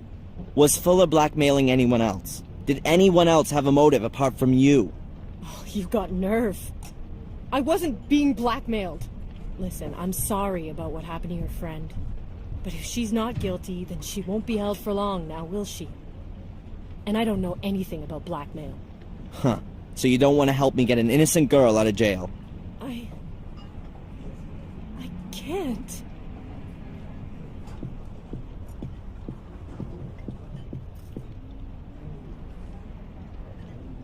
Those are the paper snippets out of the trash can at the diner. Let's see if I can put them back together.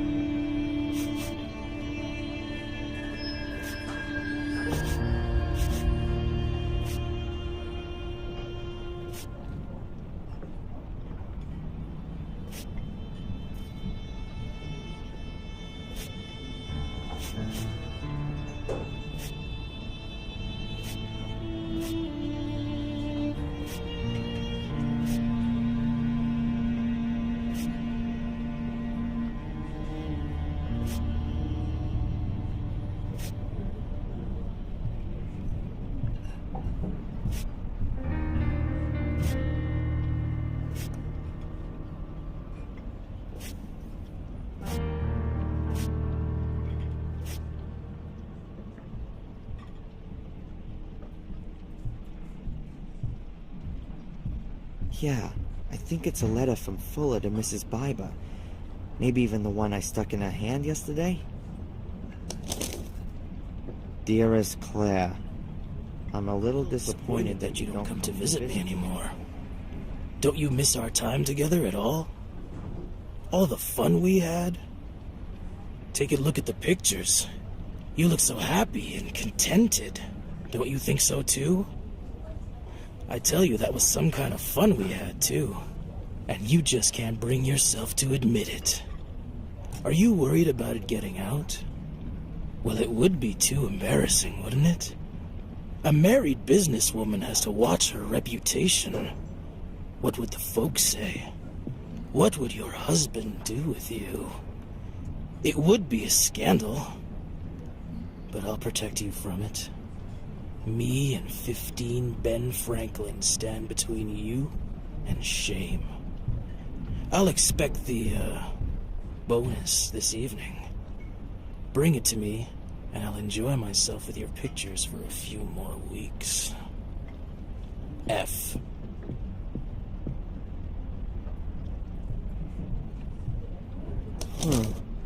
That's at least evidence that Fuller was blackmailing Mrs. Biber. 15 Ben Franklins is $1,500. But is that going to be enough for the cops? They're going to ask her what he was blackmailing her with. And if they ask her, Biber will deny everything. I've got to find out what Fuller was using to blackmail her. And I'm sure that the answer is behind that secret door.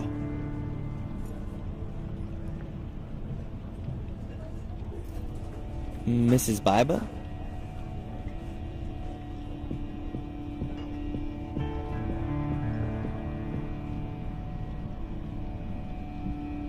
So, are 15 Ben Franklins enough of a motive for murder? What? The $1,500 you had to pay Fuller. Get out of here. You just can't... You don't... Have any evidence? Could be I do. It's about time the truth got shook out. I didn't murder Fuller. Where were you when it happened? So now you're a cop. Would you prefer it if I go to the cops on this? I was at home. Alone? With my husband. I believe you. That shiner you have there says it all. What's happened to your eye?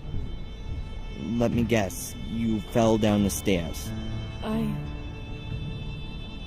Yes. And your husband was standing at the bottom doing his boxing training. What's this got to do with you? I just don't understand it. How often does this happen? Not often. Just sometimes. Maybe you ought to move to a bungalow without stairs. Yeah, you think you can give me advice? You married? You trade in your pride when you do that? You've never been in love.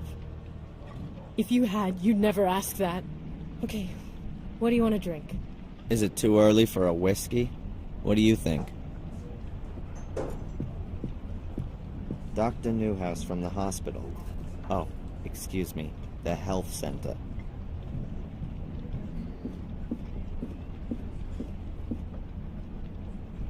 Dr. Newhouse?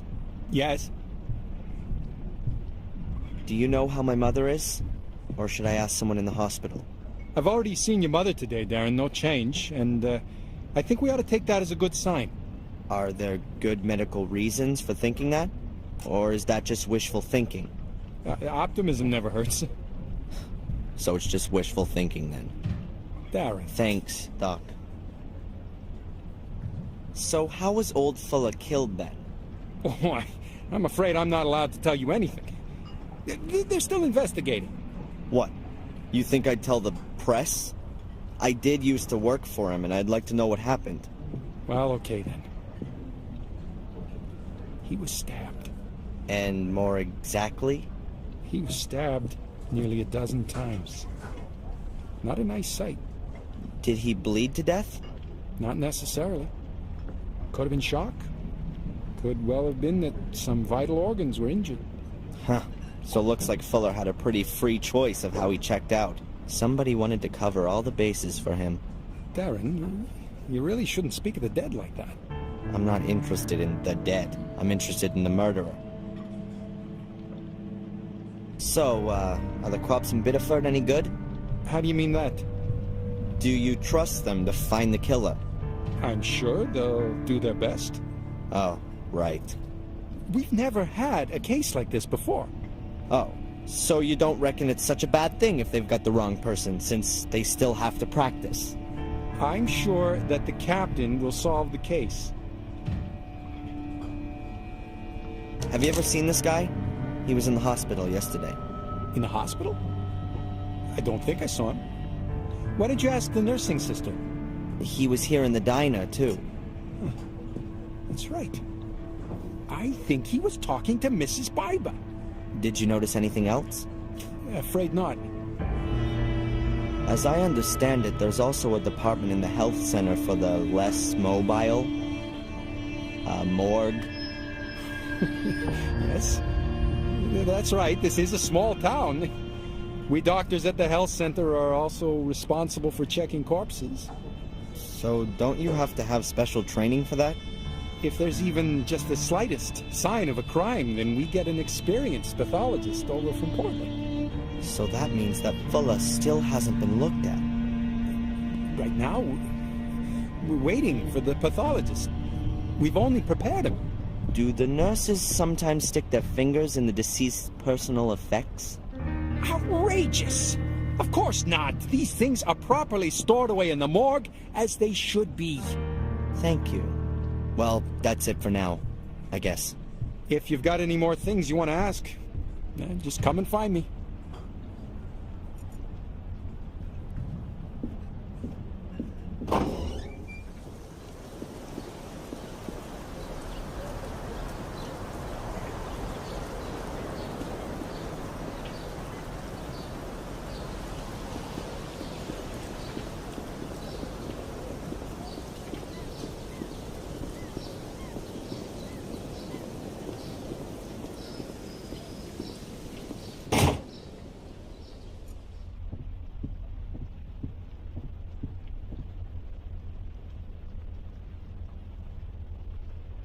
Fuller had a skeleton in his closet. Did you know that? I wouldn't be surprised. You got any details? I think he blackmailed people. Really? That's a serious allegation. I've got no evidence, but I'm gonna get some. Don't do anything foolish. You'd be better off not getting in the way of my investigations. I won't. I'll search in the right places. What would you say if I showed you a blackmail letter from Fuller? I would say that despite my warnings, you haven't kept your nose out of this business. And if I found the letter in a public trash can? Then I'd ask you if you had any evidence that the letter's from Fuller. A letter in a trash can be from anyone. And the fact that you, of all people, found it doesn't really speak for its authenticity. All right then. So I haven't found a blackmail letter. I've got to get into this secret room. There'll be evidence that Fuller blackmailed Mrs. Biber in there. You really believe Angelina murdered Fuller? It hasn't got much to do with believe. We walked in on her standing over the victim, covered in blood with the murder weapon in her hand. Why were you there anyway? You mean in the middle of the night? Well, we got a tip-off. One? And that's not suspicious? Yes. That's the reason why I want to find your mysterious stranger. Do you think he made the tip-off? Possibly. It was an anonymous caller who said something about a break-in at Fuller's. If the stranger had really been following Miss Morgan, he might have seen her entering the photo store and then notified us. Or he set a trap for her. Yeah, well, we can only speculate until we found the witness. I'm convinced that Britt set up a trap for Angelina. If you say so. What's wrong with that theory? The same that's wrong with the theory that Fuller was attacked by vampires. It's not very believable. What reasons did the English guy have to murder Fuller and frame Angelina with it? That's exactly what I'm gonna find out. If you say so.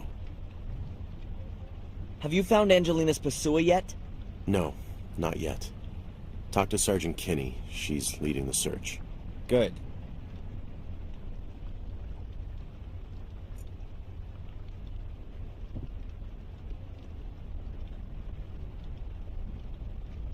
How is Angelina?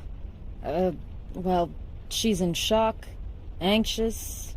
Understandable. She's a student from England. She comes over here and then she's accused of murder of a man she barely knows.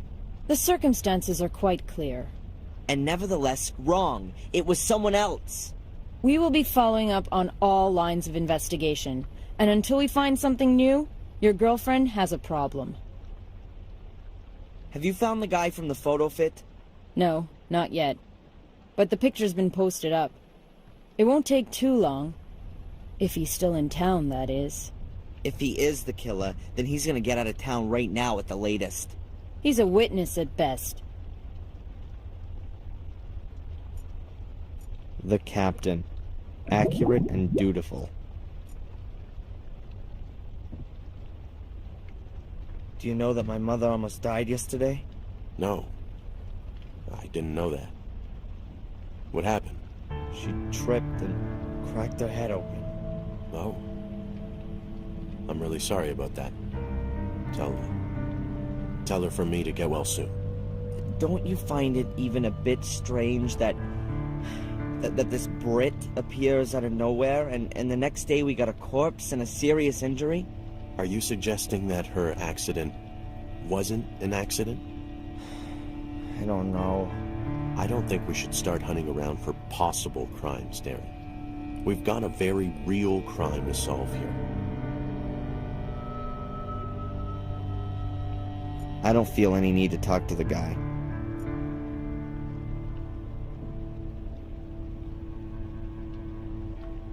So, has Fuller's body already been autopsied? No, not yet.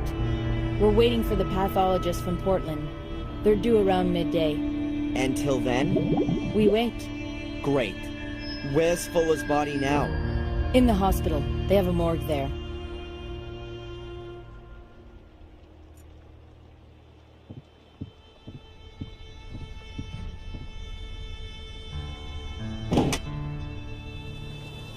That's the hospital.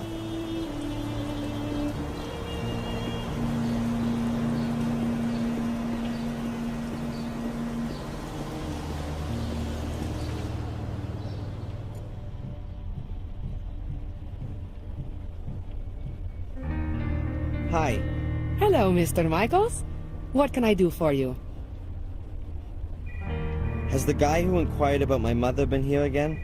No, at least not on my shift. And please, can you tell the other nurses that they should keep an eye out for this guy? The police are looking for him. I know. The police faxed through a photo fit picture. Good. How's my mother today? No change. Her vital signs are all okay, but she is still comatose like before. So, we can only wait. It looks that way. You heard what happened to Fuller? Oh, yes. Beatrix told me. They brought him in here this morning, covered in blood. Did you know Fuller? Not personally. What do you mean by that? I'd heard of him. You... Okay, listen. I'll tell you. As a woman, it wasn't an especially good idea to have your picture taken by him. Why not? He was a creep. And was not supposed to be able to keep his hands to himself. That sort of thing gets around, of course. Thanks very much for the information. No problem.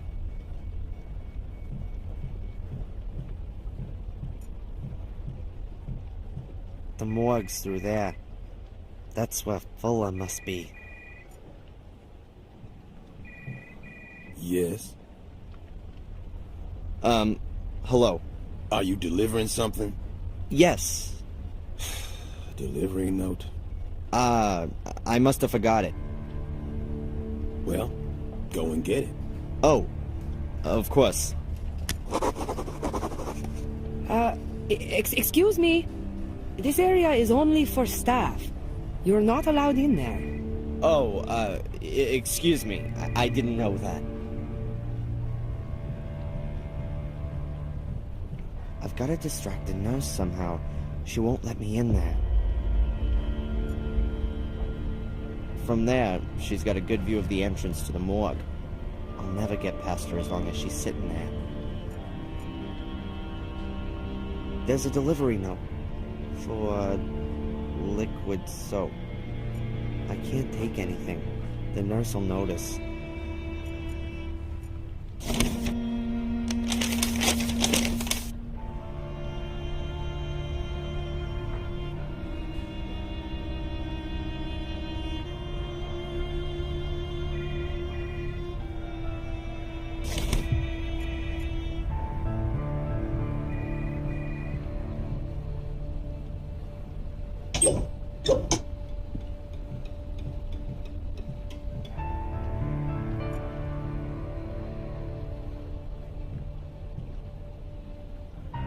There are a few cables hanging down the side of the unit, mostly to the sensors attached to my mother.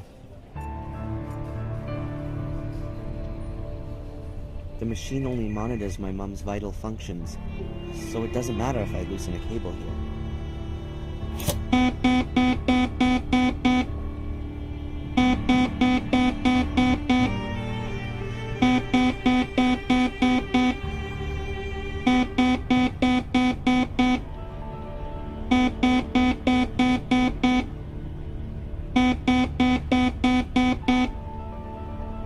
Stupid thing. There must be a loose contact in the socket, or in the plug. Sorry. Everything's all right with your mother. Don't worry. You mean everything's alright, apart from the fact that she's in a coma?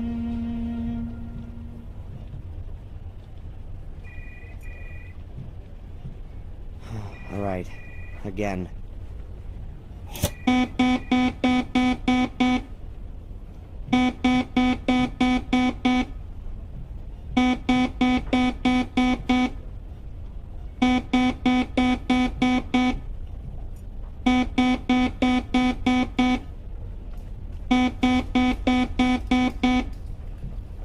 No, this thing really seems to have given up the ghost. Perhaps the delivery note will be of use. I'll take it.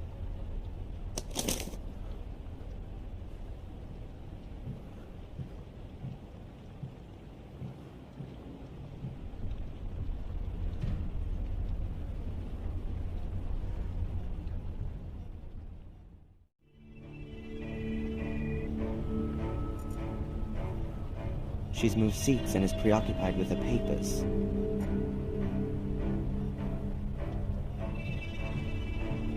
A completed delivery note for liquid soap.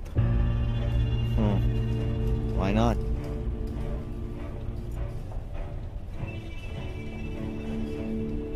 Yes. Hello. Are you delivering something? Yes. Delivery note. Whatever. I'll be off then. Hey, not so fast. What you delivering then? Liquid soap? Soap? Where is it? Huh? Where is the package? Oh, what a klutz. I left it in the car. Man, unbelievable. In my day, I would have never gotten away with that kind of thing. Oh, no. Does that mean I'll never be able to become a security guy now? I'll get the box.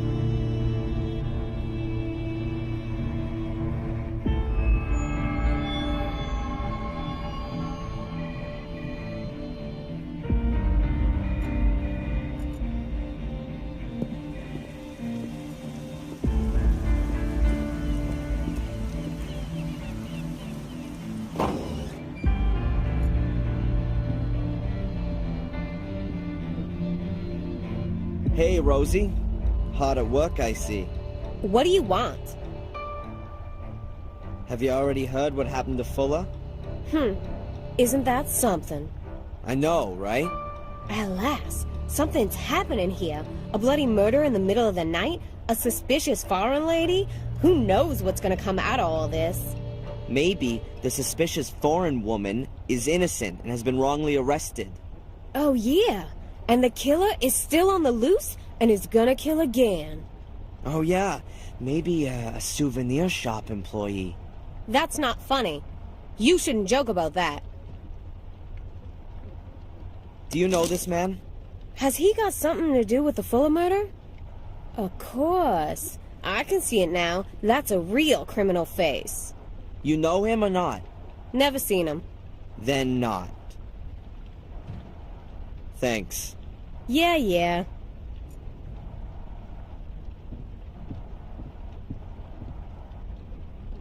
An empty package. Looks like someone's unpacked the shipment here and left the packaging. Some people.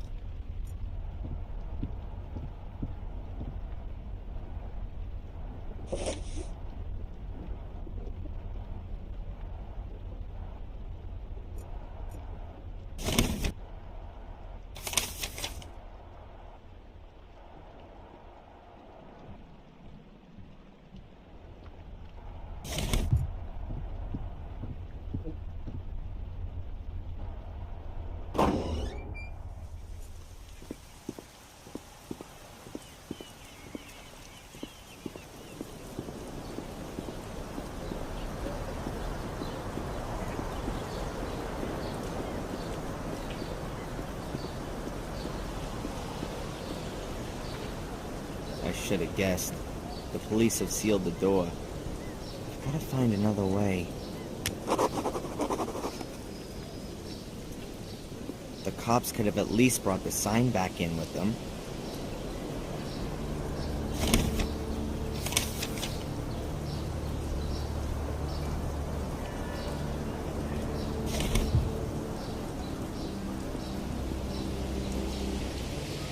Fuller's mother will have to take the mutt for a walk on her own now.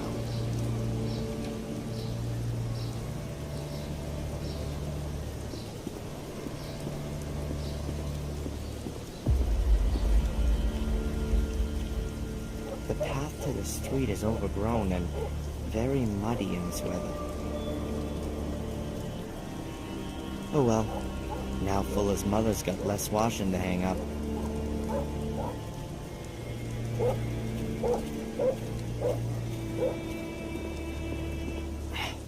Crap, the back door's locked too. I've got to think of something. How do I get into the house without breaking the seal? I need another way into the building.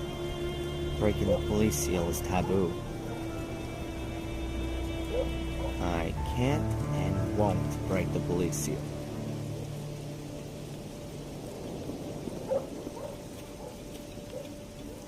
That's Fuller's office window.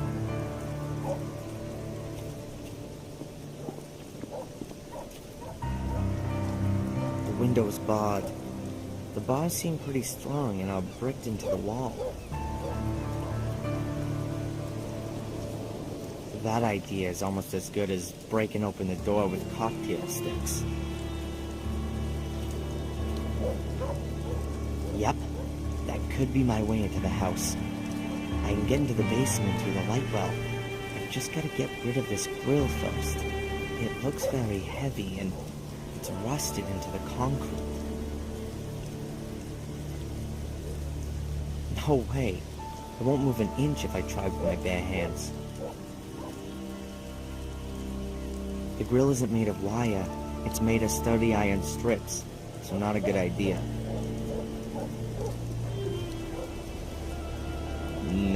No chance. I somehow need to generate more force to lift the grill.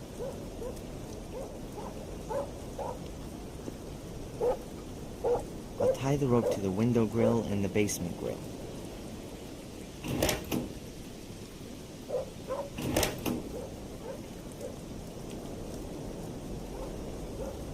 I've knotted the end tightly and the rope should be able to take a big load. What now?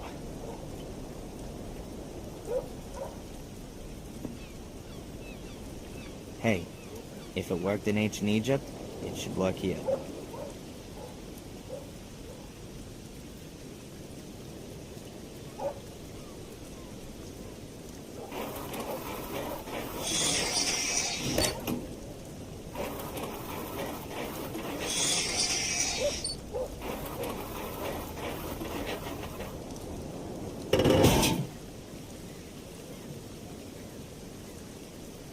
My private doorway to Fuller's realm. I twisted out the grill with the metal bar. I'll take the bar with me. Perhaps I can use it a second time.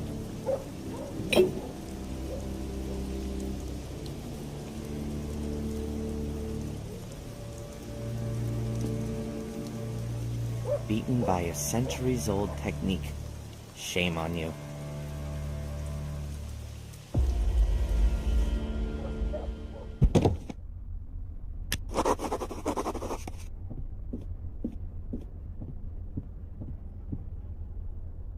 When you stand here, it feels like what?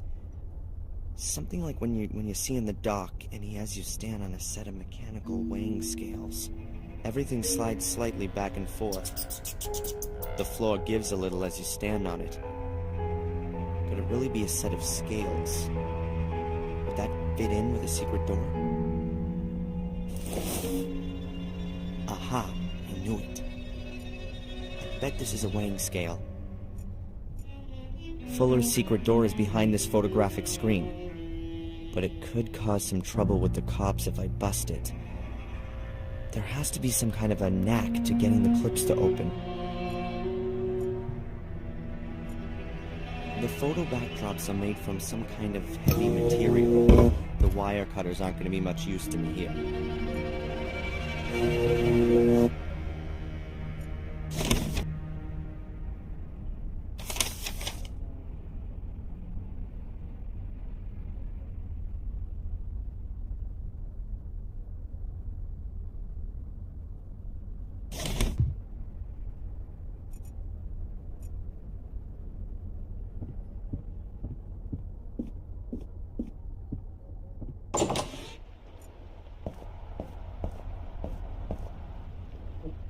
The police seem to have left the light on. Or Fuller had another photo shoot yesterday, and the police didn't want to change anything.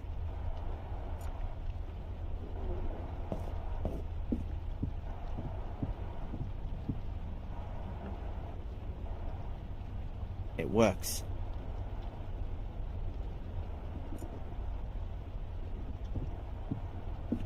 Nothing to see.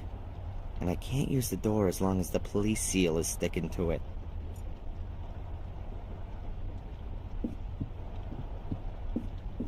I don't think I'll find anything that the police missed. They've examined this area carefully.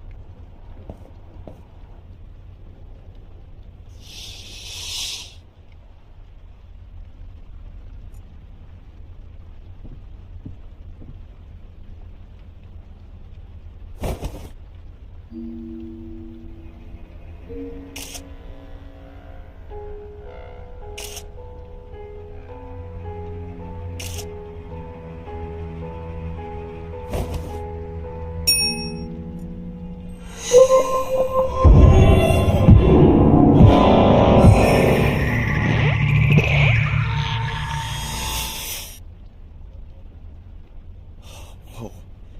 I think I need more sleep. This is where Fuller's body must have been lying. Everything covered in blood.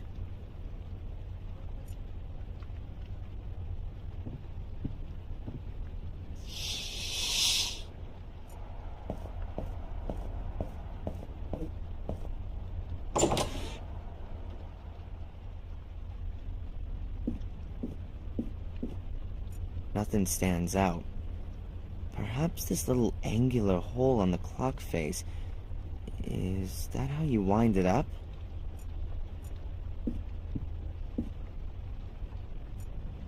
A greasy map of the world. My World Tour is written next to it. A few places are marked. The USA around Utah, Arizona. Then over to Hawaii. Afterwards comes North Africa, possibly Egypt. Then China, and then Europe. Looks like somewhere in Germany. What have we got here? The US, Hawaii, something illegible, and Europe. Fuller smeared half of it with his filthy paws.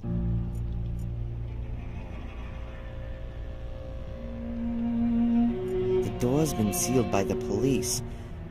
I'll have to leave the building again via the basement.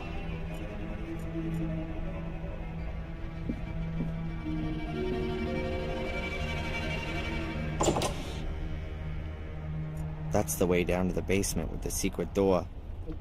This door won't leave me alone. What's Fuller hiding in there?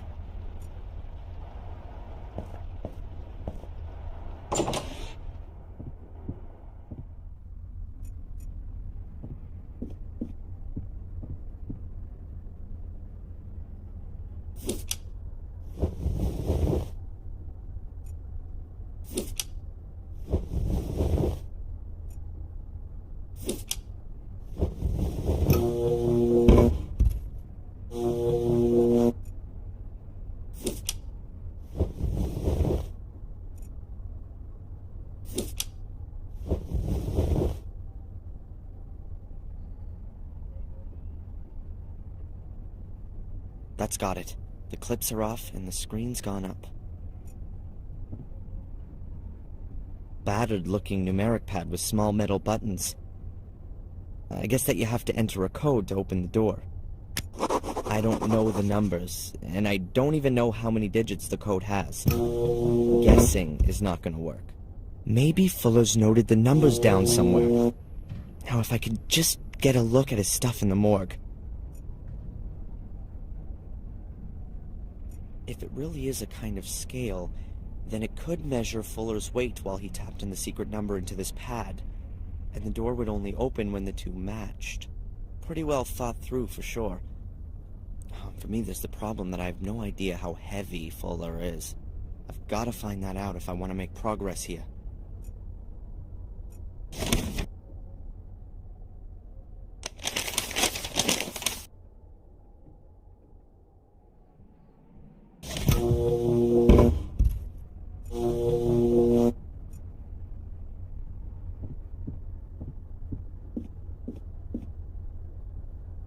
My private entrance and exit to Fuller's photo studio.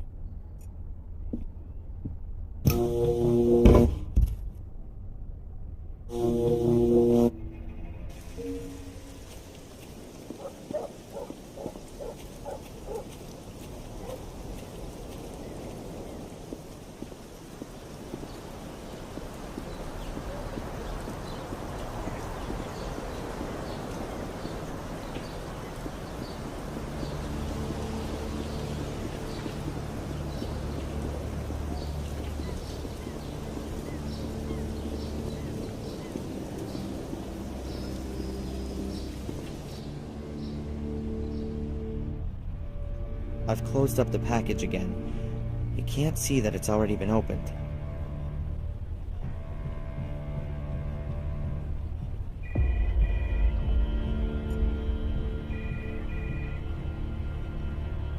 Yes. Hello. Are you delivering something? Yes. Delivery note. Whatever. The package? I've got it here. Okay. Can I go in now? No, you can't. Where's your pass? My what? Your visitor's pass? You have to get a visitor's pass back there. Oh, come on. What is this garbage? I just want to take my package to the mortuary. And you need a pass to do that. You're enjoying this, aren't you? You could say so. I'd think about that if I were you. The question is, has the job made him cynical and depressive? Or does he have this job because he's always been cynical and depressive?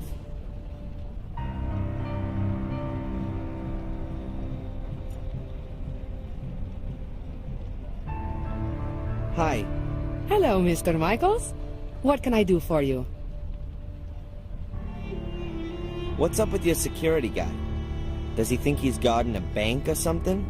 Oh, him. If you ask me, he's not all quite there. Back there is the morgue, a few storage rooms, the laundry, and the garage.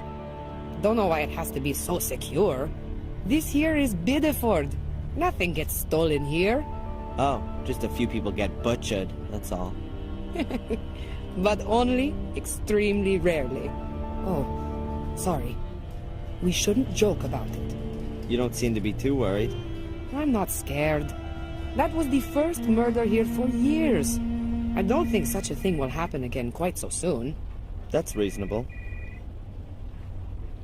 I'd like a visitor's pass, please. You don't need one. They're just for folks delivering stuff. But you're wearing one, aren't you? Dick, the security guy over there, insists that all the employees wear ID. I'm not so petty. Visitors shouldn't have to get messed up in paperwork. Oh, yeah? So that means that just about anyone can wander in here off the street. No, no, no. Everyone's got to register with me first. You mustn't worry about your mother. Of course not. She's only lying in a coma. It wasn't meant like that. Who's allowed access to the morgue? Hospital employees, of course. And the police. And how does the security guy recognize the employees? You want to sneak in there? You got no chance. Good old Dick knows everyone here. Oh, it's impossible for him to know everybody who comes through these doors. Well, okay. Not the delivery guys. But he knows the employees better than they know themselves. I get the feeling he's taken a peek in the personnel files. Thanks very much for the information. No problem.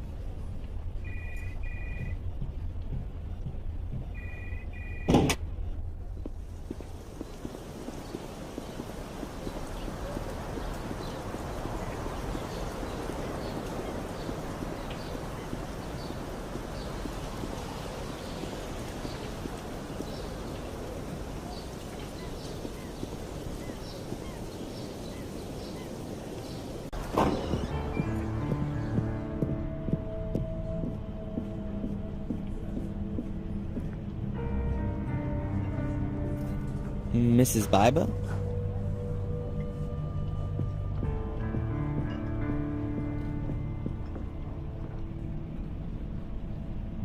Hey, can I get a pot of coffee? On its way.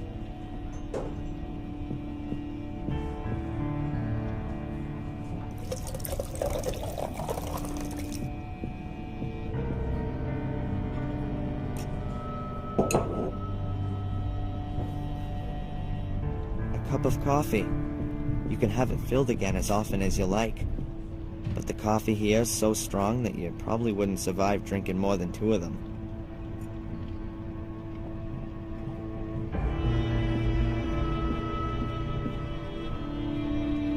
Excuse me, Dr. Newhouse. Hello, yes? What's that ID you're wearing there? It's from the hospital. Don't they know you're a doctor there? They can't have that many staff. I said the same thing to the admin people. But Dick, the security guard, insists on it.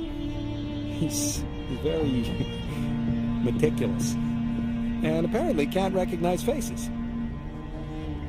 Can you tell me something about the security guy at the hospital? I find him kind of interesting. He used to be a police officer. He was, There were a few problems. So, when he couldn't be a police officer anymore, he became a security guard. Where do you know him from? He was in the diner yesterday. Oh, right.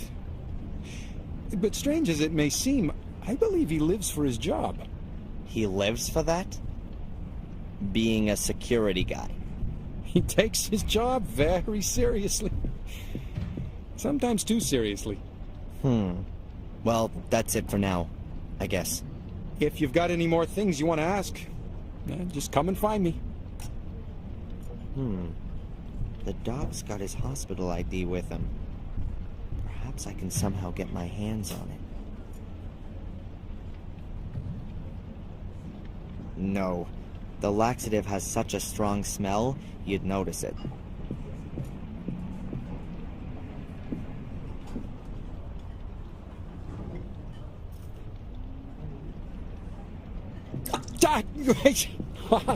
Hot. Oh man, sorry. It was an accident. Sorry. It's all right. Your thoughts are elsewhere.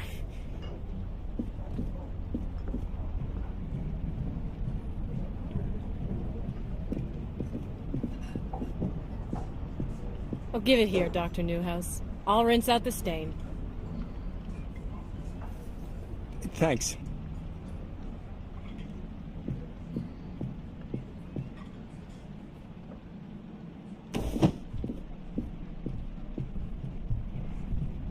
No harm meant. No damage. I just gotta keep it cool.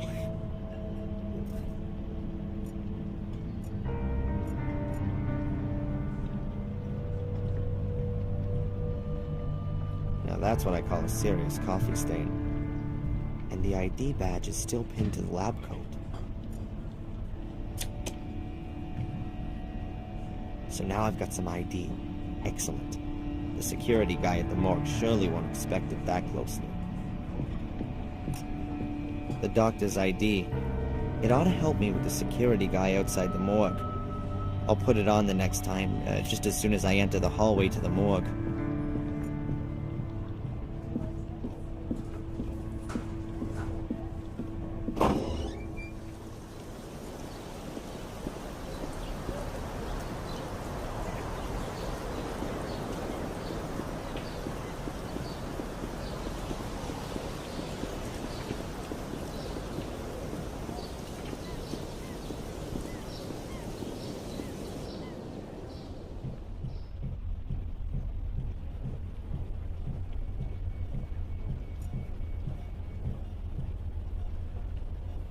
Yes?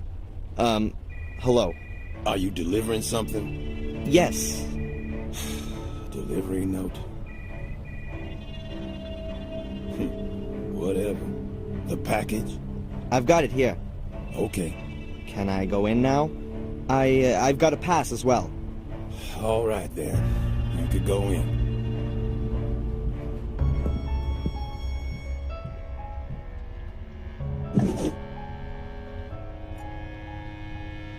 Either they assume that Biddeford's population will reach 50,000, or the number of cold drawers is quite over the top. Half the town would have to have a collective heart attack.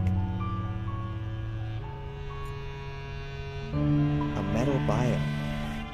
The edges are bent upwards so no blood drips on the floor.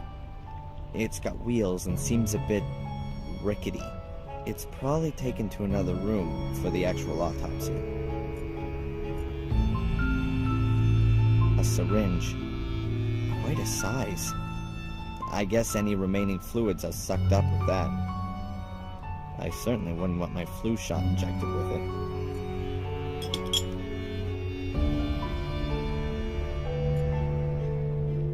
Thousands of people die every year from infections they pick up in hospitals. Makes me wonder if hygiene hysteria is the better way to go. The cleaning agents they use aren't so innocuous themselves, and the viruses are getting more and more resilient. Well, it's all really clean here, but ultimately a dead person makes less mess than a living one. Yeah, well, at least if you don't cut them open.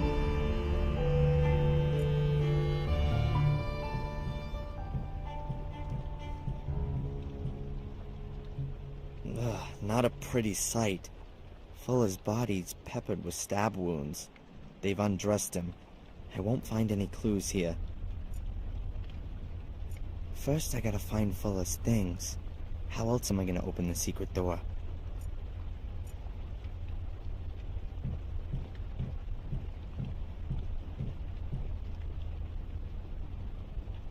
Huh. 6 clipboards in total. Let's see. There are lists of the personal belongings each dead person had on them, but there are no names. There's 394 written on the first one. I guess the numbers on the lists here relate to the numbers on the boxes. That means if I can work out which of these lists belong to Fuller, then I know which box his stuff is in. Boxes. They appear to be airtight. There's a number stuck to every box. I think the personal effects of the dead people are stored in them. Number 394. Hairbrush, lipstick, car keys, mirror. That's hardly going to be the contents of Fuller's pockets. Number 412. Wallet, keys, Polaroid photo. That could be Fuller. Oh, wait a minute. A wedding ring. Fuller was never married, so it's not 412. Number 433. Credit cards, earrings, anklet. No, not Fuller's. Number 448. Wallet, driver's license, credit card, keys, bills. I wouldn't rule that out as being Fuller's, but I'm not certain. Number 442. Driver's license, photos, small change, a pacifier, baby powder. Definitely not Fuller. Number 399. Knife, torch, ski mask, skeleton keys, small change, plastic bag. Unless Fuller was about to set off on a secret thieving trip when he was murdered, then that's not his. I've got no idea which box is Fuller's. I can hardly search through all these boxes in the hope of finding it. The security guy outside's gonna start wondering where I am at some point. Number 448. That's the only box left. It's gotta be it. Fuller's box is number 448. But where is it? That's Fuller's box. Fuller's keys. Those could be useful. Hey, and here's his wallet. Driver's license, a few dollars, credit card, a few bills. But no secret numbers or anything like that. I think I'll take the keys. The wallet and the rest of that stuff is of no use to me. There's nothing more of interest in it. That's Fuller's keys. Keys for the store, his apartment, mailbox, automobile, and... That's interesting. That's no ordinary key. It's a small hexagonal brass stick. Looks almost like a winding up key for a clockwork toy. I wonder why there's so many boxes here. This many people can't have died in the past few months. Or how long do they store all the junk here? That's where the security guy watches over the hospital hallway. What a life.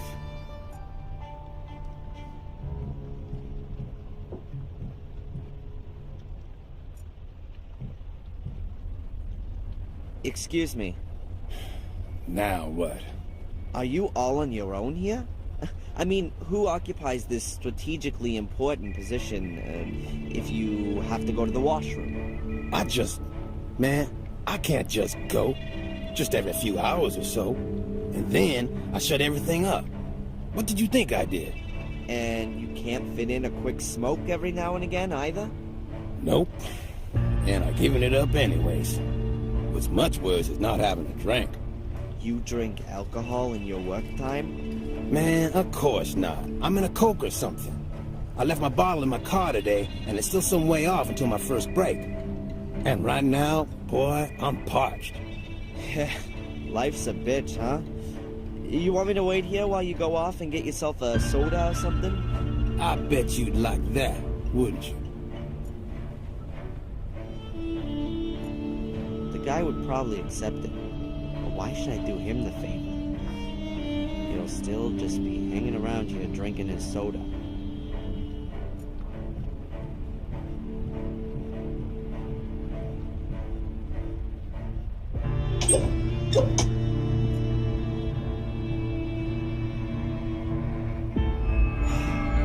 Alright then, I'll take that heavy thing with me.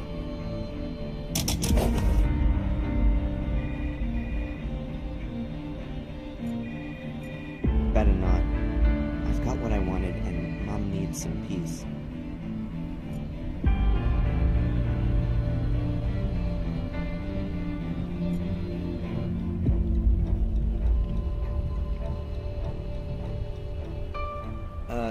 Excuse me? What now? About your drink. Yeah, I left it in the car and I'm an idiot. I got that already. Actually, Man, leave me alone. A good idea. But how do I get the laxative into the bottle without damaging the cap? A syringe with a rather fat, sturdy needle. I could easily puncture the plastic cap, but what should I put in it? Not here. The security guy is sitting directly opposite. And I don't think he'd be cool with someone running around with a syringe in the hand. Hey! I've forgotten something else.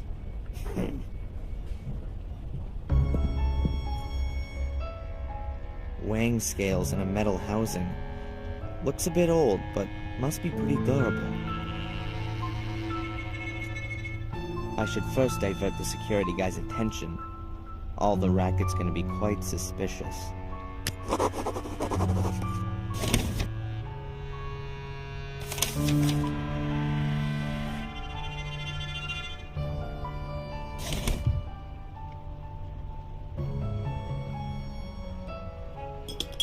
I've drawn a little of the laxative into the syringe.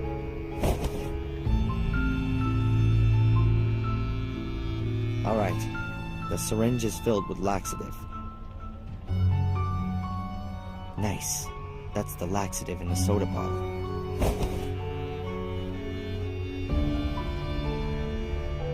New and only available for a limited time, soda with laxative.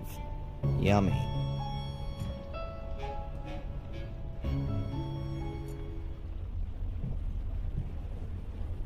Hey boss, you want a soda?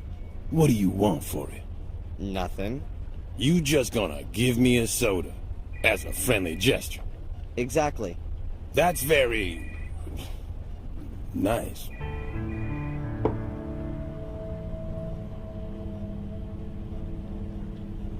Perhaps you could do me another favor. Can you keep watch here for a minute? I'll be right back, real quick. I thought you couldn't leave your post. It's an emergency. I'll be back in a minute. Wait here. Okay, no problem.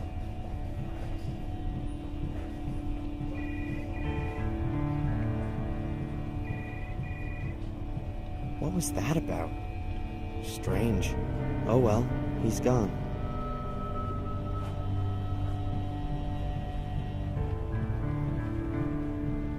The security guy's not gonna be gone forever.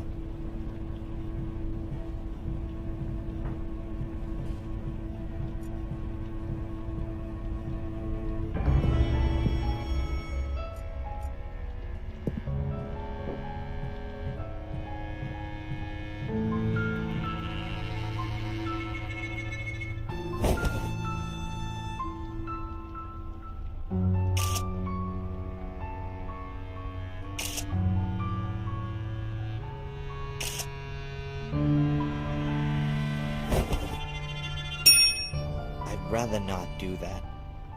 Whoever it was, he must have been out of his mind. Alright, I can work out Fuller's and the buyer's weight together. That way...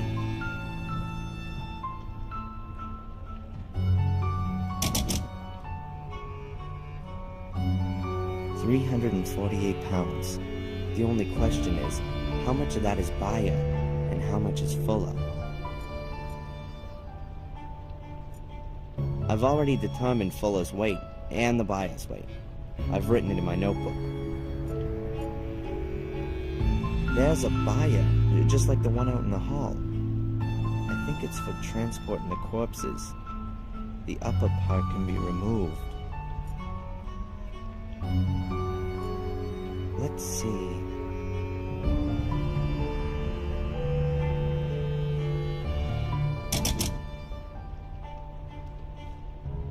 The buyer weighs about 53 pounds. 348 for Fuller with the buyer, minus 53 for the buyer makes 295 pounds. That's Fuller's weight, and that's what I gotta put on the scales. Perhaps a bit more. He wasn't wearing any clothes and had lost a lot of blood after all. I weigh nearly 198 pounds with clothes on, so I just need around another 99 pounds on the scale with me. I'm sure I can find something in the basement. Don't move! What the? Look, I didn't want to... What are you doing? Trying to poison me, huh? That ain't gonna work on me. Me? Poison you? What makes you think that... No one has ever offered me a drink. And someone like you, of all people, bring me a soda. Yeah, well, I thought you were thirsty. Yeah, sure, junkie. You want to steal medication, huh? Or equipment to make some money, don't you? That's crazy. I was... The soda's poison, right? It's in the lab right now. And if it turns out you trying to poison me... Yeah, well, poisoned... You going to jail for this, you terrorist. And you were missing your old boss and wanted to say goodbye to him. Something like that. Don't give me that crap. Breaking and entering, larceny, we can lock you up for that. Breaking and entering and larceny. According to the security guy, I'm a seriously dangerous terrorist. He caught you snooping around, and that's bad enough. I understand that you want to help your girlfriend, but this kind of thing doesn't really help. When this gets out, and Dick's gonna make sure that everyone in town knows about his heroic act by tomorrow morning, then it's gonna look like you wanted to get rid of evidence, or something like that. Can I go now? Darren, I'm not against you, but keep your nose out of this. If we catch you snooping around again, you're gonna end up in the can, capiche? Yeah, capiche. Now get out of here. I've got to reassure Dick and make it clear to him the boy's harmless.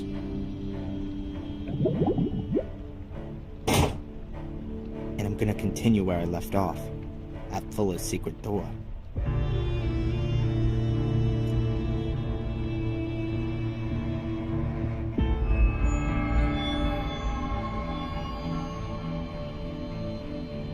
How's the investigation going with our photo fit friend? Nothing. Not a thing. Our people have asked all over town. A few people vaguely think they may have seen somebody. But he's not been staying in any of the hotels, and nobody's seen him since yesterday evening. Don't you find that suspicious? Maybe he's a tourist. His wife could have stayed in the RV with the kids while he went out to get the evening meal. And then they all left yesterday evening. Are you trying to wind me up?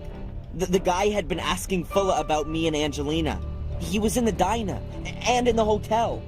Have you perhaps considered that he found your girlfriend attractive? Maybe he'd seen her coming out of Fuller's photo studio and then asked him where she lived. Then, when he saw you coming out of her hotel room, he cleared off because he didn't want any trouble. Yeah, sure. And then Fuller committed suicide. I have nothing to say to her at the moment.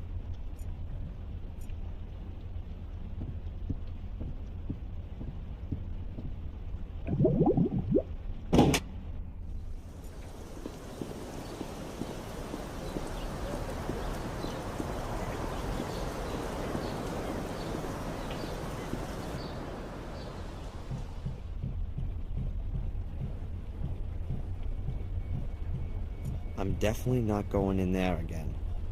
Rambo's probably hiding behind the door with a knife between his teeth.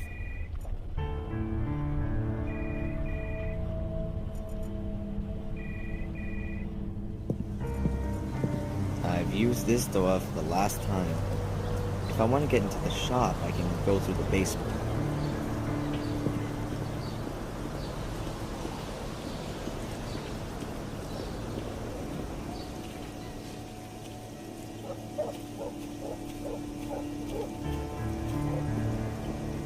Fortunately, I don't need the back door anymore, now that I've got my little private entrance.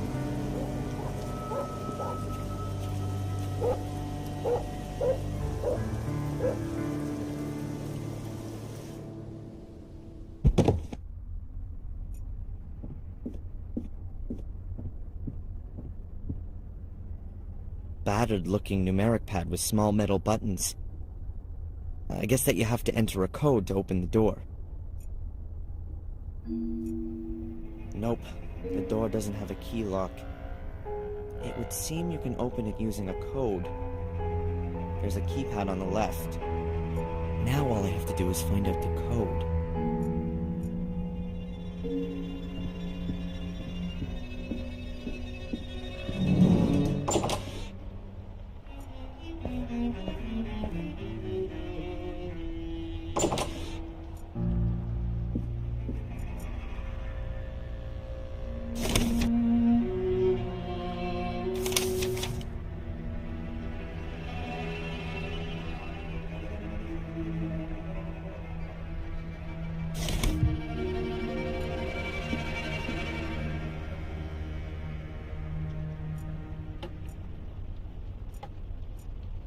Let's see what happens when I turn the key. Okay. So I've wound up the clock. Now I'm pushing the key in. Oops, it clicked. It sounds like it adjusted something inside the clock. What the? What's this then? This box was hidden in the clock.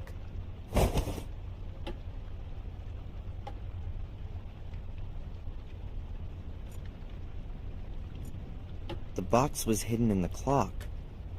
It must have a pretty sophisticated inner life. Come on, I just need a little tip for the damn combination. Huh. 4 negatives. I don't think there's anything else hidden in there. Now it's just an ugly clock. That's 4 negatives which have been cut out, but the photos don't seem to have come to anything. There are some faults in the exposure. They look like bars or stripes. A few horizontal, a few vertical, and they're arranged differently on each negative. I can't see anything else other than that.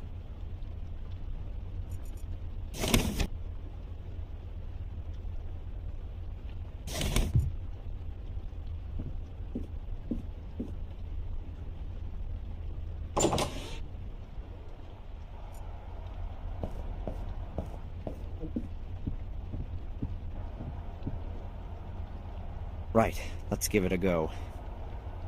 I can move the transparencies around and turn them over. Let's see if I can arrange them in an order that makes sense.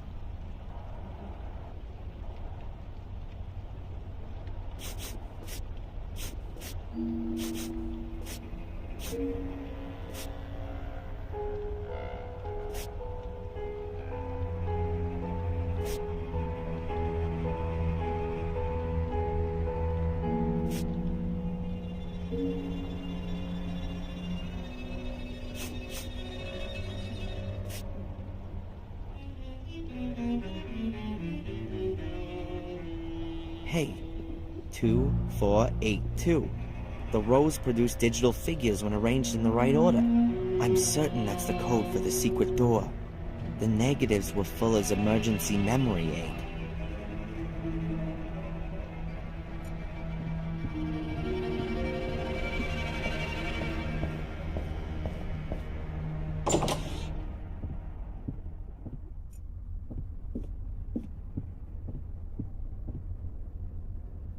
I don't think that'll do anything. I'm not heavy enough.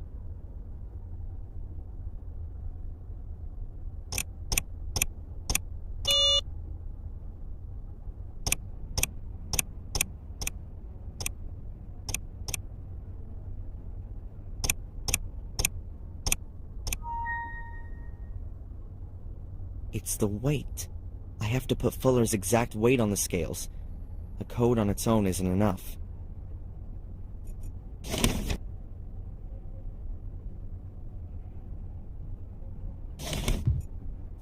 Okay, I'm missing about 90 pounds of additional weight. That shouldn't be a problem.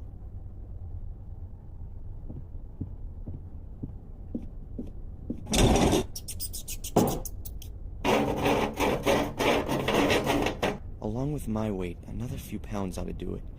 I reckon that'll be exactly enough. Junk weighing 90 pounds, more or less. It might work now.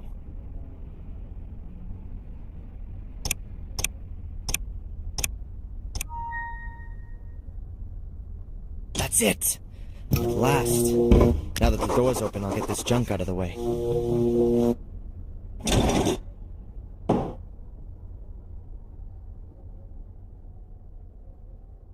The door's open. I just had to enter the correct code and put the right weight on the scales.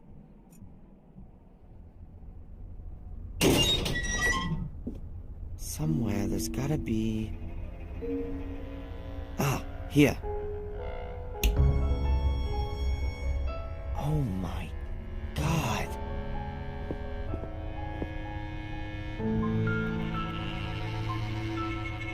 That bastard. The bed's got a metal frame and a worn mattress. It's stained and moldy. No sheet, no pillow, just this grubby blanket.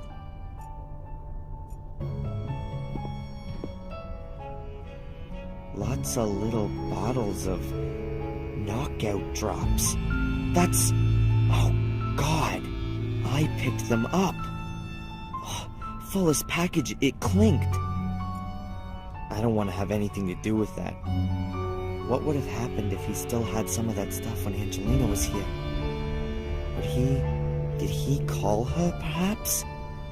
Did he want to lure her here and she might have defended herself but then it'd be self-defense. Angelina would have told the police that. Come on, stay concentrated. Angelina had nothing to do with it. I don't want to know what went on here. I'm just afraid that I already do. It wasn't enough for Fuller to just drug his victims. He tied them up too and probably got some perverse pleasure from the fact they were at his mercy.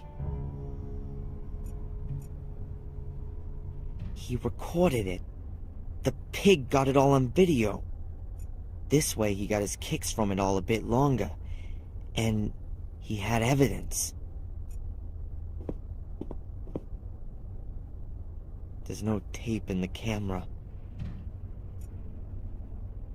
A camera tripod. An older model than the one up in the shop, but it's got the same mounting system. It's for Fuller's camera. The metal locker looks very old. Perhaps it's from a school or a sports club.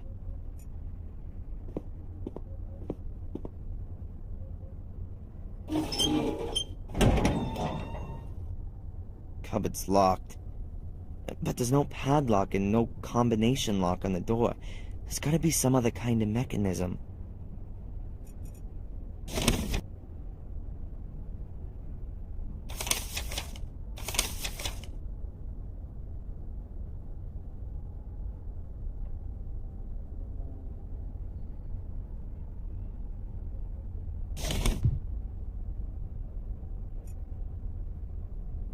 Weird.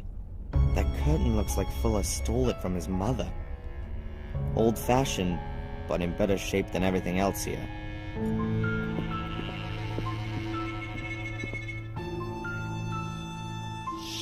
What have we got here? A metal plate has been built into the wall. In the middle of the plate is a hexagonal recess. There are these shiny golden balls on the bedposts.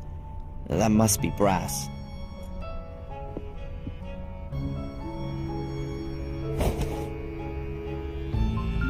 Wow, that really works. The ball simply plugged into the tube of the bedpost. A brass ball. A hexagonal metal bar fastened on the underside. Looks like it's welded on.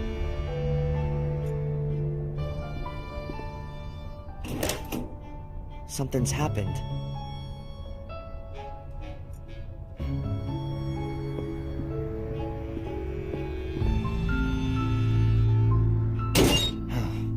It's open, but I can't get excited about it. I don't want to see what's on these photos.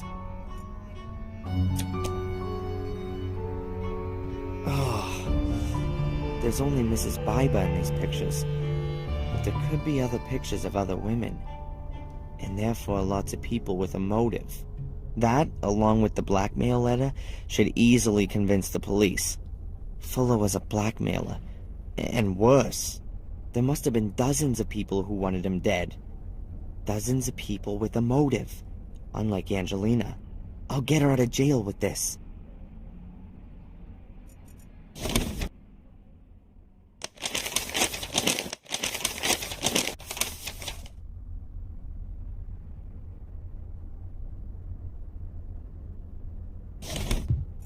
There's nothing I'd rather do than walk through that door and out of the house. This room is making me sick.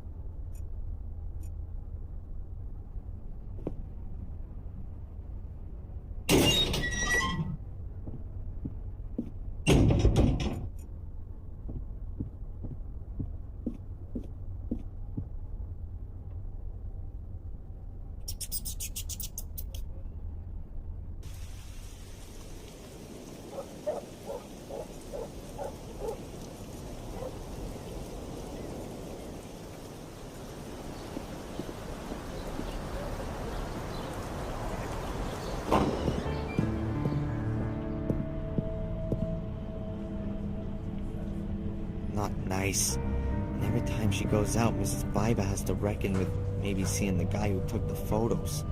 Unbelievable how she must have hated him. But then her fear of everything being made public must have been even more so. No, I can't do that. Mrs. Biba would be absolutely mortified. Anyway, her husband could come around the corner at any moment.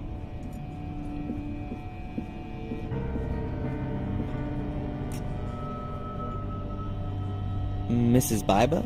I'll be right there.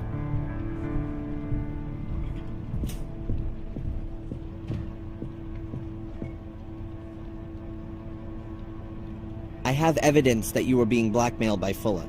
I don't know what you're talking about. I have the letter and the photos. No. Give them to me. I can't do that. There's an innocent girl sitting in jail. But I don't have anything to do with it.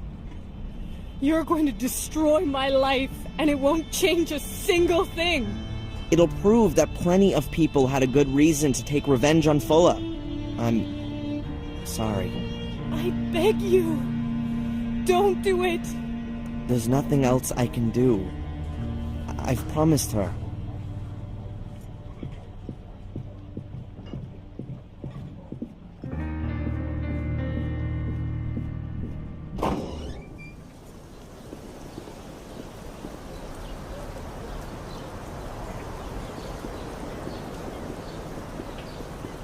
That's where the ever-so-competent police department of this delightful town are based. These hillbillies still have Angelina behind bars.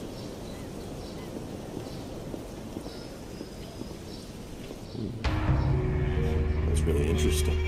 It's repulsive, and a damn good motive, right? Indeed. But it doesn't mean that the Bibas have anything to do with the murder. Of course not. Look, I guess your people would find even more in Fuller's secret room. Then you'll have plenty of suspects, all with good motives. I've already sent some people over there. But all of this doesn't prove that it wasn't Miss Morgan. But she had no motive. Yes, she did. That's him. That's the guy that followed me.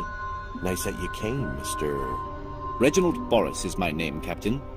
I'm a private detective from England. I'm sure I can contribute a few things that will clear up this case quite considerably. That's what we like to hear. We have a few questions for you as it happens. For example, why you lured Angelina into a trap? Mr. Michaels. The important question is surely why? Why did Miss Morgan murder the photographer Fuller? Well, quite simple. She was also photographed by him. As you can see, not quite as revealing as the others, but I haven't got all of the photos. I'm sure your people will find other pictures that put it beyond all doubt. What the? Those are mine! I shot those pictures of Angelina yesterday afternoon! All right, calm down. What's going on here? You'd better ask him! He must have stolen these pictures from Angelina's hotel room. These pictures have got nothing to do with it. It's the same photo paper as the other ones. And I got them from Fuller. He said he had lots more. Oh, man. Lies! Well, we'll see about that. Darren, go and get some fresh air. Calm yourself down. Mr. Boris, come with me, please. There are a few things we need to discuss. Why, certainly. And Angelina? She stays where she is until we've cleared up this mess. But... We'll get in touch when we need your help. Good day.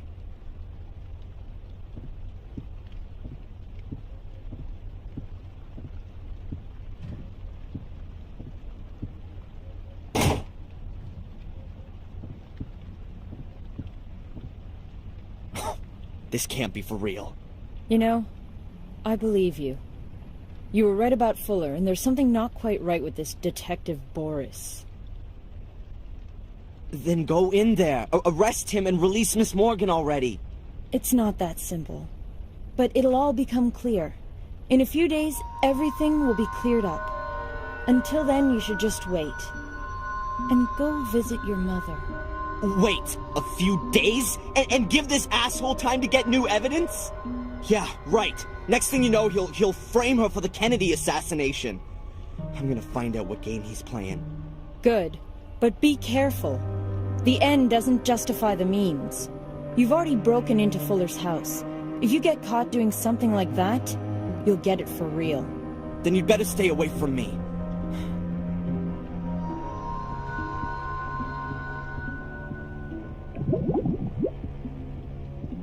He can only have gotten the pictures from Angelina's hotel room. I should have a look around there, regardless of what the police think.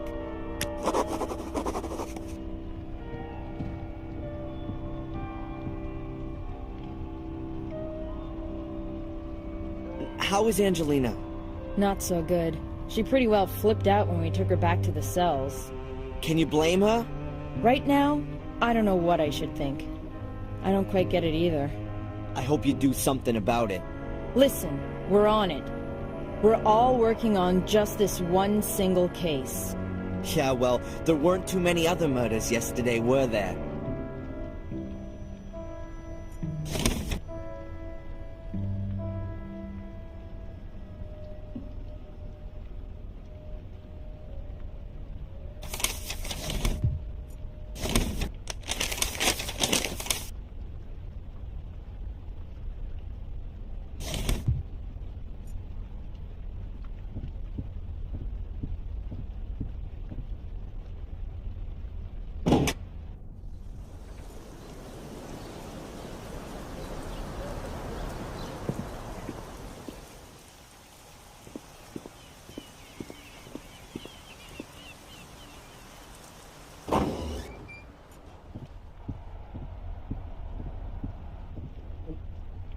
Hey, Rosie.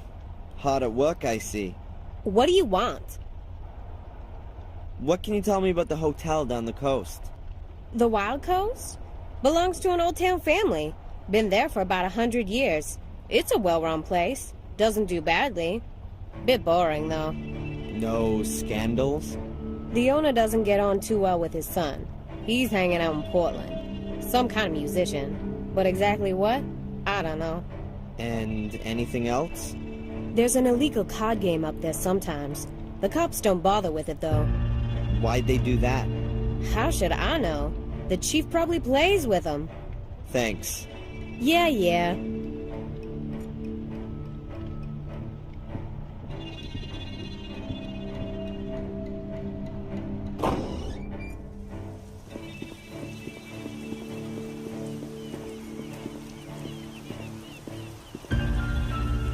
The Atlantic. A relatively quiet spot at that. Biddeford lies in a large bay. As soon as you get beyond the headlands, it can get very lively.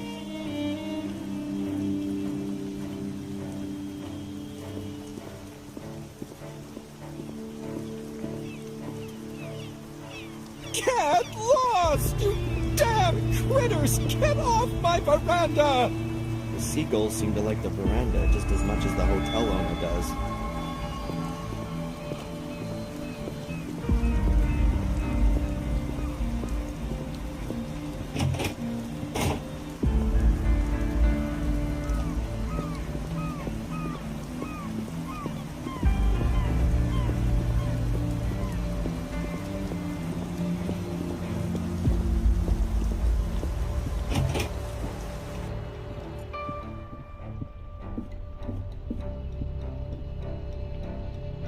Excuse me.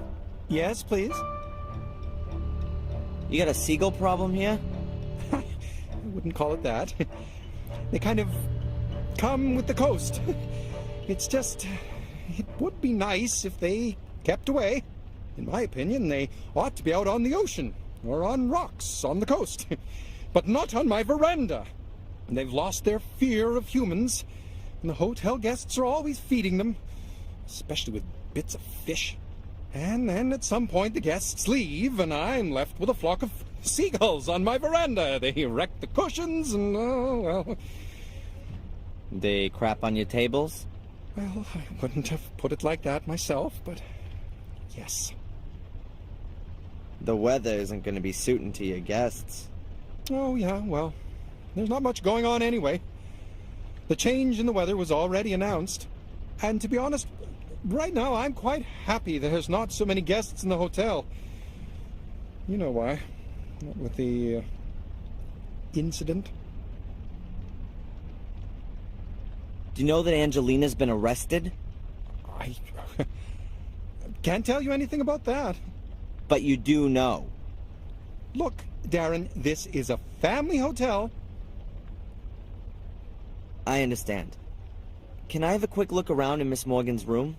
Absolutely not. Even if I were to let something slip out to the press? I'm not going to be blackmailed. And anyway, the newspaper belongs to my brother-in-law. Nice for you. What do you reckon? Who do you think murdered Fuller? Well, the cops already have a suspect. That's crazy. It wasn't her. I hope so, too. And I also hope they keep it quiet about where she was staying. And that's all you're worried about? Now listen here. My whole family's welfare depends on this hotel. You know what my daughter's tuition fees in Switzerland cost? There's an innocent girl sitting in jail. That interests me more than your daughter's college fees. Forgive me, you're right. But if Miss Morgan is innocent, which is what we all assume, then the truth will soon come to light. Oh, I'll bring it to light, all right. Whatever it costs.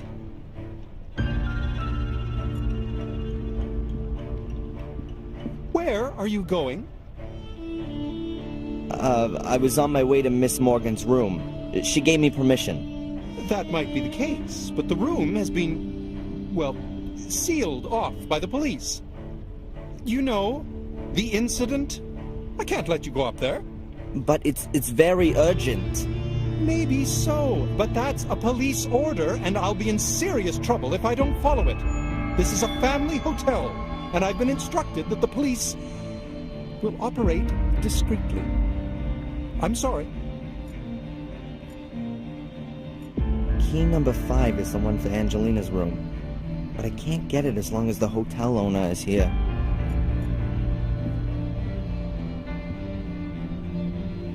Excuse me. Yes, please?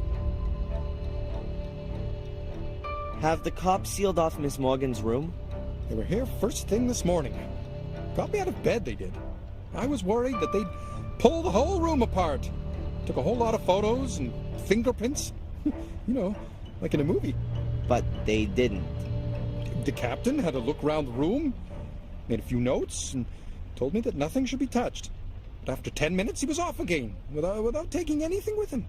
So are they coming back again? I don't know. I didn't get the feeling that the captain was looking for anything in particular. He just wanted to take a look around. So there could definitely still be clues hidden in the room. I need to be able to get a look around in there. And I'll be a lot more thorough than the captain. Was this guy here again yesterday? You mean the one who was asking about Miss Morgan? Yes, I saw him the one time through the window. He was headed towards town. Where was he coming from? I can't tell you exactly. Somewhere from around the beach, I'd say. Well, can you keep your eyes peeled? I believe he's caught up in all this. In the murder? For sure. He was following Miss Morgan, and now he's framed her for the murder. Well, what are things coming to? What kind of folks are running around in our lovely little Biddeford these days? I saw the card and the flowers that you sent my mother. Oh, well, that was a given. As I hear it, isn't she any better? Seems there's not much kept private round here. Well, my wife is a friend of the doctor's wife. After all, one worries about people, doesn't he? Would you let me know then when my mother's condition starts to improve? Sorry?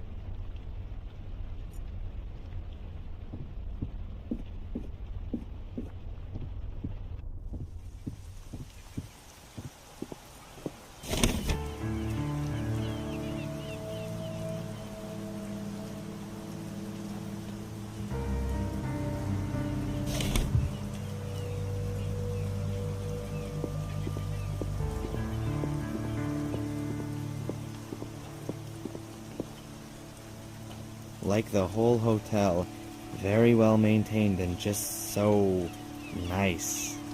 Everything very clean and tidy. Huh. No wonder the guy doesn't want those gulls on his veranda. I'm guessing somebody's left something edible on the veranda, and then those critters have jumped on it right away. I ought to break up the bread, or else it's gonna make food for just one bird. I'll press a little around here. Breadcrumbs, like in case I lose my way in the forest.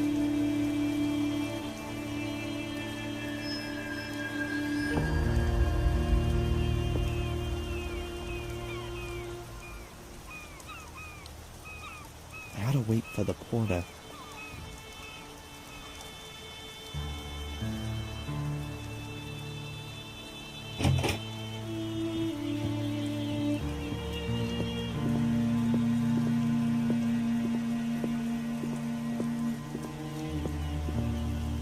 The porter's trying to chase off the gulls, but they're pretty darn stubborn.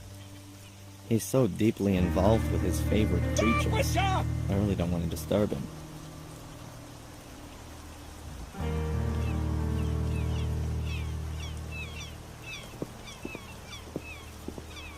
Oh man, I waited too long. If I try to go now, he's gonna see me.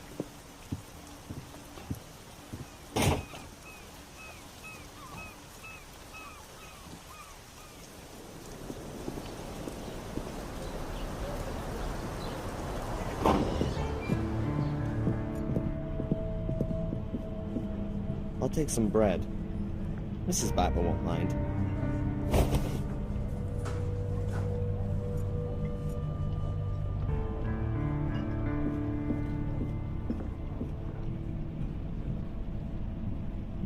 Mrs. Bible?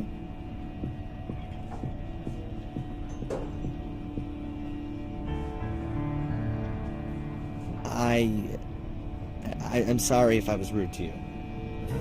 Yeah, you were. I'm really sorry about all the stuff that's happened to you. You know what? Just leave me alone. You're really pissing me off.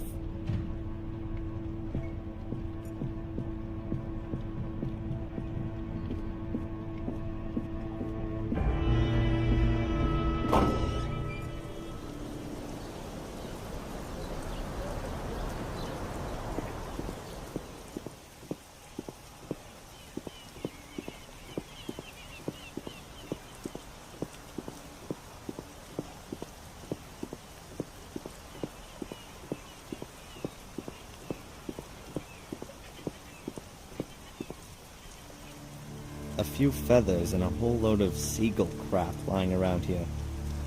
That's not gonna impress the hotelier. I'll press a little around here.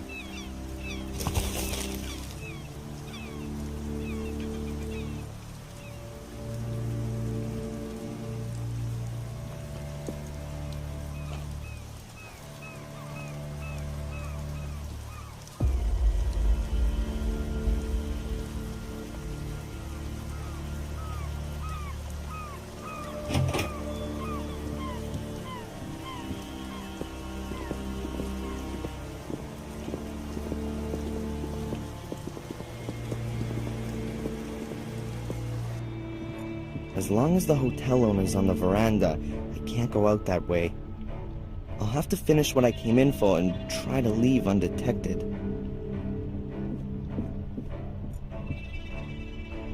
Behind this are the private rooms, as the sign says. Angelina's room is up there. The hotel porter won't let me go up there, but what he doesn't know won't hurt him. Well, I can go up the stairs, but without the room key, all I can do is get as far as Angelina's door.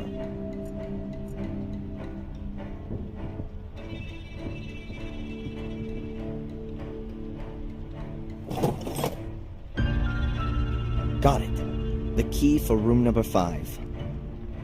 A simple key with a wooden fob with a big number 5 on it. It's Angelina's room key.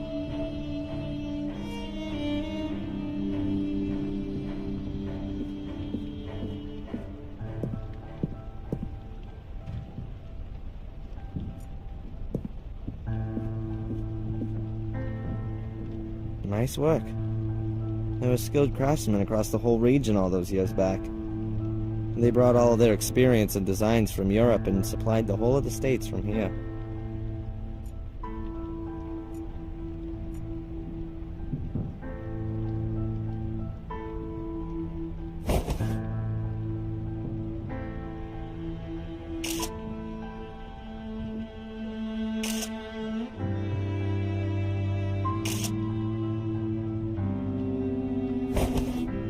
A very lovely theme.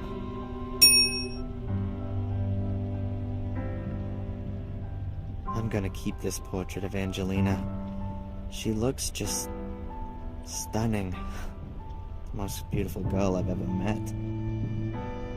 This isn't exactly my taste, and I can't find anything to help me any further. She only drank non-alcoholic drinks in the diner yesterday. Angelina is about as good with alcohol as I am. There should be a pipe behind the ventilator grill which leads outside. There won't be any AC in this building. But there's probably a fan in the pipe which draws in the fresh air. I can't see anything else from here. I can't take the hotel room to pieces without a good reason. What's this then?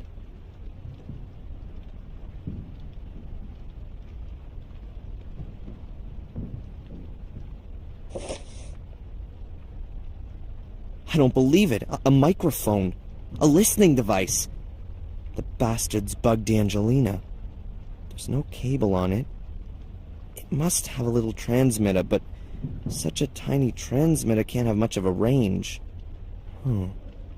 That means there has to be an amplifier or a more powerful transmitter around here.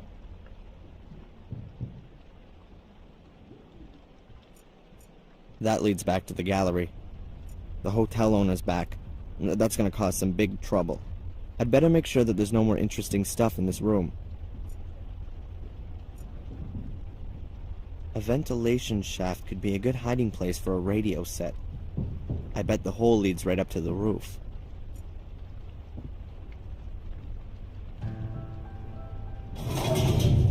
I knew it. A radio set. The bug only needs to transmit a few yards, and then this powerful set amplifies the signal and sends it on to wherever. Apart from that, there's nothing else.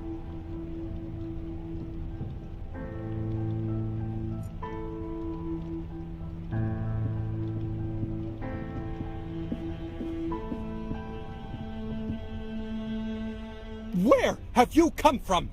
What do you think you're doing?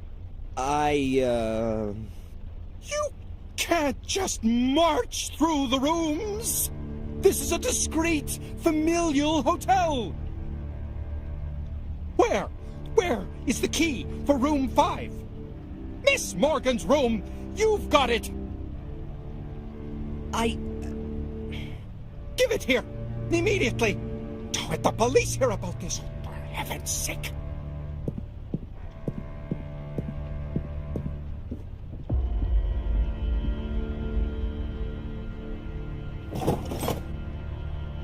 And now get out! I never want to see you here again!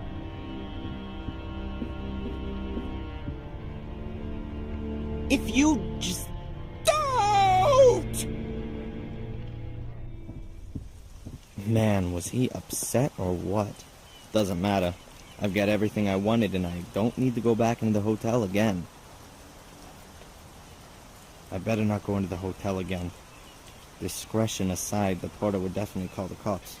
Anyway, I've got all I wanted from Angelina's room.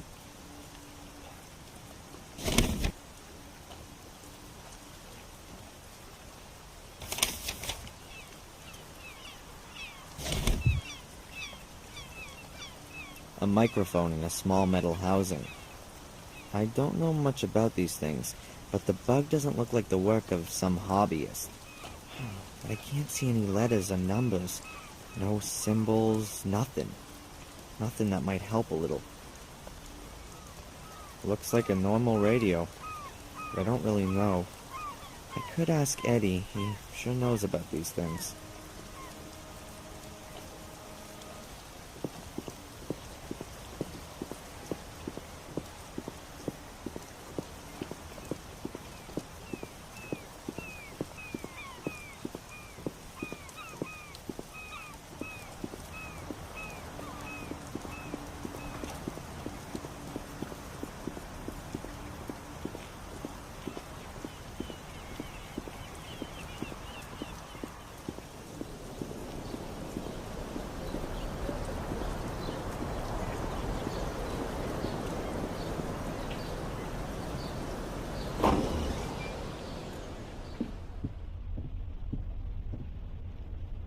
If Eddie really is a radio expert, I should talk to him rather than stare at his radio equipment. I haven't got a clue about these things.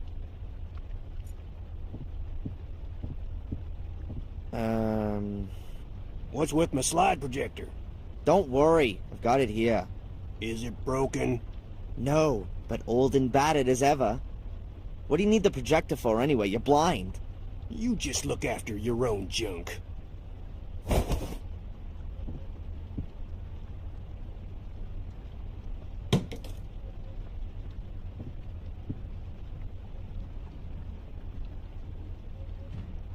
Have you heard what happened to Fuller? Sure. The police was here. Wanted to know if I heard anything. Did you? I got ears like a lynx, but it was raining.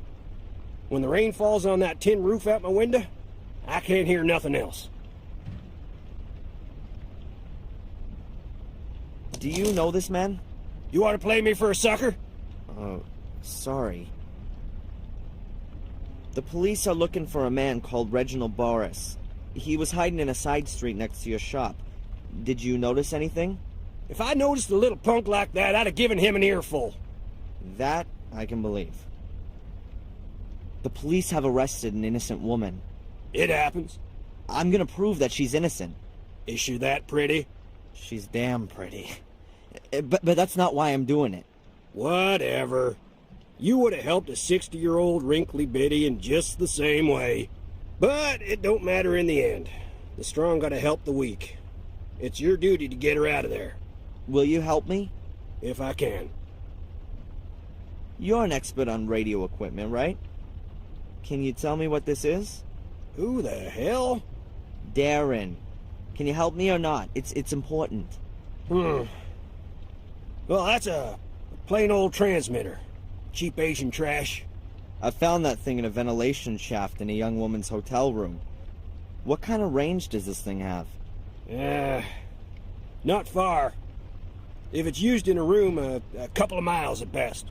And it's not possible to find out where the receiver is, right? That doesn't help at all. Damn. I know all the hams in the area, and none of them would hide that kind of thing in a ladies' room. But I intercepted some strange Morse code last night. Long wave, just after 1800 hours. Someone knew. He said something about a girl who is now safe. He also said he'd be back in touch today at 1800 hours. That could have been Reginald Boris. A foreigner? Yes. And apart from that, perhaps Old Fuller's murderer. And someone who wants to frame an innocent party. And you want to stop that? Well, maybe there's a spark of decency in you yet. Can we track down Reginald if he transmits again at 1800 hours? Well, you bet. With directional antennas. I got one here. We'll have to build another one. We'll get his bearings from 2 different points, and then bang!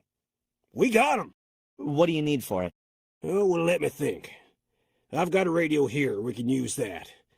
I need a metal tube, a copper wire, at least a meter, and you'll need headphones and a compass to get the bearings right. You bring me that stuff, and I'll build you the direction finder.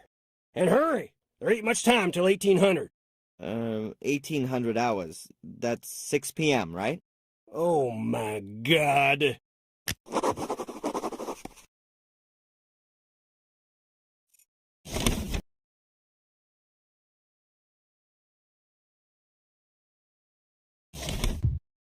That's the bar from Fuller's backyard. Hopefully Eddie can use it for the tracking receiver.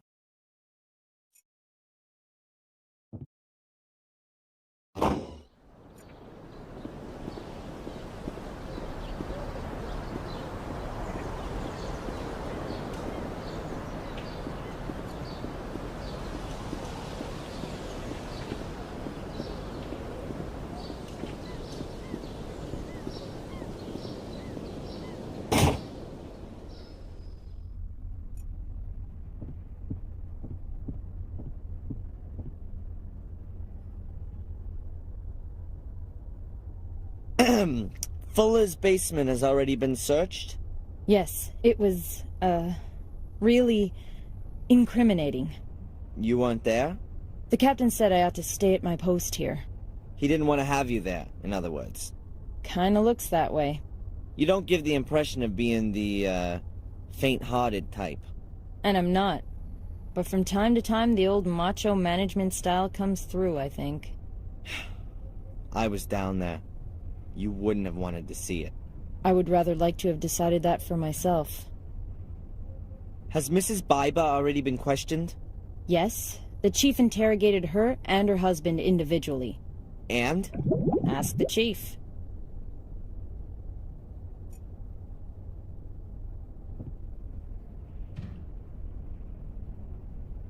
Do you still believe the guy is clean? No, I don't believe he is. You were right, Darren. He's got something to do with this. And yet, you still let him go? Well, I had no choice. He answered my questions. I couldn't prove his involvement. But we'll know more soon, once we've searched the basement and spoken to Mrs. Biber. You questioned Mrs. Biber, right? Did you get any more info? That's highly confidential. I can't tell you anything about it. Any new findings that exonerate Angelina? Unfortunately, not. Mr. and Mrs. Biber were at home and didn't see or hear anything. Did Mrs. Biber admit that she was being blackmailed? That's going too far, Darren. The interrogation findings are not supposed to be public. So tell me, what came out of the inspection of Fuller's basement? I'm not allowed to tell you any details. But between you and me, there's a lot of people with good reason to cut Fuller up. It's perverse, what he did in his basement. But that's not enough for you to release Angelina. The whole thing stinks. But I don't know what role Miss Morgan had to play in it. As long as that's unclear, we've got to keep her locked up. She was the one we caught with the knife in her hand. But she...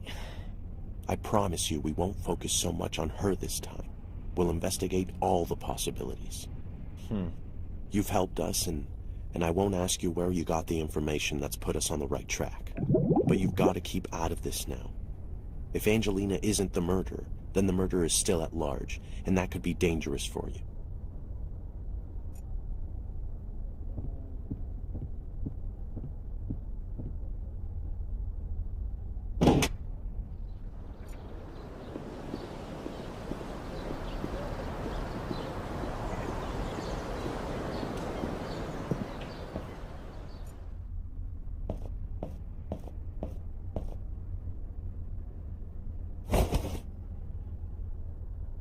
I'll just borrow it.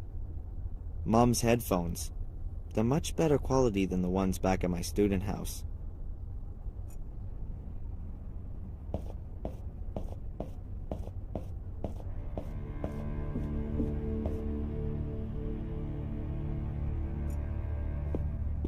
Nothing interesting to see. Everything clean as a whistle.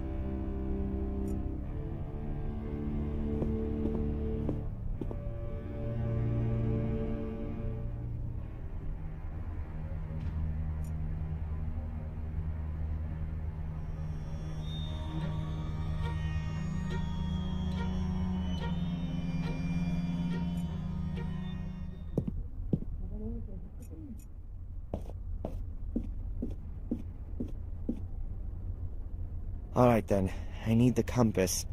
I'll have to sacrifice the telescope.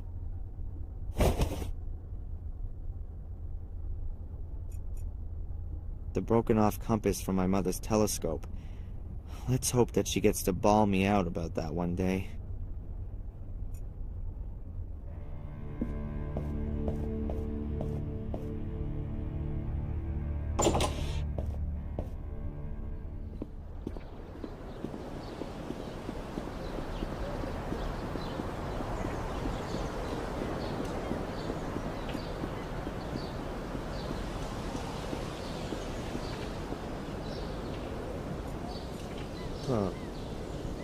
I won't be able to take the whole light chain, but perhaps I can cut out part of it.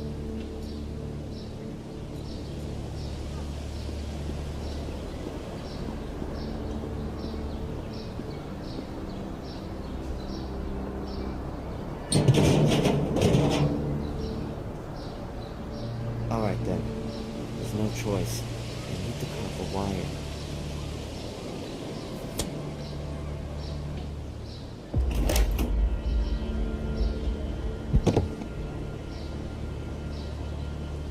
A piece of bare cable about 3 feet long.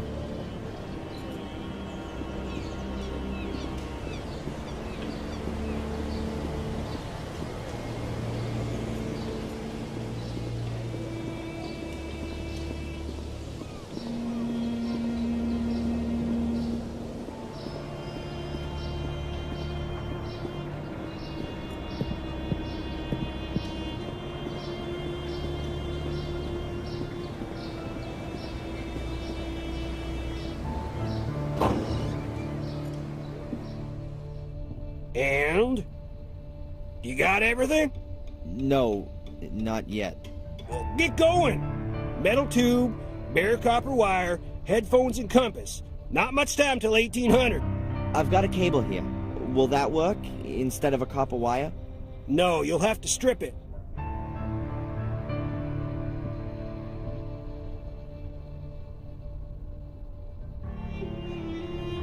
I'll cut into the plastic insulation and pull it back carefully. And now I have a real nice piece of copper wire.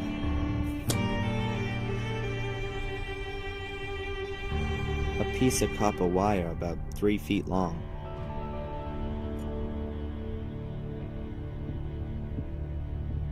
Here are all the things for the direction finder. Very good. I'll build it up right away. But, first the theory. You take the receiver down to the coast, somewhere near the hotel. You turn on the radio, I'll set everything up, and don't fiddle with it. Then you turn the antenna slowly and listen for where the Morse code signal is the loudest.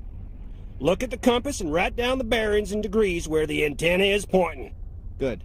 I'll do the same here with my receiver. Then we'll plot the bearings on this here map. Transmitter's located where the lines cross, understand? Yes, sir. Good. Now let me get on with it. So, let's see.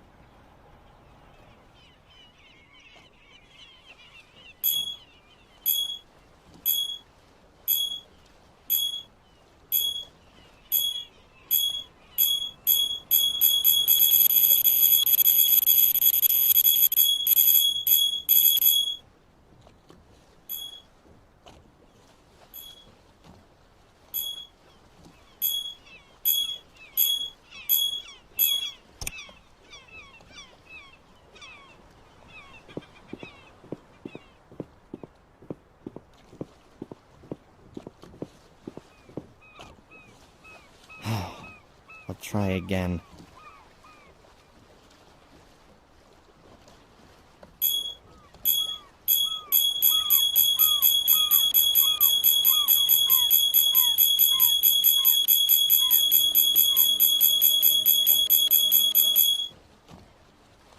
I got it. Back to the junk shop. And? Do you have a bearing? Yes, sir. Bearing at 73 degrees. Very good. My bearing is 90 degrees. Go on. Plot the bearings. Let's see. Your shop is here, and you had a bearing of 90 degrees. I was roughly here. This damn... Of course! What is it? A boat! Boris has got a boat. That's why no one here knows him, and why the police didn't find him. The lines cross a few hundred yards from the coast, about 2 miles to the east. Good work. Now you need a boat. One of those lobster fishermen owes me a favor. You can use his. And what should I do with it? Sail out there, of course. And serve myself up for a fight with Reginald Boris on his ship? Didn't you hear the message? He plans on coming back into town again tonight, looking for you. That's what he said? Huh, I must have missed that. Well, go on then. You don't get many opportunities to be a hero. I trust the police least of all. I'd rather get hold of the evidence of Angelina's innocence myself. And this time, it'll all be watertight.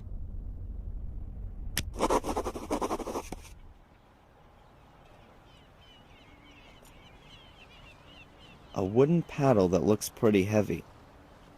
Why would you need something like that on a sailboat? I don't know much about sailboats, but I think this thing is called the boom. That's the thing that smacks unwary people on the head, knocking them overboard. I think all sailboats have these seats in which you can store loads of stuff.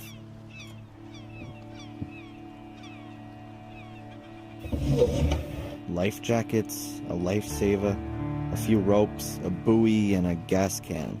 Nothing of use at the moment.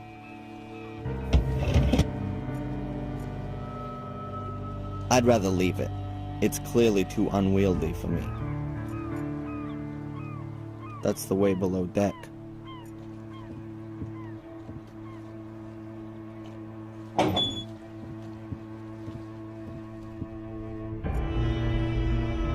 The lamp is screwed to the ceiling. If it was just lying around somewhere, it might fall over in rough seas. A frame sheet of handmade paper. You can hardly read the writing, and there's some kind of wildly painted lines over it. The road to El Dorado is written at the bottom. Isn't that in South America? A seat. In boats, you can usually open the top and use them as storage space.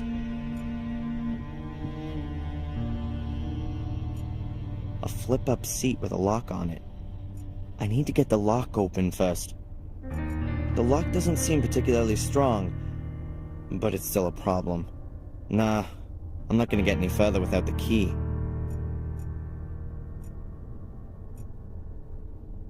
The cupboard looks like it's made of burl wood, but it can only be really a thin veneer, otherwise it'd be too heavy and expensive.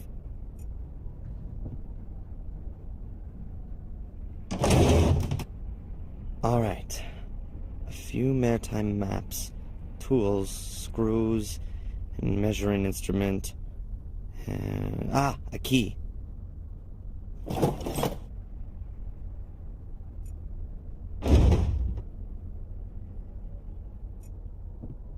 The pictures of a big sailboat on a stormy sea. Maritime romanticism. They're photos of me. They're all from yesterday, me walking around town. This is me leaving the store. And here I am going to the hotel. And here I am with Angelina in the diner. Huh. That picture's been taken through the window. That Reginald fella must have been creeping about the whole time.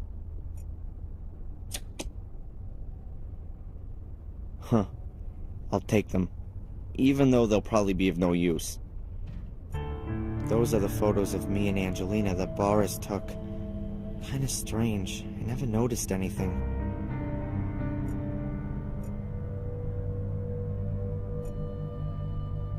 Cardboard folder. It looks really new. There's an A on the front. Huh. At the front of the folder is a small piece of transparent foil with lines on it. Strange. I'll take it with me. What else have we got here? Photos of Angelina. Some of them are clearly quite old. She can't be more than 13 or 14 years old in this one. Here she is as a kid. Huh. A note. New York, Boston. Perhaps that's her route? Yes. This proves that Boris has been following her for a while. I'll take the folder.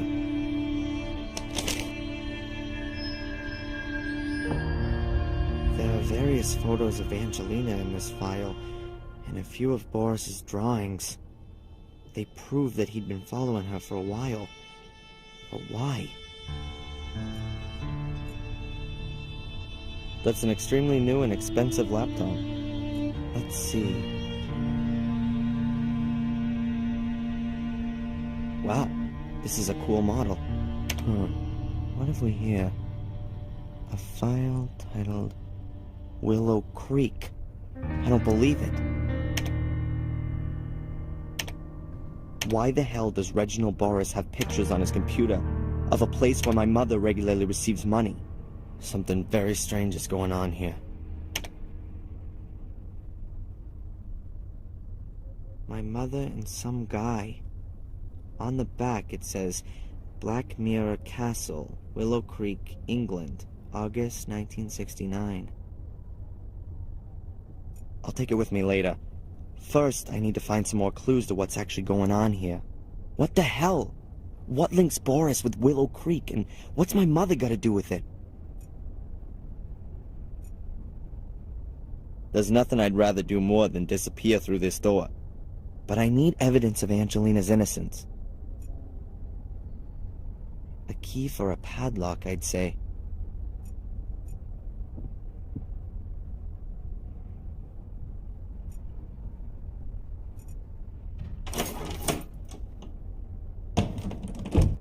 Aha, that must be the ship's power generator. I guess the batteries are normally charged using a cable at the harbor. The generator's probably just meant for emergencies. Better not now.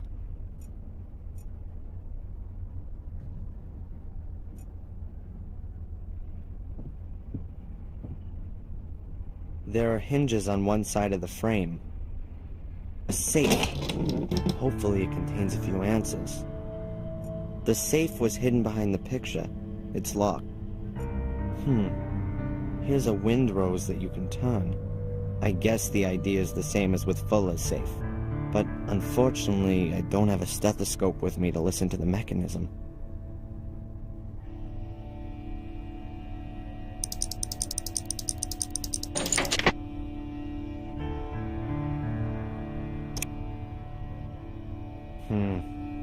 Nothing.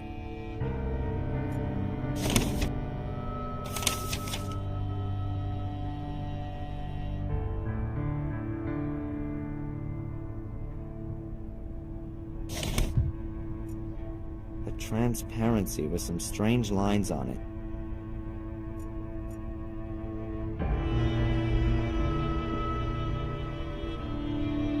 It might fit. Let's see.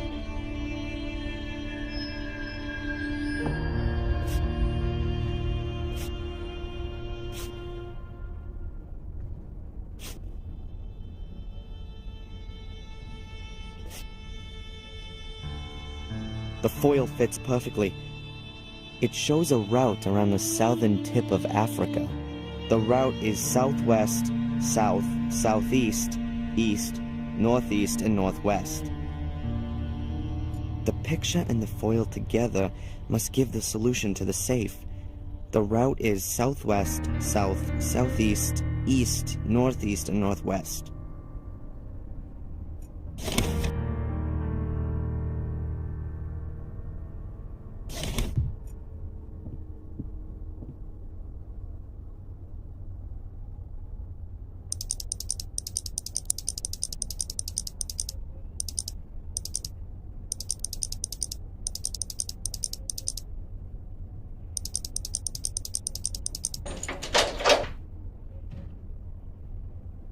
That was the right combination.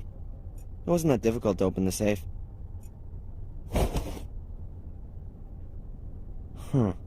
A ring with an eye-catching symbol on it. Looks a bit Celtic. A tree or something. It's not gonna help me, though. A floppy disk. Labeled with Biddeford and today's date. That looks more like a clue. I should have a look at what's on it straight away. If the disk doesn't contain any critical information, then I have to keep searching. Either way, I should get a move on. I don't know how long Boris is gonna stay on land. There's nothing else in it. A ring. Damn big and heavy. A twisted tree engraved on it. Its roots curl round up to the branches.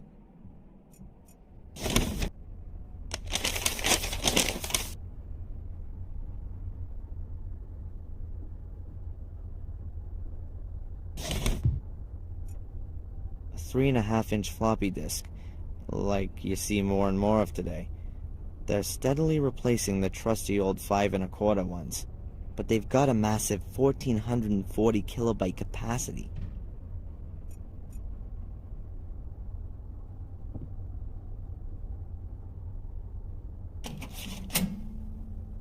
Damn, what's wrong now? The battery's dead, and there's no electricity on the boat. Alright, Let's see if I can do something about that. Shit. Battery's dead, and there's no main power on the boat. Let's see if I can do something about that.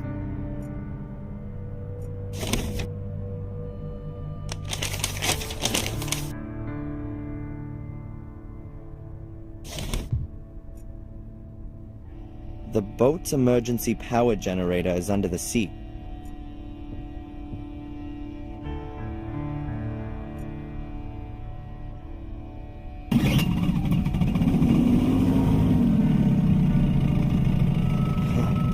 Completely dry. I need to pour in some gas.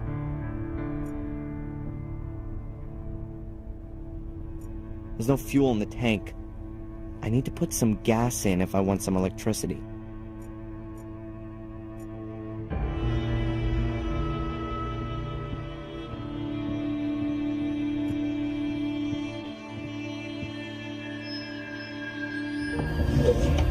Somewhere here was... Yes, a gas can.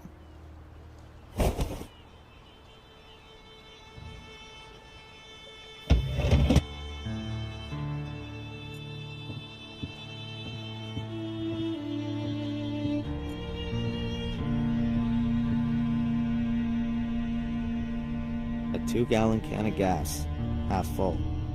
Maybe I'll also find an appropriate chainsaw to go with it. All right, ready for the next try.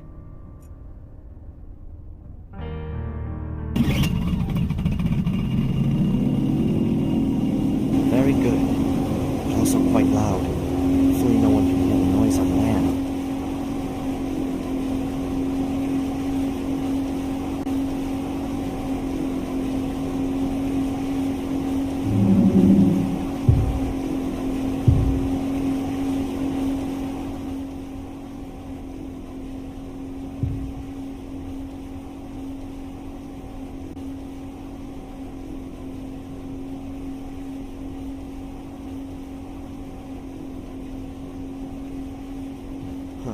Let's see if there's anything on this disc that'll shed some light on what's going on.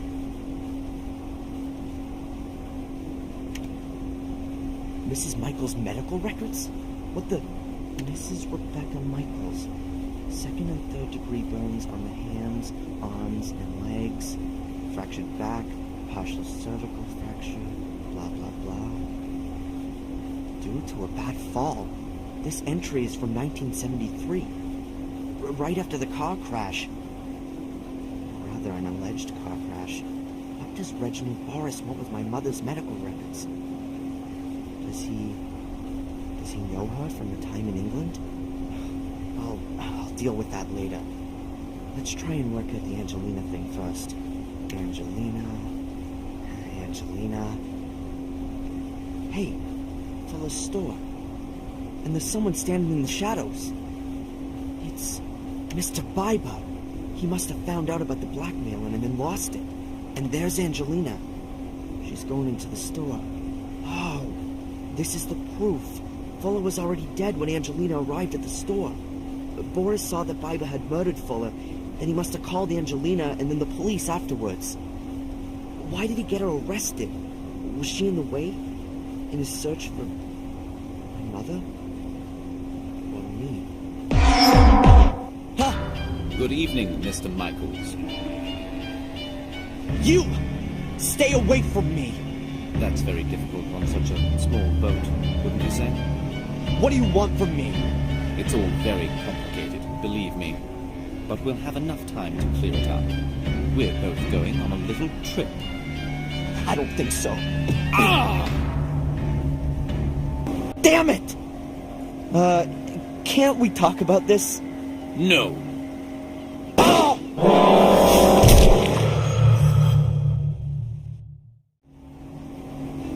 Damn it!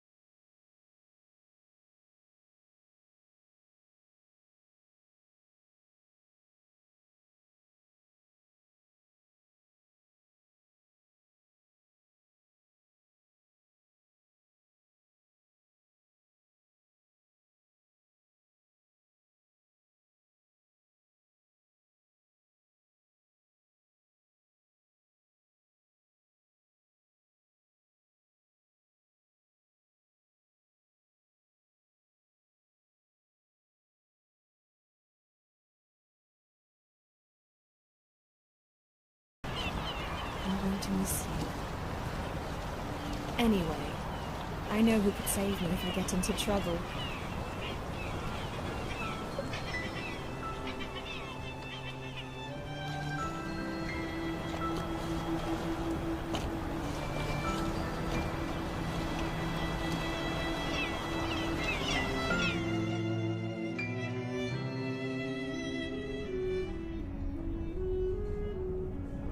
Darren? Huh? They just called from the hospital. You should get over there straight away. My mom.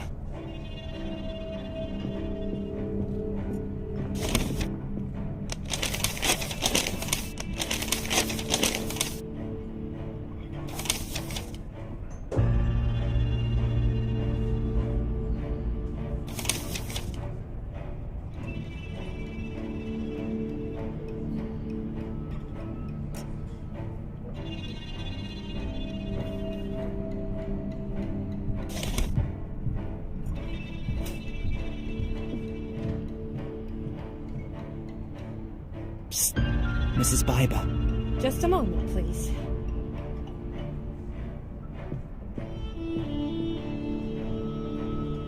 Yes, what can I get you?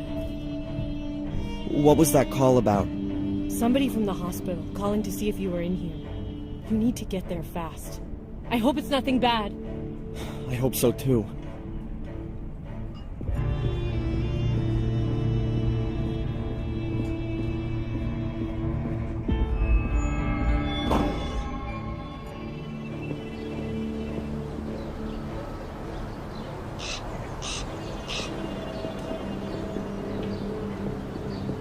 If they call from the hospital, it must be important. I have to go to my mom.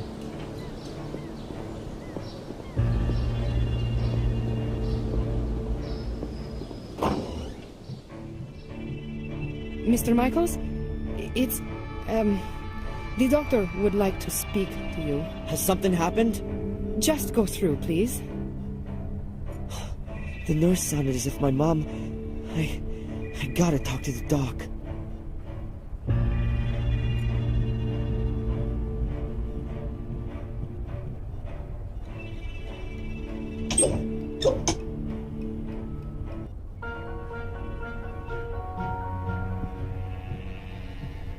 Darren, Where's my mom? Your mom's heart failed this morning. What? No, that's impossible. I really am very sorry. Mom!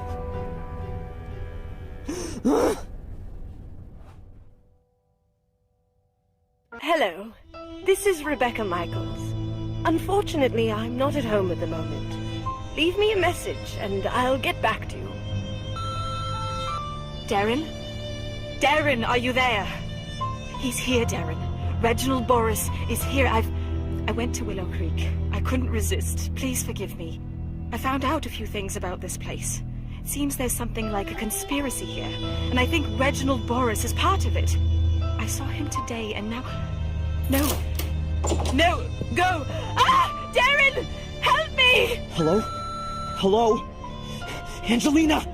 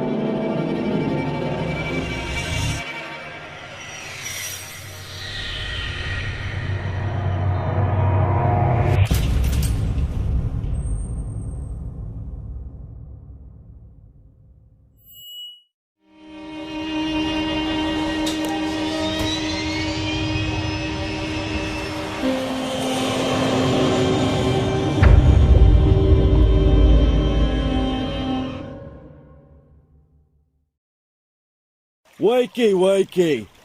We're there!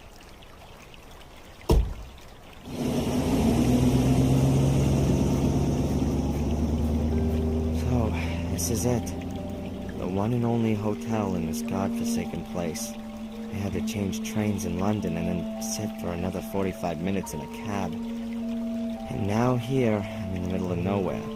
The village of Willow Creek itself is a bit further down the road. But I ought to take a look around here first. Angelina must have checked into this hotel.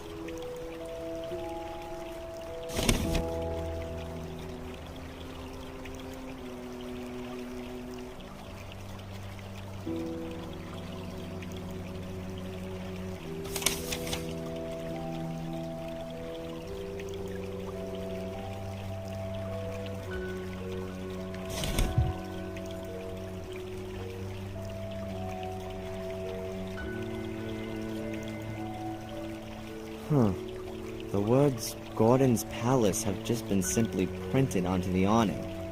Cheap. The Gordon's Palace entrance. It's the only hotel in the place. 3 flags hanging here. England, Great Britain, and the European Union. The last one's gotta be there, just for the foreign tourists. Ugh. The flags look like they've been hanging there for years. Pretty stained and bleached out. Makes a real nice impression. A wet, uncomfortable, and somewhat shabby-looking wooden bench, with the paint slowly flaking off it. The bench is wet. I'm not sitting there. A large bird bath made from imitation marble. It's full of water, and I can't see a damn bird for miles. Now, does a bird bath in a land where it rains constantly actually make sense? I can't see anything interesting, and the basin is much too heavy to move. The awning offers a little shelter from the rain at least. Mind you, it's still unpleasant standing here outside when there are dry, heated rooms waiting inside.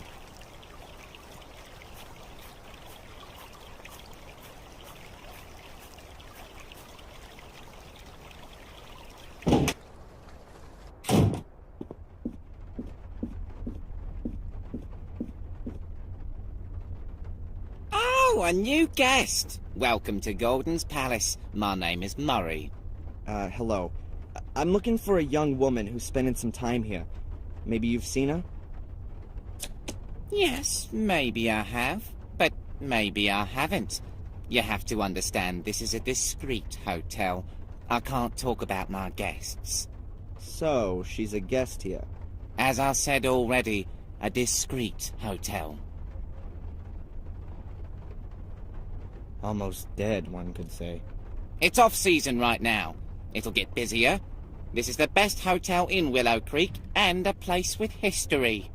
This was once the sanatorium of the dreaded Robert Gordon, the Dr. Frankenstein of Willow Creek. Oh, yeah? Yes, yes. He was the uncle of Samuel Gordon, the maniac murderer. Everyone thought squeaky clean Sir Robert was a respectable doctor. But in reality, he conducted illegal experiments on the sanatorium's patients. Very nasty goings on. And then someone thought it would make a great hotel. Of course, of course. Immediately after the murders 12 years ago, the tourists came in throngs. They wanted to see everything. But where could they stay the night? There wasn't a hotel.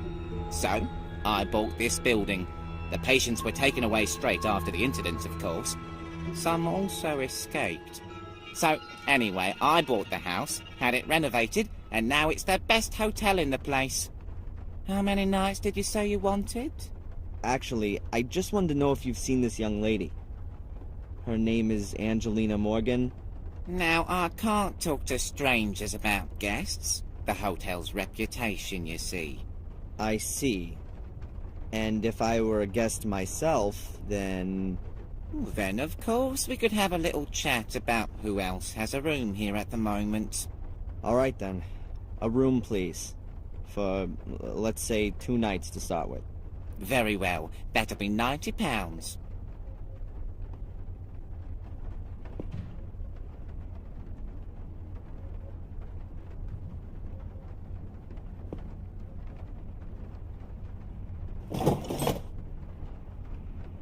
So, what about Angelina? Is she here? The young lady checked in here a few days ago. Room 13, right next to yours, sir. However, I haven't seen her since yesterday morning. Thank you. Room 13, that's down this corridor? Yes, sir. Your room is number 12. You do, of course, understand that I can't let you into the lady's room. As you know, the hotel has a reputation to uphold. Huh. This takes me a step closer. I know Angelina was here. Perhaps I'll find some clues as to what she found out, and who didn't like it.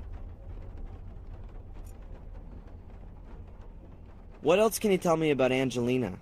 Don't know. Nice girl. Seems to be out a lot. Always went off for a couple of hours, then back to her room, then out again. Did you notice anything? Was she nervous? Afraid? No, not really. She seemed to be a bit stressed. Tense. And always in a hurry. That's just what young people are like. Did you call the police when she didn't come back last night? Why should I? She paid up front. Everything's fine. Oh yeah, everything's fantastic. She might be bleeding to death in the woods or in the hands of violent kidnappers. But she paid up front. Calm down. Nothing will have happened to her. Absolutely nothing's happened here for 12 years, unfortunately. What did you say this building used to be? The old Ashbury Sanatorium. The legendary, the gruesome, the unfathomable sanatorium of the crazy Robert Gordon. I see. Sir Robert was Samuel Gordon's uncle on his father's side. He lived in the castle and was, of course, like all Gordons, completely insane. He conducted experiments on the patients here in a sanatorium. Illegal experiments. Terrible experiments. And no one noticed? He mostly did it at night, alone. He only had one accomplice in the village, Dr. Herman. Both were murdered before their schemes were uncovered. But strange things have been happening since their deaths. People claim to have seen spectral apparitions in these corridors, and sounds that come out of the ground. Sure, and that's probably written large on the front of your flyers, right? A couple of ghosts would surely be good for business. It's just a shame it's absolute moonshine. What's that castle out there on the hill? That's the famous Black Mirror Castle, ancestral home of the Gordon family. There are few buildings here that have a history as fascinating and blood-soaked. Why, what happened there? What didn't happen there, more like? Every imaginable abomination. Murder, torture, witch-burning, dark rituals, devil worship, everything. Yeah, sure. And that's not just what you tell the tourists to make this place more interesting. Well, perhaps it's not quite that bad, but what the people say is true. That castle is cursed. That much is certain. Cursed. Just look at the Gordons. An ancient family that's gonna die out. One blow of fate after the other. The latest events alone. Around 25 years ago, there was a fire in the castle, and Master Samuel lost his young wife in the flames. 12 years ago, the eldest Gordon committed suicide. He jumped from the castle tower. After that came Robert's murder and Samuel's suicide. The last surviving Gordon is Lady Victoria. She's already about 90. When she dies, one of the oldest families in England dies with her. Sounds like bad luck, but not necessarily a curse. It is! The castle is cursed. It makes the people crazy. How else are you going to explain one Gordon after the other completely losing it? Some mental illnesses are hereditary. And if it's an old noble family, incest may also play a role. Yeah. Or natural radioactivity, or poisonous groundwater. That's all far-fetched. It's a curse. Everyone knows that. Thanks for the chat, Murray. My pleasure.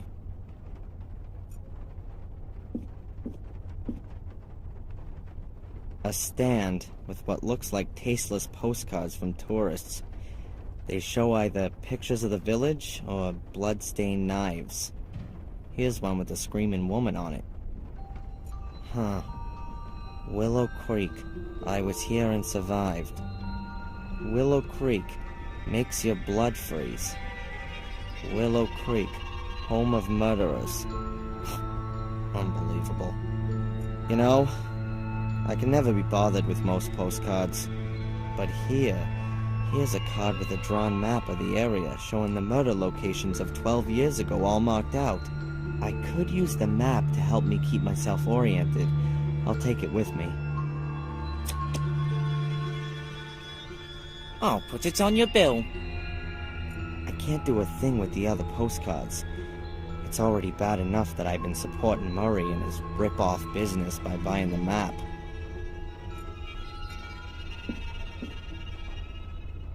What the? A cheap plastic mask of Samuel Gordon. Toy knife with blood-stained blade. And the worst thing is that you can bet that some of my fellow humans actually buy this stuff. And what's this thing supposed to be? Huh. The original soul key. Summon dark forces and scare the pants off your friends. Lights up in 3 different colors. Gruesome sound effects. Hellish fun. Batteries not included. I can't get my head around it.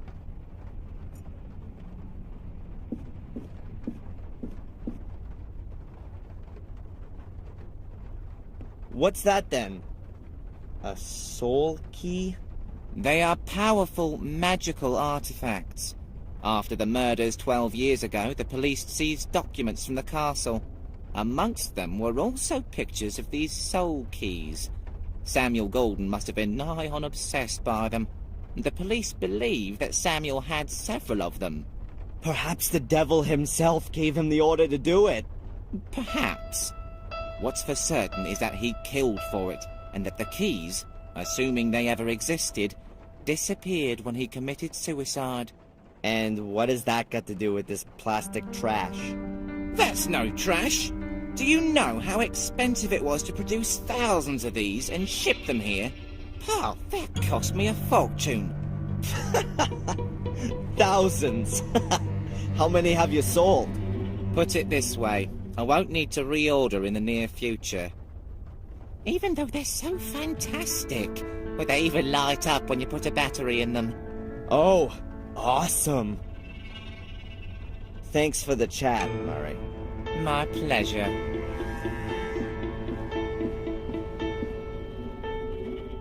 I'd rather chop my hand off than buy this plastic crap from China and speed up global warming and the demise of mankind.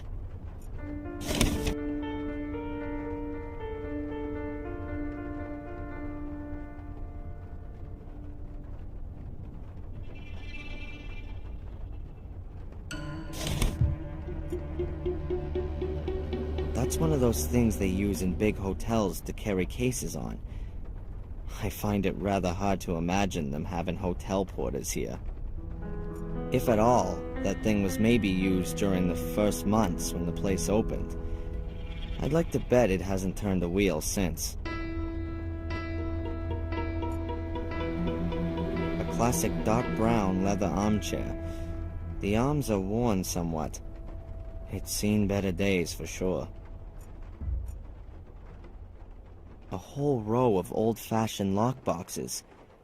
Although they're only made of wood, they look like they're still tricky to break open. An old-fashioned telephone. It's probably meant to be classic, but to be honest, it's just old. Who should I call?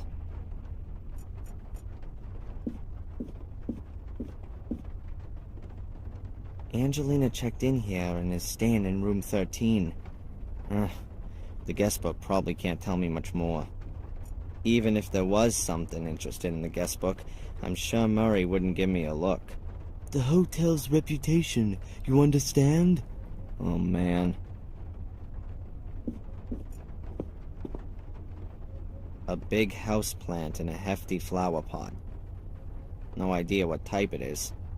I know nothing about them. I can't find anything exciting. The plants don't look all that happy. But like I've said, I don't know much about either botany or the psyche of plants. My room key. Looks more like the key to a prison cell rather than for a hotel room. There's a wooden tag attached with the number 12 on it.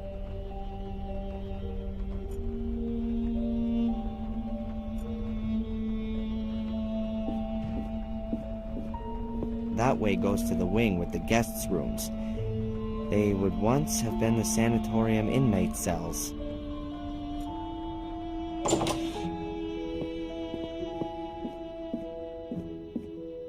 Room 13. That's Angelina's room.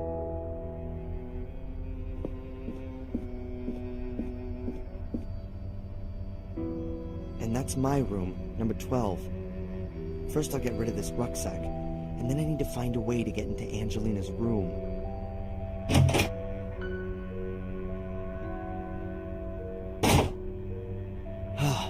That's better.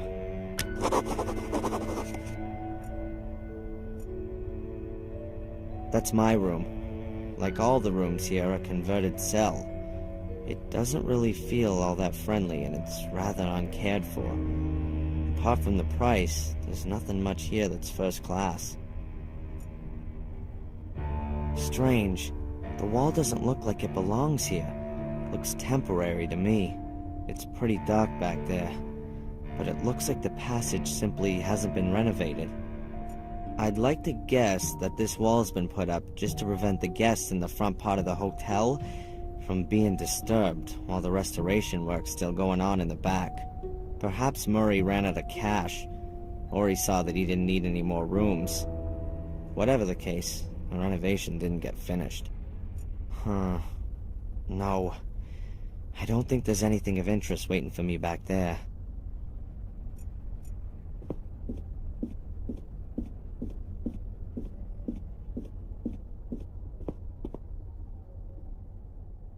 A wooden clock with a glass cover and some carving on it. Huh. What's that? The clock's just an imitation. It can't be wound up. Probably a cheap electronic clock with batteries. I can't get it off. It's screwed on. I need a screwdriver or something like that to get it off the bookcase. Let's see. A few crime stories, poetry collections, fairy tales, horror stories. Just the thing for a relaxing night in a hotel. Unfortunately, I'm not going to have one of those. A whole load of good books. But I don't know how they're supposed to help me in my search for Angelina. The idea is very much that you sit yourself in this armchair, read one of the books from over there, while quietly smoking a pipe or a cigar. Judging by the ashtray, it looks like that hasn't happened for some time, though. It's sparkling clean. There's only a box of matches lying in it. There's a newspaper lying on the glass table. Maybe a service for the guests.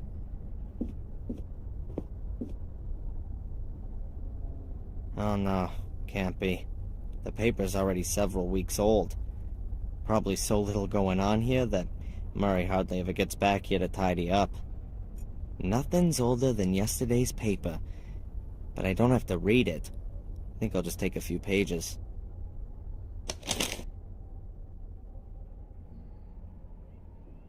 A newspaper. By the looks of it, I'd say it's a halfway serious local rag. Whatever. Probably not worth reading.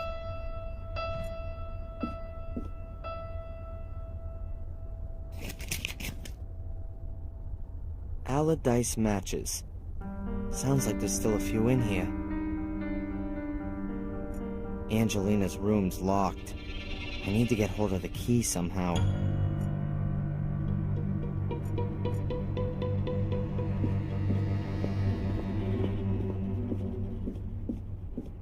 That way goes back to the hotel lobby.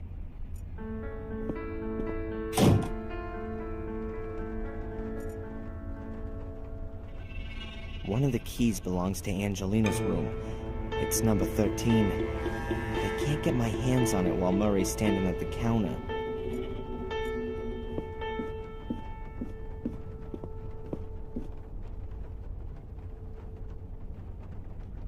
Couldn't you perhaps give me Angelina's room key? If you buy the hotel and let me retire, then we can talk about it. And if I forget a 50-pound note on the counter, would you go outside to look at the pretty pictures on it in the daylight? Young man, this is a quality hotel. I can't and won't allow its reputation to be damaged. No one will notice. There's not a soul here. You can't bribe me, and that's that. Thanks for the chat, Murray. My pleasure.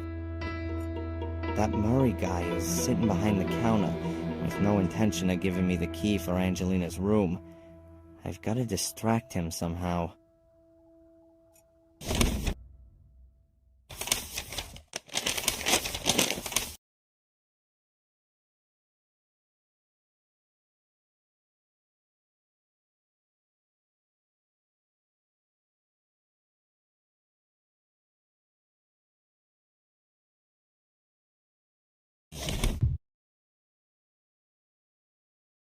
You can get outside to the car park through these heavy oak doors. The weather still hasn't got any better. It's just been raining the whole time.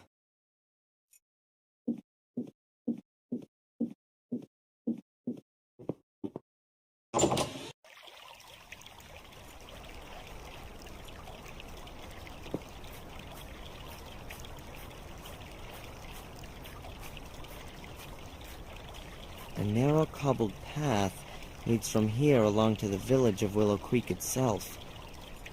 First off, I had to have a look here in the hotel for signs of Angelina's whereabouts.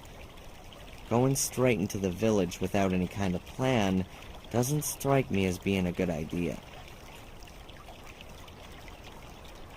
A card from the Willow Creek area. It's marked where the murders took place 12 years ago.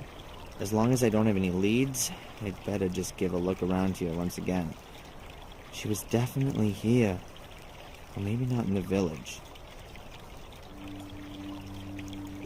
Wow, the ivy must be at least 100 years old. It's already climbed up the whole building. Shame that I don't have to secretly get up to the first floor. The ivy would be an ideal ladder substitute. The hotel lobby's in there behind the tall windows. Very grand for such a small country hotel.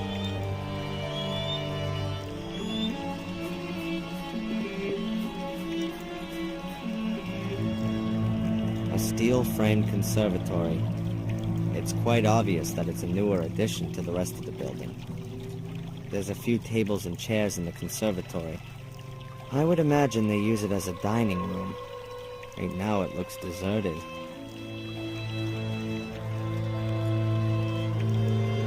A big heap of wet leaves. A gardener must have raked them together from off the lawn. That pile's not been here for long. The leaves are soaking wet on the outside, but they look dry underneath. The rain hasn't made everything wet through. A box of matches, branded Allardyce. There are a few matches still inside.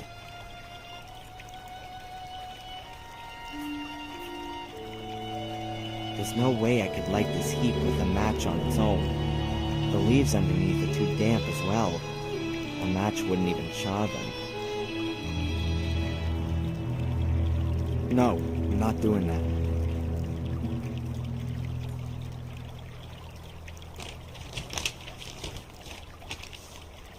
I've got the crumpled newspaper in the middle, next to the leaves which aren't so wet. The crumpled up newspaper is planted in the heap of leaves. It's still relatively dry, but sooner or later it'll get drenched by the rain.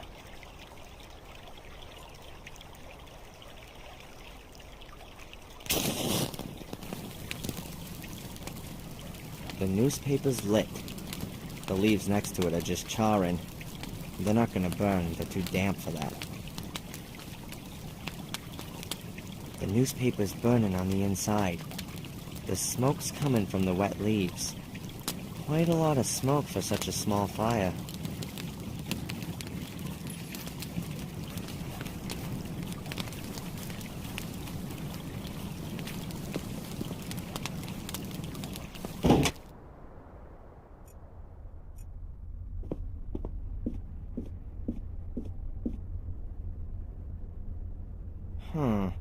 A bottle of schnapps. Maybe I could grab it while Murray's not looking.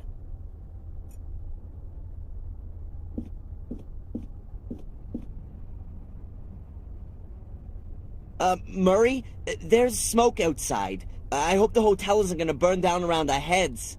Bugger! Oh!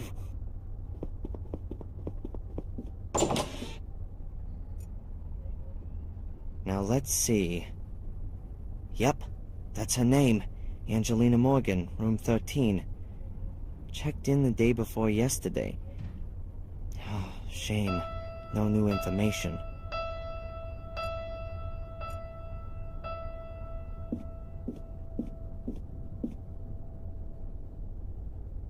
Murray seems to have just been eating something.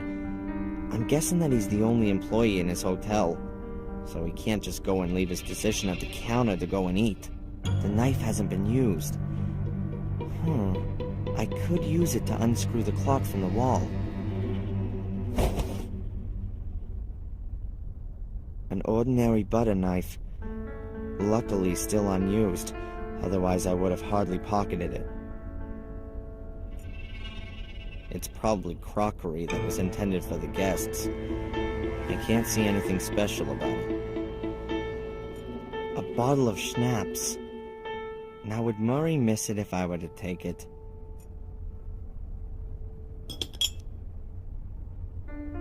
Voila! A bottle of alcohol. A small bottle with some serious alcohol in it. Murray's supposed to tip this stuff in his tea. Why should I help Murray? He'll be busy for a few minutes. I ought to put the undisturbed time here to some use. As long as Murray's outside putting out the fire, I can take Angelina's key unnoticed.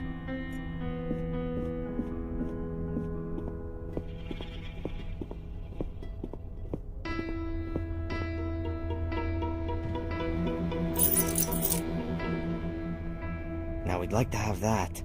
The key for room number 13. Hopefully I might find some evidence of Angelina's whereabouts in her room.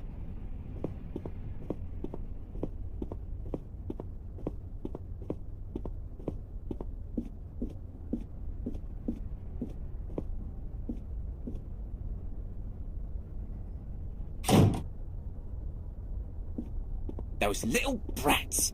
They've no idea how dangerous that is. They should... the young are really bad. He doesn't seem to notice that I borrowed Angelina's room key. I've got my own room key, and I've got Angelina's too. I shouldn't think I'm gonna need any more of these hotel keys.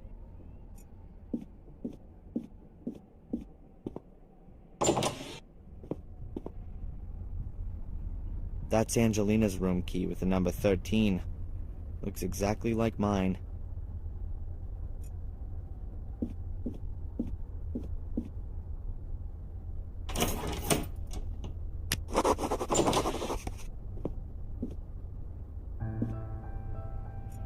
I've left the door open. That gives me some light and I can hear if Murray comes into the corridor. A white-painted ribbed radiator. The heating's lukewarm. I don't see anything that might be significant.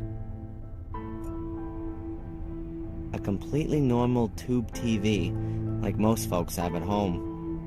Should I sit myself down in front of the TV and wait until I see ghostly messages from Angelina in the white noise? Maybe not. A little cupboard. Looks rather like an antique. And inside there's... Sleeping potion. Now could that be Angelina's? Maybe she was having nightmares from all that business. What the hell have I gotten her into?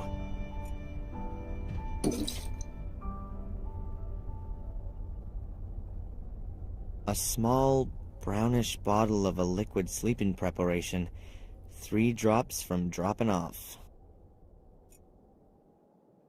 A thick, heavy, and very old-fashioned bedspread. There are woolen threads around the edges. I can't take the cover, but I can take the wooden thread as a souvenir. It wouldn't be the first time something like that had come in useful. The bed looks old-fashioned, but not uncomfortable. I'm rather tempted by the idea of a couple hours on it. I've been on my feet for more than 24 hours now. But I really can't allow myself a break until I've found Angelina.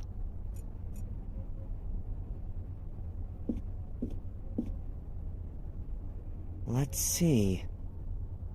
A few clothes hangers, a clothes rail, a few drawers. Everything empty and squeaky clean. Also, when I look inside again, the robe's completely empty.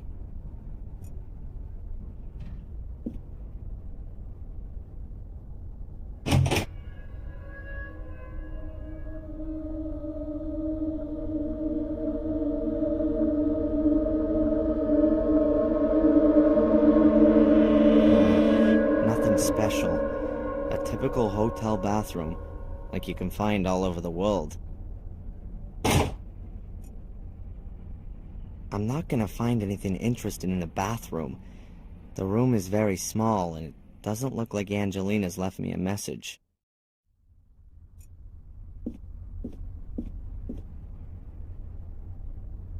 What's that? One of the pictures I took of Angelina. That's gotta be a clue for me.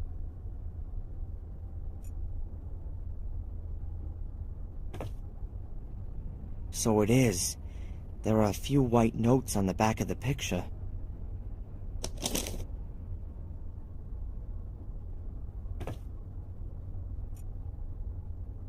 Angelina must have swapped over the old picture with one of my pictures of her.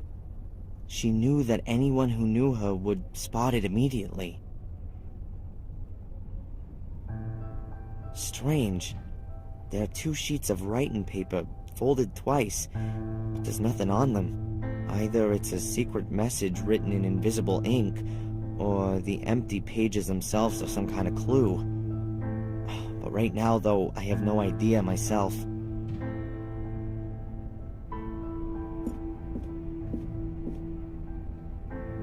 Here's a few sheets of writing paper. Now, did Angelina make any notes about her investigations? The paper looks completely unused. I won't find anything here. A thick-walled but relatively squat glass. You'd normally be drinking a drop of the hard stuff out of this kind of glass. Interesting. Several cut lemons, and there's a sliver of wood stuck in one of them. She didn't eat the lemons, that much is clear. Lemons and a sliver of wood. That rings a bell somehow.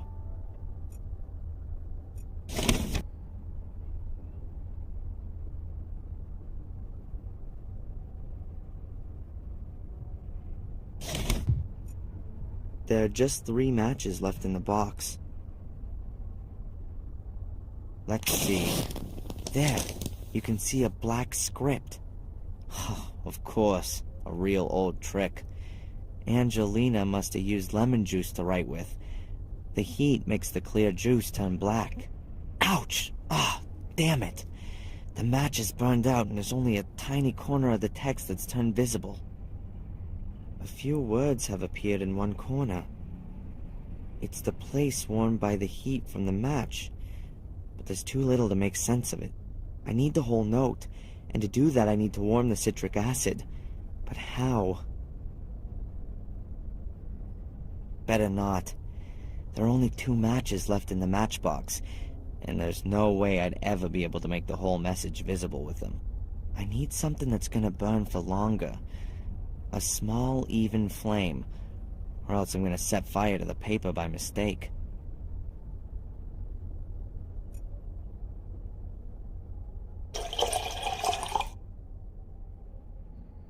The glass is half full. The glass is half full of alcohol. Or half empty.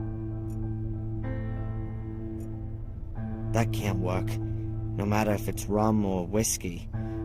Even if it was meth. I need a small controllable flame.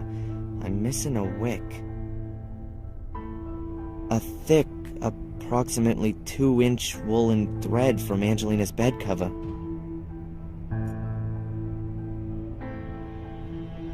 Great. The woolen thread is acting like a wick and soaking up the alcohol. Looks like I've rediscovered the world's oldest artificial light source. Now there's some alcohol in the glass, and the woolen thread from the bed cover as a wick.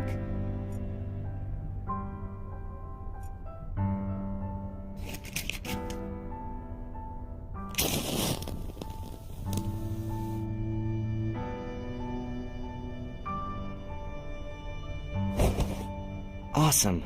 My little fire's lit. It was working like that 10,000 years ago, too.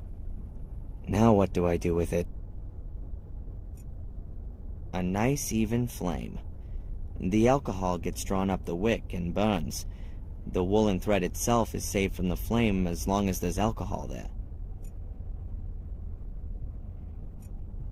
So, let's see. At last. There's Angelina's message.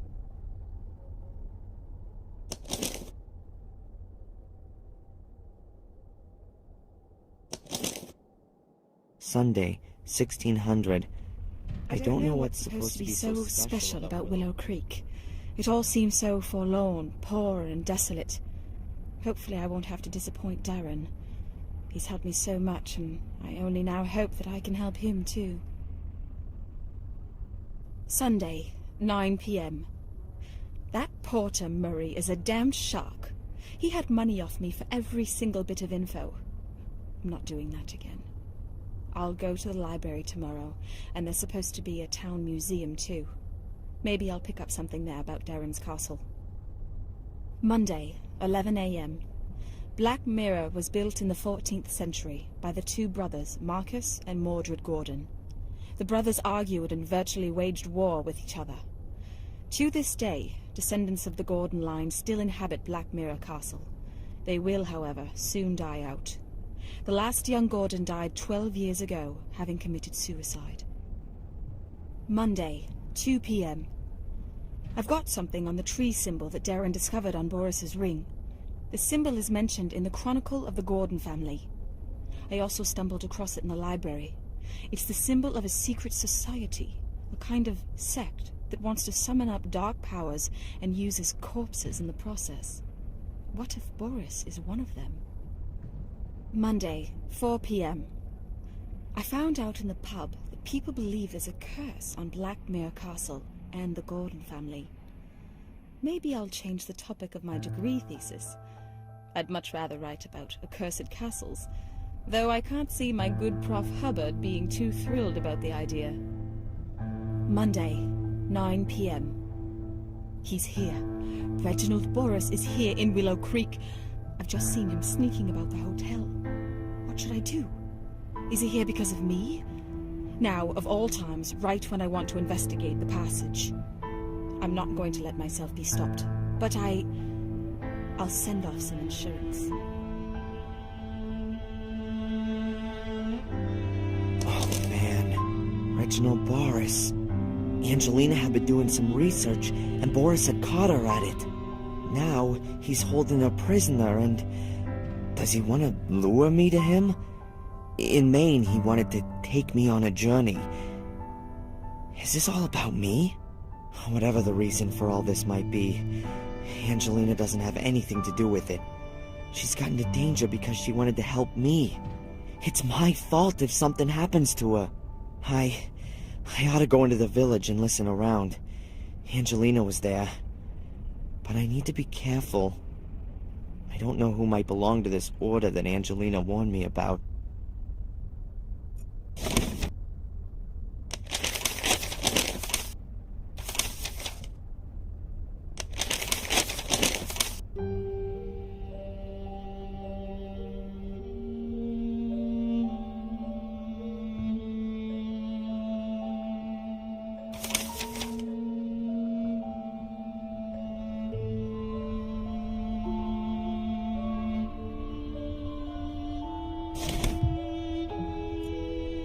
Should I blow it out?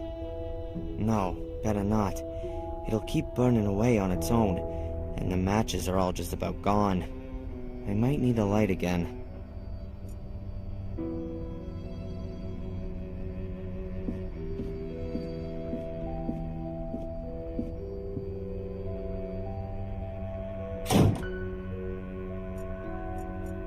Room number 13, Angelina's room. Thanks to the key, I've got free access to the room at any time. I'm not gonna allow myself a nap while I still haven't found Angelina. There's nothing in my room that could help me in my search for Angelina.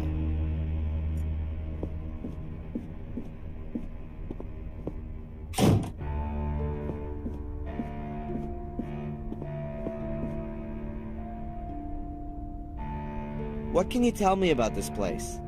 Willow Creek. It's the nest in which I was born, just like all the others you see around here. No one moves to here. Either you're born here and stay, or you're born here and leave. It can't keep hold of the youngsters anymore. They want to be in the city. The place is dying out. Is there anything special to see here? The museum, of course. I was significantly involved in setting it up. It's even on my land, which I've leased for a small, appropriate fee, of course. Go into the village. You won't miss it. We set it up once the flow of tourists dried up. You need to offer the people something, after all. We redesigned the rear part of the museum last year. Now it's got a lot more zip. It was my idea. None of the other people in the village have got any idea about business. And? You have to speculate to accumulate. You're not going to attract tourists with a couple of clay pots and carpets, are you? How can you attract tourists? With a show! You need to give them something. We've got 5 gruesome murders here, an old family full of maniacs, a dark curse. There must be some capital in that. Doesn't seem to have worked all that well so far. Alas, no. Many didn't get involved. Said you should let the dead rest in peace. We won't get anywhere like that. Of course not. During the first few months after the murders, it was looking really good. The papers wrote about our murders all the time. Loads of free publicity. They came from all over. Buses full. But then, well, the hype died down. Ooh, how tragic. Hey, perhaps a couple of people should be killed every season. Then you'll get more press. Yeah, you don't need to worry about it. You haven't invested all your savings. But I'll have the last laugh. This place is gonna be on the up again. Thanks for the chat, Murray. My pleasure. No. I don't know what I could ask Murray right now. Until I found Angelina, I don't have any time to rest.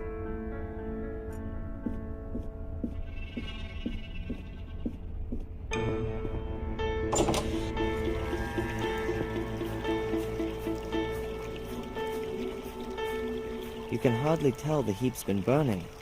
There are only a few of the inner leaves which show signs. All that's left of the paper is ash.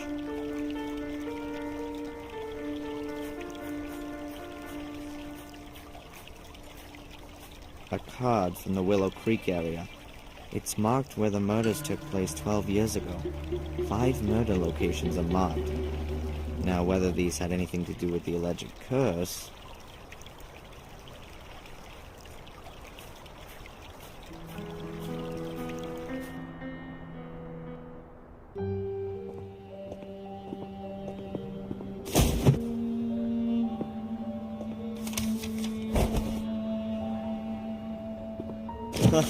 We all know that old one. What do you mean? A young, attractive lady is carrying a stack of books and lets them fall at the feet of the hero. Excuse me? I'm the librarian here, so it's quite right that I should be carrying books around the place. Young? Attractive? Well, I'll accept that. But why do you consider yourself to be a hero? You're the librarian? Oh, then you can definitely tell me something worth knowing about this place, Miss, Valley. You're American? Darren Michaels. Do I really sound American? Oh, yes. Now let me see. Your accent is non-rhotic.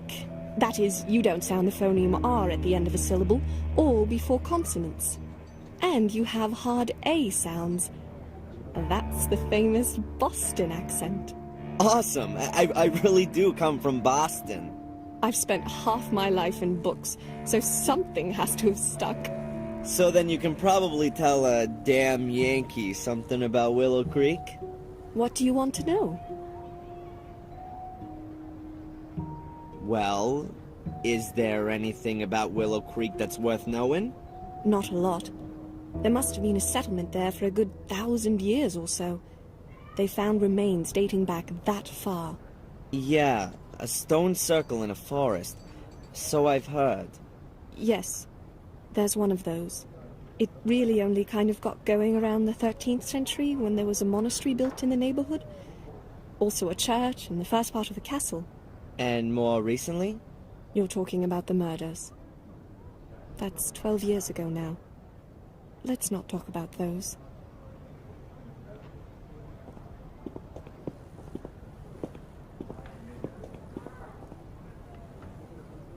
That's the obligatory village pub. It never was a great place, but since the old landlord left, it really has gone downhill. The new landlord is Tom, the chap at the chili stall. The fair will be here for a few more days yet, but I wouldn't bet that it'll be coming back again. The castle nearby, isn't that the famous Black Mirror Castle? It certainly is. Its inhabitants have influenced things around here for centuries. Sometimes for the good, sometimes rather more negatively. How do you mean that? Everything around here belongs to the Gordons. In the old days, virtually everything that went on here was all decided in the castle. Just what could happen in the village, and what could not. And who lives in the castle today? Lady Victoria Gordon, the last of the Gordons, her old butler Bates, and her late brother's widow, Lady Eleanor. I think there are a few other servants too.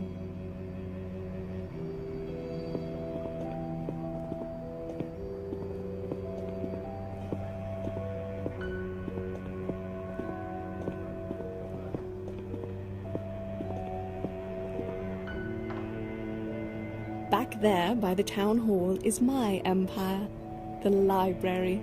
Perhaps it's because there's otherwise so little going on here. There are plenty of people who like to and who do read a lot. Sadly, often all the wrong things. Trashy stuff and the cheapest pulp lit are in high demand. I'm staying at the Gordon's Palace Hotel. Really? You're letting yourself get ripped off by that old so-and-so Murray? The building is supposed to have had a terrible past. That's true.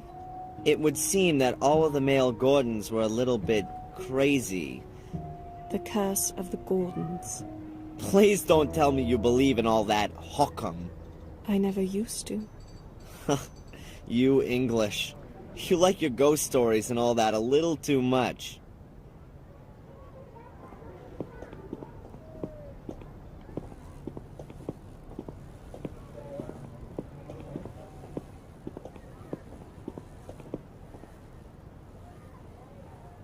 That's the museum. If you want to know more about Willow Creek, then that's the place to be. At least in the front bit. What's in the back? The newly opened Black Museum. Cheap special effects animation. Horror and titillation at others' expense. What's wrong with the Black Museum? Why should you get so wound up about it? It's not about informing people. Nothing to do with knowledge. It's about putting blood and suffering on display. I'm afraid that's what folks are interested in. Because they want to gawk. These are the same people who would rather photograph an accident than help out. They don't share in any of the misfortunes of those behind the spectacle. Can you help me with the symbol? A tree where the roots reach around and up into the branches. That mean anything to you? Where do you know that from? You know something about it? You ought to forget about it again as soon as possible. I stumbled across it in Maine, and now I'd like to know if it... Maine? You come... But you said Boston. I've still got something to finish. Good day. Miss Valley, listen!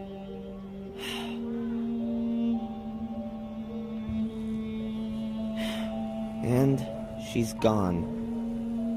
What was that all about?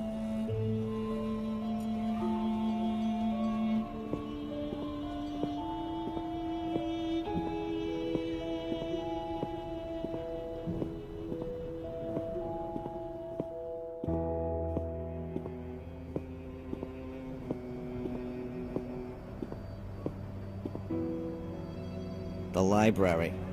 Miss Valley's Empire. The light is off and the door is locked. I'll have to come back later.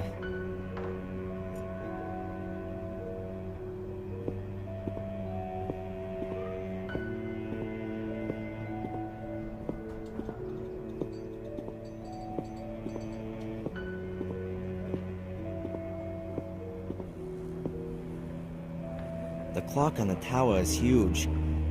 However, it seems to have stopped. The houses here look just as dilapidated as the rest of the place.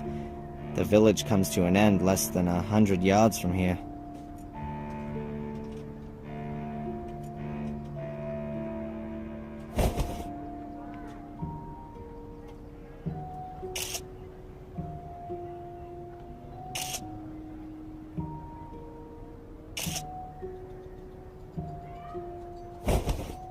I think that the picture has turned out very well.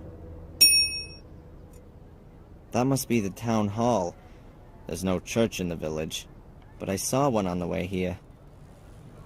I hardly think there's a quaint alleyway, a picturesque canal, or a peaceful courtyard hidden around the corner.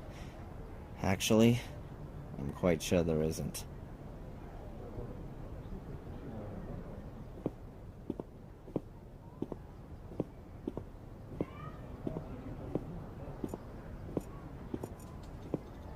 The road leads from the village square towards the hotel.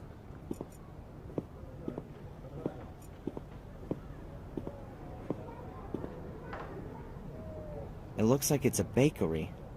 Or was a bakery. Hard to say whether the building is still in use.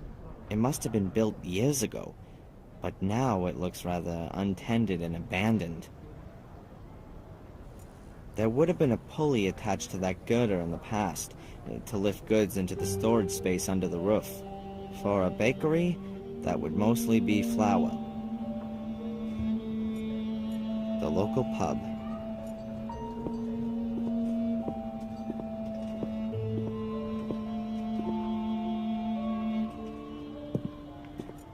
Some hand towels which have been hung out to dry. The rooms above a pub are traditionally inhabited by the landlord and his family. I don't know what these kind of windows are called. There are lots of little glass panes and a lead lattice. They're much cheaper than big panes, since you can use broken pieces in them too. The building looks like it was renovated years back, but has been completely neglected ever since. There's dirt and dust all over the walls. A hosepipe would work wonders. Even from down here, you can still see stains on the towels, but I don't need one anyway. An overturned beer keg. Pure show for the tourists, I reckon. Even here, they're hardly likely to still get their beer delivered in wooden barrels. I can scarcely recognize what's on the board. It must have been written weeks ago. The wind and the rain have done their worst since then. Taking into account this country's food culture and the look of the pub, I'm not going to go to the trouble of decoding the culinary delights. The entrance to this rundown joint. The pub's still shut. I'll have to come back later. The pub looks anything other than promising. if I was a routine tourist, it would never cross my mind to go in there to get a drink, let alone to eat. Empty. Exactly like in this place here.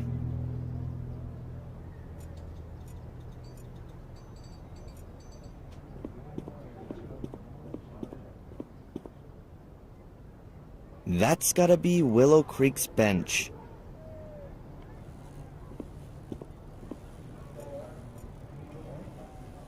Public festival. Only without a public. There's barely a dozen folks here. And at least 2 stalls, and the swing boats have already shut up shop. It's simply not worth it. A chili stall. A bit tatty. And it doesn't look like there's too much going on. A chili stall. A bit tatty. And it doesn't look like there's too much going on. Willie's Texas Chili. Now that sure makes me feel right at home. Gas bottles. A red and a blue one. Probably to fuel the grill, but I wouldn't bet on it.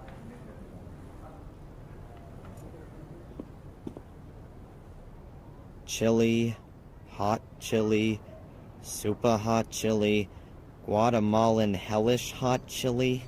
Well, looks like they might be selling chili here. There would appear to be a few different types of chili, but I only see one pot. Hi there. What would you like? Normal or extra? What? Normal chili or extra hot chili? I actually didn't want any chili. I only wanted to ask a couple of questions. Nobody gets paid for just standing around. All those other folks can wait. Not exactly backwards and coming forwards, are we? I like it. What do you want? What can you tell me about Willow Creek? No idea. I was born here and I'll die here, I suppose. Doesn't exactly sound like there's much going on here. So there isn't. 10, 12 years ago, it was good here for a while. We could make good money, what with all the tourists. We all thought things were on the up, but it never was. Loads of people lost money, they invested, and then bit by bit the visitors stopped coming. Yeah, take old Murray and his hotel, for example. It's still kind of half okay there. He's got a finger in most things round here and takes his cut. There's plenty more, though, that really caught a cold. They went bust. 2, 3 of them hanged themselves. So, not exactly a lot going on round here, then? You think I don't know that? Crowds of folk from all over the place. Loads of hungry customers, you said. And then it's getting worse by the year. Isn't Willow Creek also a bit too small for a fair? Those clever pillocks in the town all had it all worked out. They reckoned that people from all round these parts would come here. It used to work out okay, too. Everybody wanted to come and have a look at the murder capital. But nowadays, it's just one big loss maker. The people just aren't gonna be drawn here by a couple of carousels and a few stalls. And who has to foot the bill for all these fantastic ideas? Me. Who are you? What's that got to do with you? My name's Darren. I'm studying English literature and would like to learn more about the country and its people. That sound familiar to you? Should it? A fellow student of mine may well have been around here recently. No idea. You'd have noticed her. Tall, pretty... Haven't seen her, and I'm here pretty much all day. Hunkered down here. My name's Tom. Is the pub yours? Where'd you hear that? Miss Valley reckons it is. You shouldn't get involved with that nutter. She's a few sandwiches short of a picnic. When's the pub open? This evening, after I've shut down the store. Those commercial Einsteins in the town hall make me keep open from 11 in the morning to at least 5 p.m. And in the meantime, I've sold just about sod all. If it was down to me, I'd have chucked all this lot here in the harbour by now.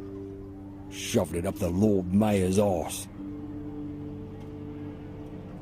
What can you tell me about Miss Valley? She's a nutter. She's been in the loony bin. She belongs back in there too, that's what I say. So, what's wrong with her? She never got over what happened to her brother. So? Come on then. What about it? 12 years ago, a series of murders. The murder that caused the biggest sensation all across the country was when little Vic Valley was killed. A little boy who was murdered by Samuel Gordon in a stone circle in the forest. And in a very nasty way, too. That's really awful. And Miss Valley... Well, she's the sister. She found him the next day. It really screwed her up. Stopped eating, didn't speak to anyone anymore. When she swallowed a load of rat poison, she was committed. Jeez. And in spite of all that, she's come back out now and is back living in Willow Creek of all places? Turned up here again a few years back.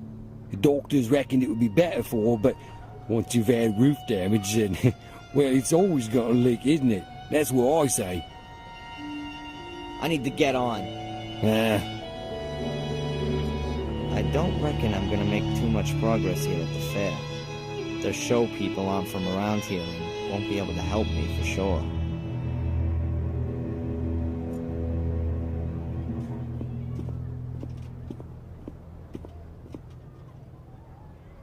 The stalls bring a bit of color to the place. Nevertheless, it can't change the dreary atmosphere.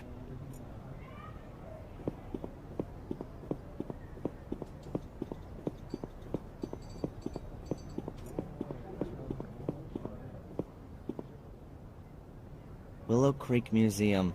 That sign must have cost the townsfolk quite a bit. The museum looks really well looked after. It makes the most neat and inviting impression of all the buildings here. No surprise. Local businesses depend completely on its success.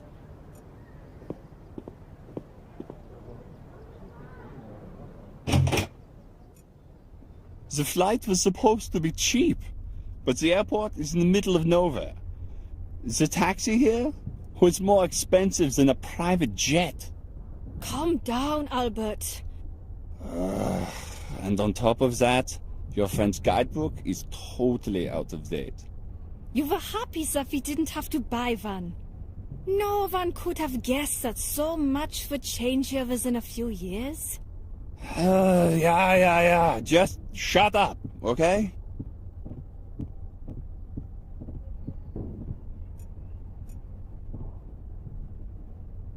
Postcards, brochures, and advertisements from Willow Creek. Here's some info about the library. Shame, the opening times aren't mentioned. And here are the local places of interest. This seems to be a tourist information office, as well as a museum, but there's nothing really interesting there. A guard. He looks a bit simple-minded. Hi, are you the guard here? Oh, hello. My name is Bobby. Oh, hello, Bobby. I'm Darren. Hi, Darren. What can you tell me about the museum? I think it's nice. I don't really like it back there, though. It's so spooky. Do lots of people visit? Yes. So, sometimes 5 or 6 a day. Oh. Has anyone ever broken in? No, I keep watch. Nights as well? No, there's an alarm. Are you the guard here, Bobby? Yes, I have to make sure that everything runs ship-shape here. An important job. Yes. Mrs. Puft at the town hall gave me the job because I'm so big and strong. Of course. No one would mess with you, right? No. I'm very happy that I can work here. Tom says I'm too stupid. But Mrs. Puff says I'll do a good job. Tom, from the chili stand over there? Oh, you shouldn't worry about what he says. But he's my brother. He looks after me, and I'm a big burden, he says. What does Tom do for you that makes you such a burden? Oh, he does a lot. I'm allowed to stay at his place and help in the pub. Does he pay you? No. Tom doesn't have much money. He says I cost too much because I eat too much. But now I give him the money that I get here, then it's perhaps not so bad anymore. He takes all of your money so you can live at his place. I don't find that fair. It's okay. It's better than having to do those other things again. What kind of things? He used to make me help him doing bad things. I don't like it. I'm a guard. Guards can't steal. Tom stole things, and you had to help him.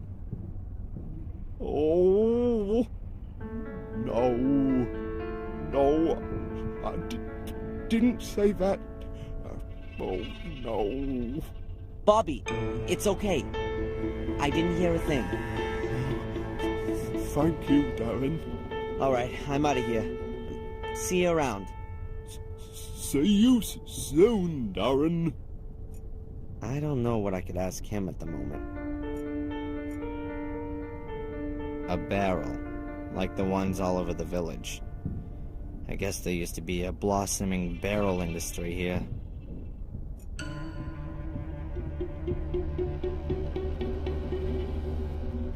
And here, you can see the world-famous milk churns of Willow Creek.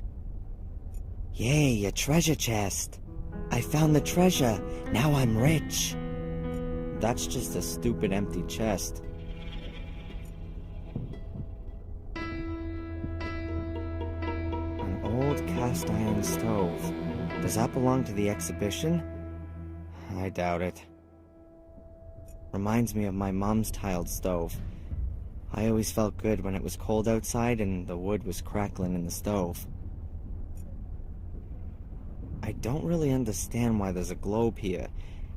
I bet most of the people here haven't even seen the neighboring village, let alone the rest of the world.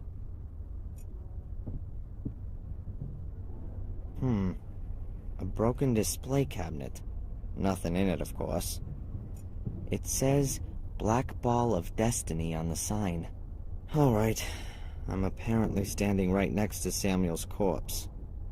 Other than that, there's nothing here.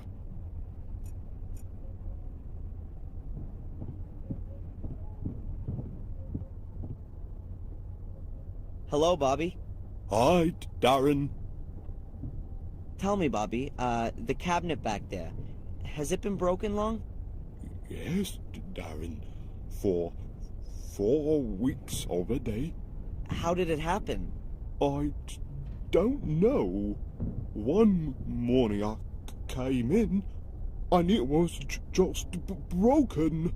So, someone broke in and stole what was in it? Yes. I completely forgot about that. But it's not so bad. There was just a bowl in it. What kind of bowl? A big black one. Thanks for the info. You're welcome, Darren. About the black ball. Yes? Did the police come? No. Mrs. Puff said they aren't interested in that. Oh. Well, who is interested in it then? Mrs. Valley, I think. She looked at it. Thank you, Bobby. Alright, I'm out of here. See you around. See you soon, Darren.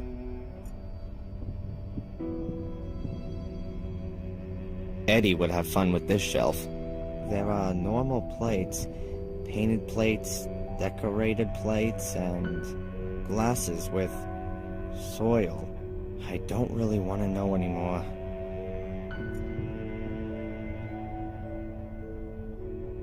picture of a barn in the fog. I don't think the sun ever shines here in Hicksville.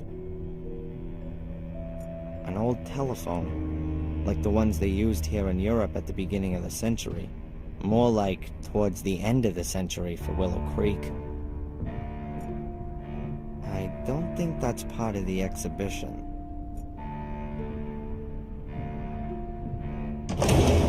Cleaner, a mop, brush, cloths, soap, and glass cleaner. What should I do with that?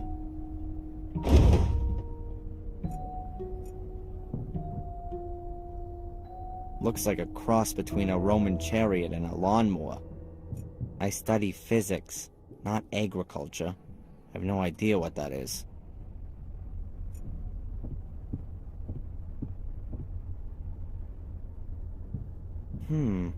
What does it say here? The Death Bell of Worm Hill Church. I guess the church doesn't exist anymore. Otherwise, the bell wouldn't be here. I'm not sure if this chair is supposed to be for exhausted or knowledge-hungry visitors. It's certainly not sturdy. The museum's Black Museum is behind the curtains. An ancient sewing machine. I bet they sewed the curtains here with it, and then just left the thing standing where it was. Ugh. Tourists.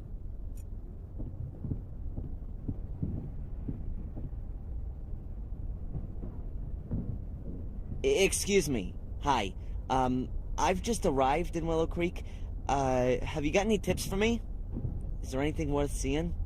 Are you also a tourist? Yes. You could say that. Well, we actually wanted to take a look at the notorious sanatorium today, but some kind of freak has made a hotel out of it, and the guy at the reception tried to pawn us off with some cheap tourist rubbish. Like we were thrill seekers.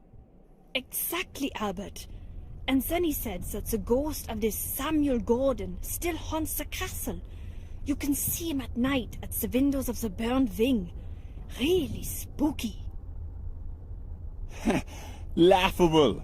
Anyway, we came here afterwards. We'd expected a bit more from a black museum. We'll go and see the castle afterwards. Hopefully, that's at least worth looking at. Thanks for the information. Well, enjoy the rest of your holiday. Thank you, you too. I wouldn't know what to talk about with these two.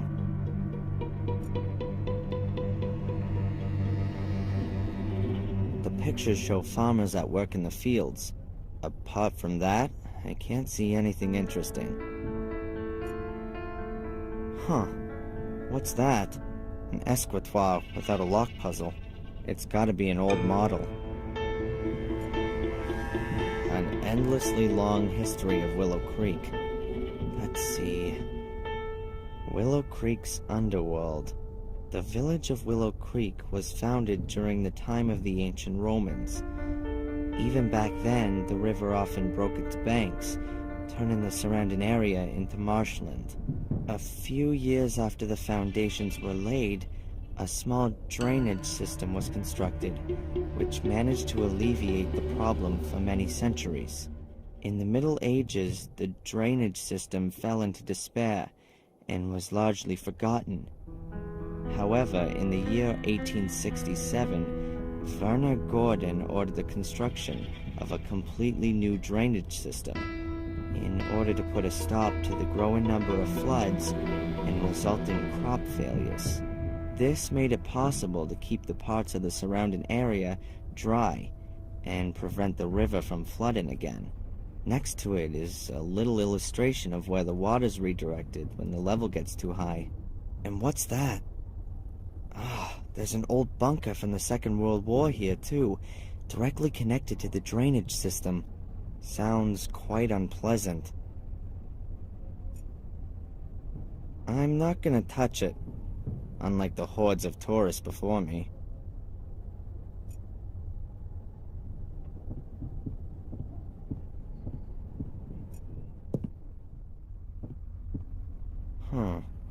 The window is locked and alarmed.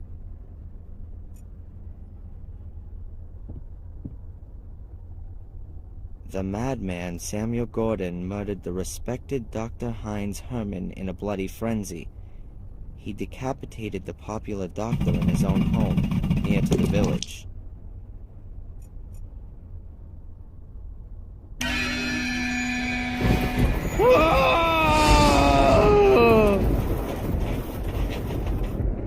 The models are cheaply made, but don't look all that old. A lurid scene.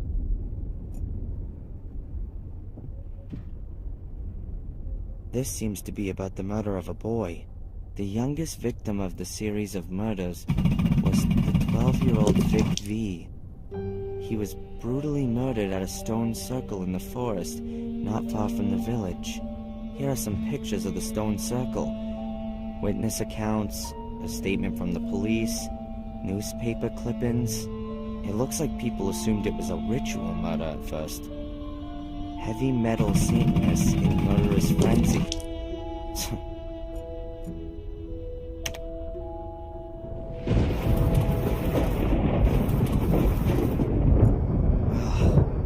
What makes someone butcher another human being? A child at that. It must have been dreadful.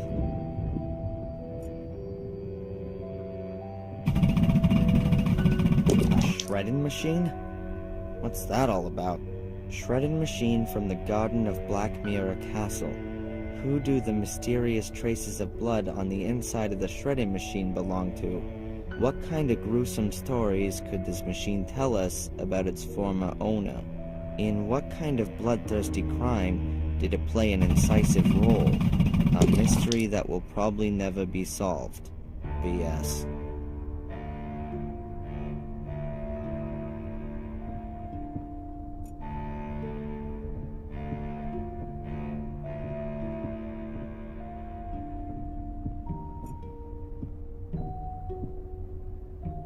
There's just that big book in the cabinet. What does it say on the plate? Gordon Family Chronicle. Hey, that might be interesting.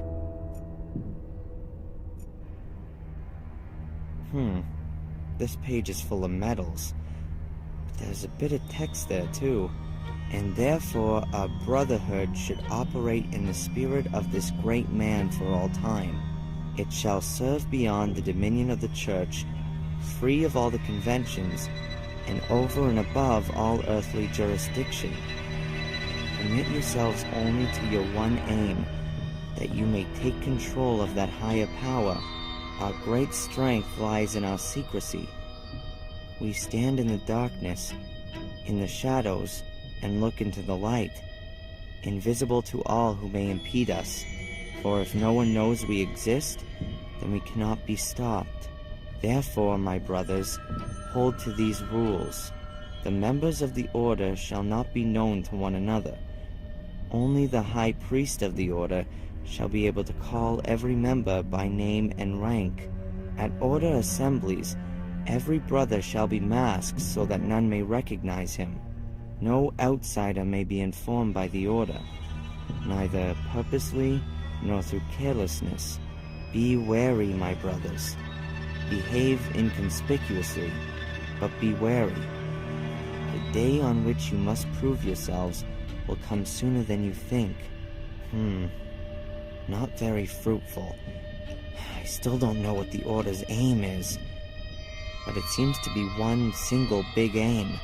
It's gotta be on the pages before these. I've gotta get that chronicle somehow.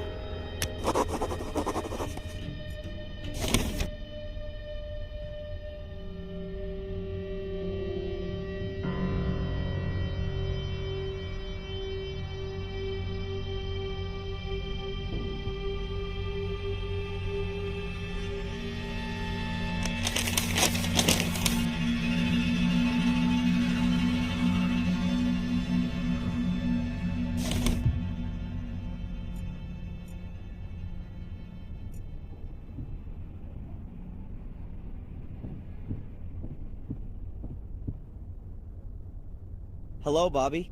Hi, Darren. That big book over there in the display case, the Gordon's Chronicle. What can you tell me about that? Everything about the Gordon family's in it. Lady Victoria gave it to the museum, but it's only allowed to be shown here, not back there where it's spooky. I can imagine that Lady Victoria doesn't want to see her family chronicle in that crappy, ghoulish black museum. May I have a closer look? I'm not allowed to take it out of the showcase. Have you got a key for it? Yes, Mrs. Puff trusts me. I've got keys for everything. Except the front door. And Mrs. Puff always puts the alarm on because of the insurance, she says. So the Chronicle is never taken out of the display case. Perhaps I can ask Mrs. Puff myself. No, the book mustn't be taken out. Lady Victoria has forbidden it. She says it's an evil book. So you've got a key for the display case, but you're not allowed to open it. Exactly. Alright, I'm out of here. See you around. See you soon, Darren.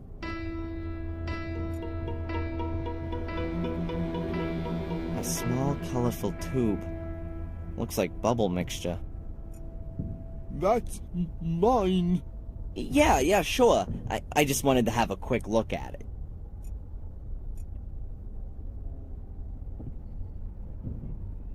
Hello, Bobby. Hi, Darren.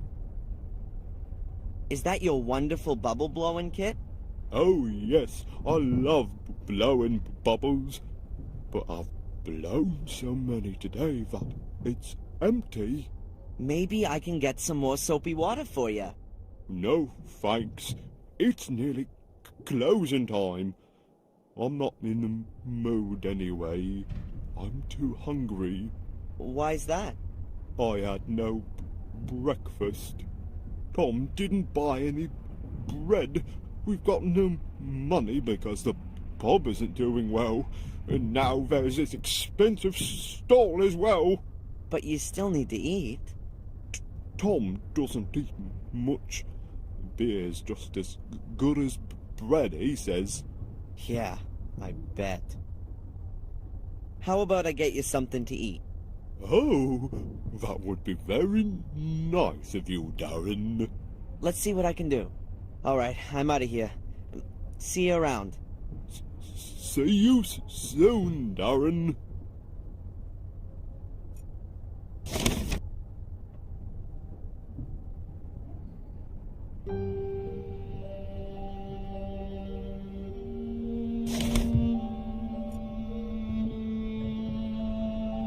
That's Bobby's. He seems to have fun with it, when he doesn't happen to be hungry.